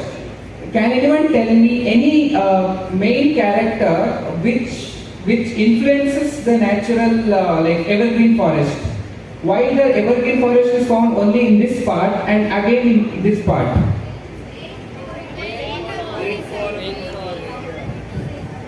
Rainfall. Then? Why coastal areas? What influence? Huh? Okay, altitude. Then? Humidity. Okay, fine. So I'll go ahead. Yeah. This is a graph which shows the annual temperature and annual precipitation. Here you can see there is the annual precipitation is in the x-axis here, where it extends up to the 450 centimeter, which forms the tropical forest. Tropical forest means the evergreen forest, whereas the lowest rainfall region, that is less than 50 centimeter, is the deserts over there. And up there, the temperature is going -10 to -15 in the tundra region. Evergreen forests, they are best in the areas having more than 200 centimeter of rainfall. And again, there is no definite time for the trees to shed their leaves, and the forest appears green all around. Here, the leaves are modified for their presence in the evergreen forest. They are very wide and have a narrow tip. The narrow tip is just because there is so much of rainfall that sometimes the leaves try to prevent the rainwater to stop on the leaves. So they just drain it off. Or else, if the rainwater stops, there can be growth of fungi or something like that, which can affect their growth also. So, some of the regions in India where there are evergreen forests are Western Ghats, the Lakshadweep Islands, Andaman Nicobar, and again the northeastern part, that is the Assam, etc. And in evergreen forest, there is something called as stratification. Here, there is the various strata or the layers of forest trees, which this is present just because to avoid to perceive more sunlight. See, there is the canopy. It's called the canopy, where the trees maintain a distance. There is a part which allows the sunlight for the lower strata, or which is occupied by the grasses and the shrub. So every tree will be competing for getting more sunlight in the forest. Yeah, this is a photo of evergreen forest. Yeah, some of the factors are like the biodiversity, which harbors the major biodiversity, especially the Western Ghats. Then the ecosystem services such as water cycle, nutrient cycling, etc. Yeah, as I before said, the diverse canopy, there is abundant epiphytes. Can anyone tell what is epiphyte? Epiphyte. You can try, yeah. See, epiphytes is nothing but the group which grows on other plants or other trees such as orchids. Okay, yeah, even mosses are epiphytes again. Then the rich biodiversity, etc. Yeah, some of the economic important trees are also grown in evergreen forest. See, you can see the bark or the lower part, which is called as buttresses. This is just because to support the long trees. You can see in the right picture, and in the left picture you can see the canopy. You can see something like a border where the two trees are not touching each other. You can see a border there. From these places there will be the sunlight penetrating to the lower strata level for the shrubs and grasses. Yeah, again some of the common animals found in the evergreen forest, such as giant squirrels, sloths, etc. Yeah, deciduous forest. Again, in the deciduous forest there are two types. There is the tropical deciduous forest, which is found in the tropics. And here, the trees of this forest shed their leaves for about 6 to 8 weeks in the dry summer. And as soon as the monsoon arrives, there will be rapid regeneration on the growth of the leaves, new leaves. The characters are the seasonal leaf shedding, vibrant regrowth when the monsoon arrives, and the adaptable species. They will be more adaptable for the dry period, and such in dry period it's more prone to forest fires. This is an example. Yeah, here the rainfall ranges from 100 to 200 centimeters, and which it's present in the most part of Indian subcontinent. Some of the examples, Terminally Arjuna, I guess it's there in this campus also. You guys would have seen the tree. And again Tectonocradus, that's the teak. It's both are deciduous trees. Yeah, again some of the animals found. Yeah, the thorn forest and the scrub. These forests are found in the region getting less than 70 centimeters of the rainfall, which includes parts of Rajasthan, Gujarat, Uttar Pradesh, Haryana, etc. So here the plants and the trees are drought resistant, which can tolerate more periods of long periods of shortage of rain or water. Thorny vegetation. The thorns are formed just to reduce the the transpiration, and they reduce the leaves to spines, especially. And it is one of the most threatened ecosystem also, because of urban expansion, overgrazing, deforestation, etc. See some of the examples. Yeah, acacia. I guess you guys would have seen this tree in many regions also.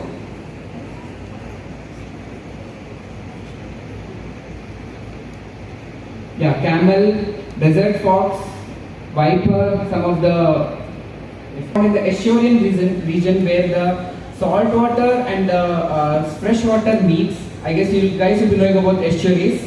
So these forests are specially adapted for sustaining themselves in the saltish water also. Whereas the adaptations include the nematophores, which are the roots which arise negatively geotropic, and which will be having something called as lenticels, which helps in the aeration or the exchange of gases, because the soil will be there will be water stagnant in the soil, so there will be no exchange of oxygen. So these nematophores, I'll show you a photo. Yeah, you can see there the monitor lizard over there. You can see the erect structures over there. Those are called as nematophores. Yeah, some of the threats to all the vegetation include deforestation, climate change, and the introduction of invasive species, overgrazing. And some of the conservation efforts include Okay, sir. Then conclusion. See, my topic is artificial intelligence to monitor lake water. As we have already learned what is lake water, how you can assess it, everything, right? Fishes, macrophytes. Ma'am has already taught you all the parameters, how to quantify them. Yes? Yes, sir. Come on, man. I know you want to leave, but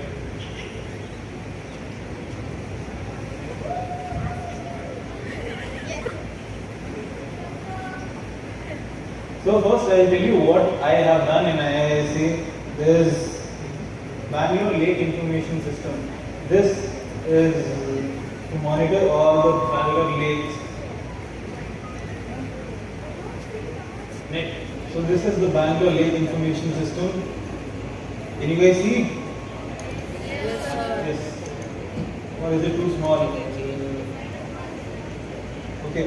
So over here you have the water quality, ecosystem services and biodiversity. If I select any lake, let's go for Telugu. You can see the lake name, lake area, the services which it provides, the ecosystem services, provisioning, regulating, cultural services, how much the lake is earning in rupees for you. Then the biodiversity, microalgae, zooplankton, ichthyophauna, fishes, macrophytes, and lastly the water quality parameters like water temperature, TDS, electrical conductivity, hardness, everything. And secondly, you can see all the encroachment which is done on your lakes. So again, if we go for Bangalore, you can see the lake area is 700 acres. The encroached area is 29.58 acres. And if you want to see the actual places where it is encroached, you can see them over here. The red lining. Can you see all the red linings? Yes, sir. Yes, this is the places which is encroached. And secondly, we have another app called Bliss UIS. This is Bangalore Urban Information System. Over here you can see all the build-ups, all the attributes, legends, what ma'am taught you. Kalika ma'am. What is red for? Yellow for? Blue. What's the other one? What is it for? Okay, nice. You can see that. So with AI we have first of all the quantification. From 1973 to how the land use has changed, the build-up has increased, the water bodies have decreased. You can see all of that. With each year, 1973, 1992, 2003, 2008, 2010, 12, 16, 19 and 23. In the 23 you can see it's just red, right? What is red for? Yeah. And with the AI we have predicted also the growth which is computed from 1973 to 2023. If it goes on to 2020, 2030 and 2038, how will this look like? Even more red, that's it. Then we have computed the trees, tree count, the demographic, how much population is there for each ward. And I'll just show you the channels. Ma'am has taught you, right? What is polygon, what is lines, points. It's still going. Okay. Remember this? Yes. So you can see that from Vertu Lake, there is a channel which goes directly to Bangalore. Then to other lakes. So if that Vertu Lake or other lakes are polluted, the water which will go to Bangalore Lake will be polluted. And then it will go again to other lakes, be even more polluted. So what should be the solution? To prevent it from the source, to save it in the source only. Okay? I'll get back to my presentation now.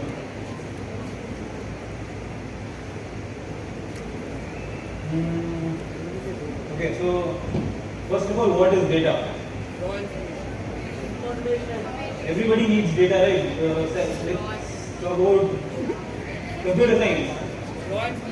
The cyber security guys are protecting the data. The software developers are making apps for their data.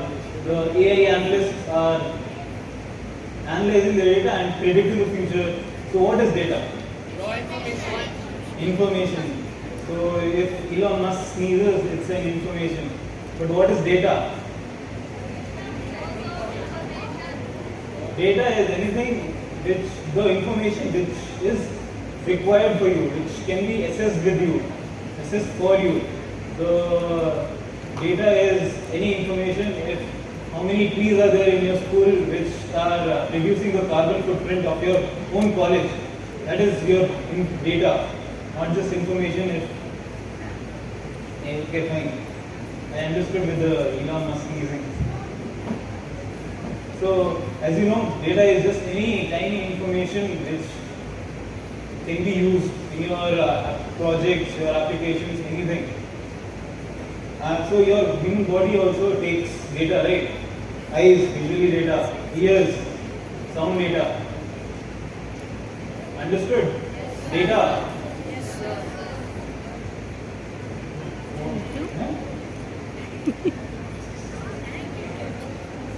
So data in your daily life. What can you give an example for your daily life? Any data? Studies. Okay. Anything else? Let's be a little interactive, guys. Anyone? Data in your daily life. Your speed trackers, smartwatches. They collect your step data, your heart rate data. Your Amazon accounts, they'll keep reminding you have something in your card. That is data. Financial data. Financial data. Do you financially anything? Okay.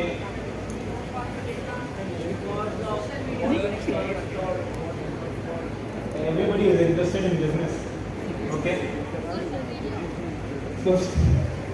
Okay. So for any artificial intelligence, we'll talk about intelligence first. For your friend to be intelligent, you have to see there's 4 main categories they should have. What are they? Learning, reasoning, self-correction, and creativity. Does your friends or you guys have it? All 4? Yes, no, again, right? You're sleeping or you want to go home? Okay. So for any intelligence, there's 4 things are required. And if you want to create an artificial intelligence, so as in just let's take a baby who doesn't know anything about this society or anything. What he will learn these 4 things first, how the society works. So learning, reasoning, and so again, if you want to create an AI, you will have to teach all those things to the baby, to your artificial intelligence application. Okay? Then collection of data. First of all, you have to teach the artificial intelligence application. No? So you need data. You will read all the research papers for any lake, specific lake, let's say Bangalore lake. You will take all the data, you will collect all the readings, water quality, parameters, value, and the year associated with it. So this is your learning part. After that comes learning 4 things. Reasoning. So why is the water quality bad or good? What's the issue with it? So you will find that. That's your reasoning, identification of the main issue. Second, third, self-correction. So what mitigation solutions you can put. That will be your third option. Creativity will come at the last. Let's wait for that. And you have to turn all the data into a database. You can take it as an Excel also, it's fine. So why do we need to evaluate water quality? Ma'am has already taught you. Everybody has today is talking about it. Okay, with pollution level. Then again pollution. Then To see if it is habitable for the fish that live in it. Aquatic ecosystem. Nice. Again, one or two more. Hello guys. Hello. Now your hands are up. Okay. So third is water climate connection. What's the climate connection with the water quality? Water quality, if the lake is very polluted, the evaporation, all those things will be affecting the climate cycle, everything. And lastly, to maintain the recreational activities, you can walk in the park, the lake. That can happen only when the lake is at least livable to live around, like atmosphere, odor. So I'll directly go. So what all data do you need? There are three parameters, main three parameters: physical, chemical, and biological parameters. Physical will have your color, temperature, transparency. Chemical parameters, Gaganana has already taught you guys: pH, total hardness, calcium hardness, all the parameters. And lastly, the biological parameters: fishes, bacteria, algae, viruses also. And what you can do with this data, you can classify them. So there are five classes in which you can classify them according to the needs. So the class A shows that it can be drinking without any treatment. Class B is for outdoor bathing. Third is for your drinking water with treatment. Fourth is for cultural use only, and fifth is for irrigation. When you get all these parameters for your water body, you can just classify them where it comes. So if your Avattu lake, Telugu lake, you can see which lake you can use it for what and classify them accordingly. So with this, the head was missing. So with your data records, you can classify them and put it in your AI application. I'll tell you now how to build the application. So firstly, the application, and then whenever someone else puts the new data, that this parameter, pH, TDS, all the parameters that they put, your AI system can tell them which class it belongs to. Okay? So for any application, there are mostly three steps. First is your application itself, where you will develop the application. Second is your method, model, algorithm which you will use. And lastly, for any AI, you will need a chatbot. It should sound like a human, right? Your ChatGPT sounds like a human, right? Now it has video also. Yeah. So first, I'll just go through the applications and explain it a little bit because we have time constraint. So any application, so your AI application is the base software where you will put all the algorithms, all your data and compile it later. So for this you can use Apache, MXNet and TensorFlow. You can write this down if you want to make a project. Only front guys are writing it. What happened? Don't show the notebook, write on it.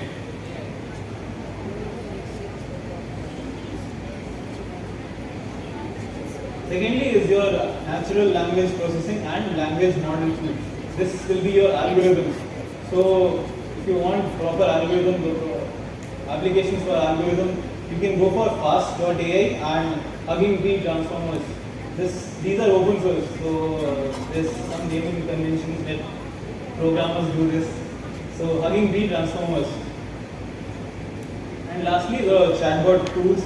This you can make it that whenever user gives the data, it can compile and say it in a proper way that your nitrates level are high, your pH level is high, not just pH 3.5.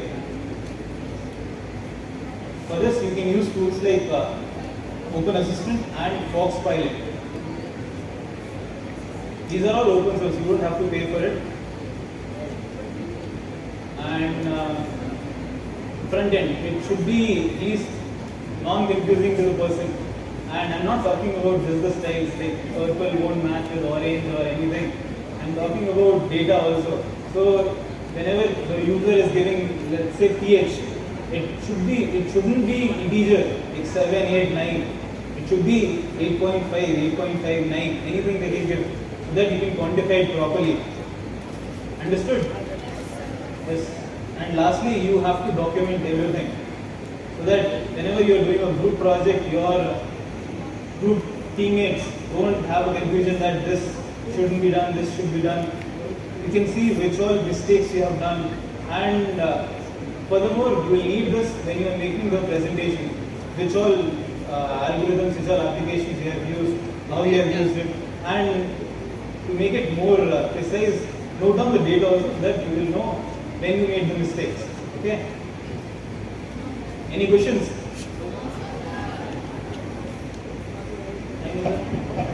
To all, so we have come to end of this session.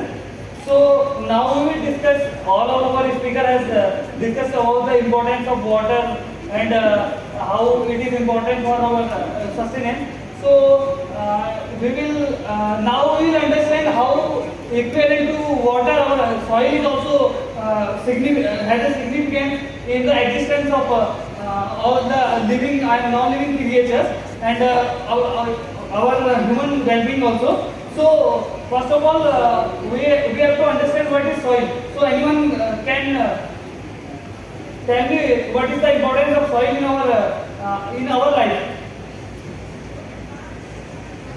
Quickly. Okay. For our production of food. Other.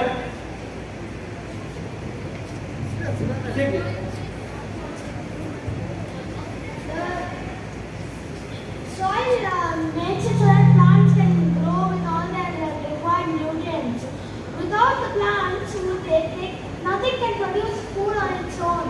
So animals and us humans in the end will not be able to get food without soil. Okay. The same food production and another.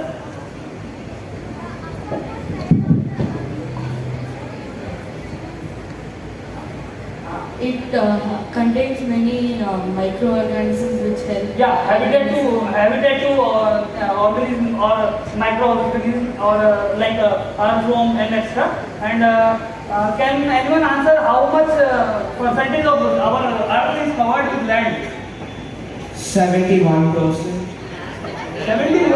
29%. Okay, 29%. Anyone importance of soil in sustenance of okay. Sir, they store the water underground. Okay, water retention. Yes, sir. Okay, we will move forward.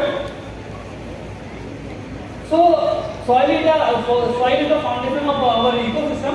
So for that, so nutrient retention and food cultivation and habitat to many organisms and other microorganisms. So this is the basic function of soil, and it is more important to understand the functioning of this soil and to know the different type of soil which have a suitable condition to produce a certain kind of food, means plant species or vegetables or certain specific food type. So we will move on. So important, this we have discussed the importance of soil in soil to assess the soil as ma'am, Sri Aslova ma'am and Gagana has talked about the health, how to assess the health of water. In similar manner, we assess the health of our soil by assessing the physiochemical parameters like the pH, 3DS, electrical conductivity, like that, and it helps in our land management, how the land has been used, and in particular land use type, which type of soil is there, and what is the condition of that soil, what is the nutrient level, how porous is that to retain the water and for the groundwater recharge, and finally it is it also helps us to maintain the water quality. So if we have surface runoff, so this surface runoff, because of this precipitation or rainfall, this surface runoff will that soil will erode and that accumulated in the soil in the water nearby water bodies, that will if we have put some fertilizers to grow our vegetables and other crops, so it will get accumulated in the water bodies, that will deteriorate again the water quality. So it is very important to assess the quality of our soil. So there are these are the major threats to our soil. One is the major is the soil erosion, that can be either by water, by wind, and second the organic matter loss. Organic matter, the top soil of the top layer of the soil is made up of organic matter, which is rich in nutrients and organic content. So nutrient again the third is nutrient imbalance, means the imbalance in the nutrient in our soil. Fourth is the contamination. Contamination means addition of excess fertilizer or pesticide what we put in our to get a good yield of crop. In that greed we should more of the this pesticide and this fertilizers, then acidification, and a major threat to our to the erosion of our soil is due to the loss of biodiversity. Means this is a habitat for many organisms. So if the soil will not be retained, then it will be a great threat to our biodiversity. And sealing means covering the soil, means we are as the population is increasing, we need as many as apartments and homes. Our population is increasing, so we need more housing spaces, and so more housing, more parking, and we are converting these porous surfaces into impervious surfaces, that depriving the water to percolate down into the underlying layer. So we are in heat summers or summer time, as we are facing water crisis, as Bangalore has recently faced a serious water crisis. This is because of the increase of impervious surfaces, which has restrained water to seep down into the underlying layer, which we can use it later by pumping it or by which eventually flows in our stream or lake in the dry periods. So there are major characteristics of soil like texture, structure, fertility, moisture, color, and density. So based on texture, we divide soil into mainly three parts: clay, silt, and sand. This classification is based on the particle size or the intermolecular spacing between them. If we notice, if we observe the soil from our garden, what we will see? Either it can be a sticky. Means it can be sticky. The top soil, you mainly are saying that top soil that can be sticky. So it can be majorly that clay soil will be sticky, and that large particle which don't have which can't retain moisture for a long, that are the sand particles, and that in between that silt texture comes. Silt soil, which have both the quality of both sand as well as our clay, but they don't have that stickiness in that characteristics. So as I talked, that clay soil, it is ideal for growing leafy vegetables like peas, tomato, and peppers. So because it can retain water, so moisture, and it has the high organic content, so it is ideal for the leafy vegetables. Coming to the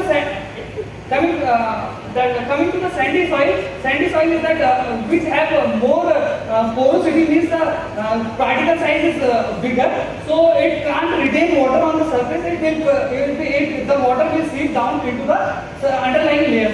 So the idea, because of this dark and the texture, what we mean by texture? Can anyone tell me what you understand by texture? Texture of something. safe. Anyone else? How we feel on touching, like if it is rough or gritty, if we touch sand that larger particle, you will feel like bit rough kind of thing. And if you touch a clay or that red clay what we used to make idols, that is clay, that is very soft, very smooth and sticky also. So that is the texture. So sandy soil will have more rough texture, and it will have less nutrients because it will seep down with the water. That water percolate down. So the top soil means the sandy soil will have the lesser nutrients, and the major crops we can grow are the peanuts and other watermelon and jackfruit also. So. And coming to the silt soil, I explain you. And in between this loamy soil is the combination of all these three type of soil. But the major portion, major contribution is of our sandy soil, which have a proportion of more than 55%. So how we will know that different layer? Practically what we can do? We can collect the soil from our garden and we can put it in a bottle or transparent jar. Then we can shake it. Why we have to shake it rigorously? Because the small clay particle will be attaching with the larger sand particle. So to detach this, we will rigorously shake that water and we'll keep it for 5 or 10 minutes. Then what we will find that the gravels, means the bigger pebbles of the gravel will settle at the bottom. Then above it the sandy portion, and above that the silt portion. Above that to settle down our clay particle, it will take a bit longer time. So you can observe it later, means after 24 hours. So it will take, because it is a lighter particle, so it will take time to settle down. And on the top, means we will not fill the water fully. So we will put it means more than half. So on the top, on the surface of layer, water layer surface, what we will find that means the organic content of that organic content in the soil what we have collected in that. So this is the composition of soil. In sandy soil, 85% is the sand, 15% is the clay, and in loamy sand, 70% is the sand, 30% is the clay or silt. And in loamy soil, again 50% is the sand and 50% is the clay and other silt. And in silt soil, 90% is the silt and other is the sand, 10% is the sand. So coming to the color of the soil, how we can identify what these colors of soil signifies. So it influences the presence of all the organic, inorganic matter and the level of drainage. So these are the different type of soil. Black soil, which have black soil, is the top soil, which have higher organic content, and because of that organic content, it will have black, and it is very fertile. So coming to the red soil has the highest proportion of iron and aluminium oxide. Coming to the white soil, we will find it because of the salt content and silica content, and yellow soil have the iron oxides and leaching. So grey soil is poorly drained, lack of oxygen. Where we can find this soil? Black soil is anywhere on the near to the lake we can find this black soil, and grey soil where the water is stagnated and means stagnated water is there we can find grey soil, and yellow soil if we dig it with down, we will find eventually after some distance we will get the yellow soil, and red soil where the means iron oxide and aluminium oxide have their means minerals are there only we can find this red soil. And if we go deeper in our sometimes during this water crisis we have noticed that people are facing this iron content in their water because the borewell they are going down and that they are going beyond to a limit. So the iron content was pumping out with the water also. So now density okay. So density is one of the major characteristics of soil. So what there are two kinds of density, means we can classify it. First is the field density and second is the bulk density. Means field density, what while we are collecting the soil from the at the site, what is that amount, means what is the amount to the what we have collected to the volume of, means we use a core cutter thing which is approximately 6 inches. We will collect the soil to 6 inches or 13 to 15 centimeters from the surface. We will collect it and we will divide it by the volume of that core what we have taken. That will give our in situ means that on the field density. Then we will come to our lab. We will over dry it. We will over dry it and we will over dry it. Then the moisture will go off and we will again wet it and we will divide it by the volume. So it will give the bulk density, and again from that only you can measure that the moisture content or soil moisture content, what the water content in that particular sample what we have taken, divided by the volume of that sample. So that will give you the soil moisture. And coming to, as Gagan has explained you, for assessing the quality of physiochemical property of water, similar to that we will take the soil, we will glass and we will stir it and we will assess in the same manner. We will using the probe, the pH probe, the EC probe, we will assess the alkalinity of the water as well as the inorganic content of the mineral in case of electrical conductivity. And this is the scale she has discussed about. The lesser the means less than the 7 will be acidic in nature and greater than will be the alkyl in nature. So this and the total dissolved solid. This means all the organic and inorganic content what is dissolved in the solid. She has discussed is about. Thank you. Parameters, pH, etc. The same thing is done for the water, soil also.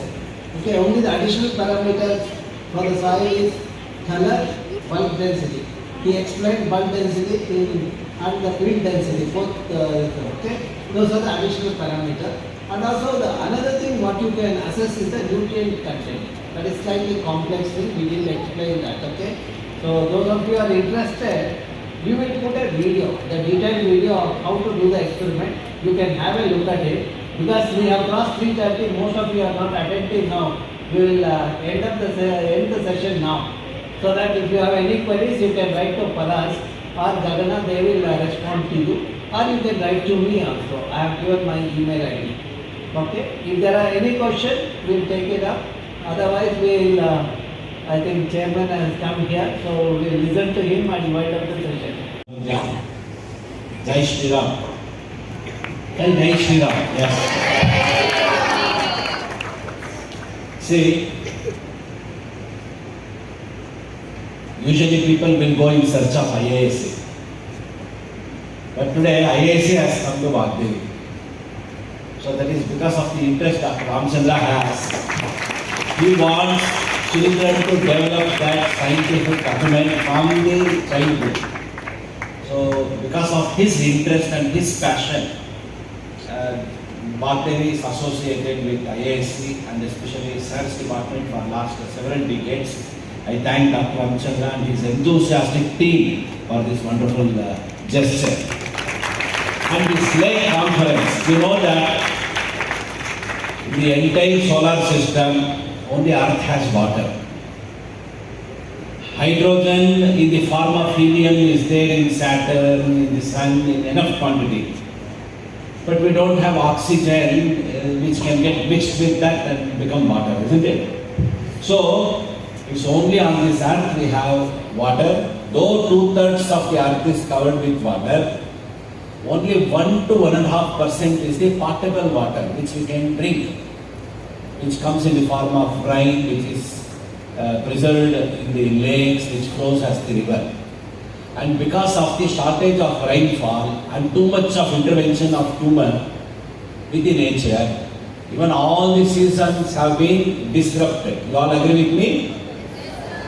Many parts of North India have touched 52 degree, 53 degree. Okay. So if we are not becoming sensitive, one way to become sensitive is to know the gravity of the situation, alarming gravity of the situation. Dr. Ramachandra sir has done a beautiful study how Bangalore looked 100 years back, how it looked 50 years back, how it looked 40 years back. 100 years back it was 90% green, 10% red or 5% red. 50 years back it was 20-25% red, 75% green. Red means all built up areas. Today it is 90% red, only 10% green. That 10% also because of campuses like IISC which are huge and having thousands of trees. Campuses like Vagdevi which has around 600 trees, pat your back. And the defense organizations which have taken major portion of Bangalore, in defense areas the trees are there. So Dr. Ramachandra had one study where he told that in 1947 for every one human being he had 7 trees to give oxygen. Now for every 7 people we have 1 tree. That was statistics of 5 years back. Now I think for every 10 people 1 tree is there. They are getting the gravity of situation. Have any of you planted any tree, any sapling? Whether it has grown up? If it has not grown up, you don't have right to breathe oxygen because you have not planted anything. Okay? So, put your hands down. So, one scientific temperament should bring the sensitivity about nature, and the Lake Conference, in the pretext of which, in the background of which this meeting has been organized, it is to preserve the quality of the aquatic quality of the earth, especially in and around Bangalore. So I am very thankful to Dr. Ramachandra sir for organizing such an event biannually, means every 2 years once, where even international scientists they come. And we had the wetlands very right behind our school till recently. Wetland has become dry land now. Okay, so the dry land will become a red land with all buildings covered up. So development is required. At the same time, balancing development with nature is also equally required. So you are all the next generation students. You are the future of not only India, you are the future of this earth. So you have to preserve that. And what you give back to nature, nature will give back to you. If you are courteous to nature, nature is courteous to you. If you are not courteous to nature, nature will not be courteous to you. So temperature will go to 53 degree, everywhere wildfire will be there, oxygen will become toxic, water will become toxic, and very soon, when I was a school student, if anybody had told me that you will have to buy drinking water paying 10 rupee, 20 rupee a liter, I would laugh at them. Because water was not a saleable commodity there. But now everywhere you see water is sold, purchased, isn't it? Now 30-35 liter cans are also very popular. In next 10 years or 5 years, we will have to carry the oxygen that we want to breathe also on our backs. So, become serious, start working with Dr. Ramachandra sir's department, IISC. Ensure that we don't have to carry oxygen on our back. Oxygen banks in the form of trees have to be everywhere. Okay? With those words, I once again thank the entire department of Dr. Ramachandra sir, the Environmental Ecology Department. And I wish that all the other research organizations also take a lead from Dr. Ramachandra sir's example, and that is what new education policy is about. Industries and research organizations should come to the school and to the colleges, to the students.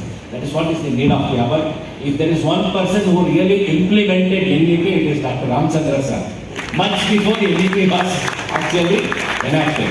So I thank Dr. Ramachandra sir for bringing a scientific development in all of you. Thank you very much. Salve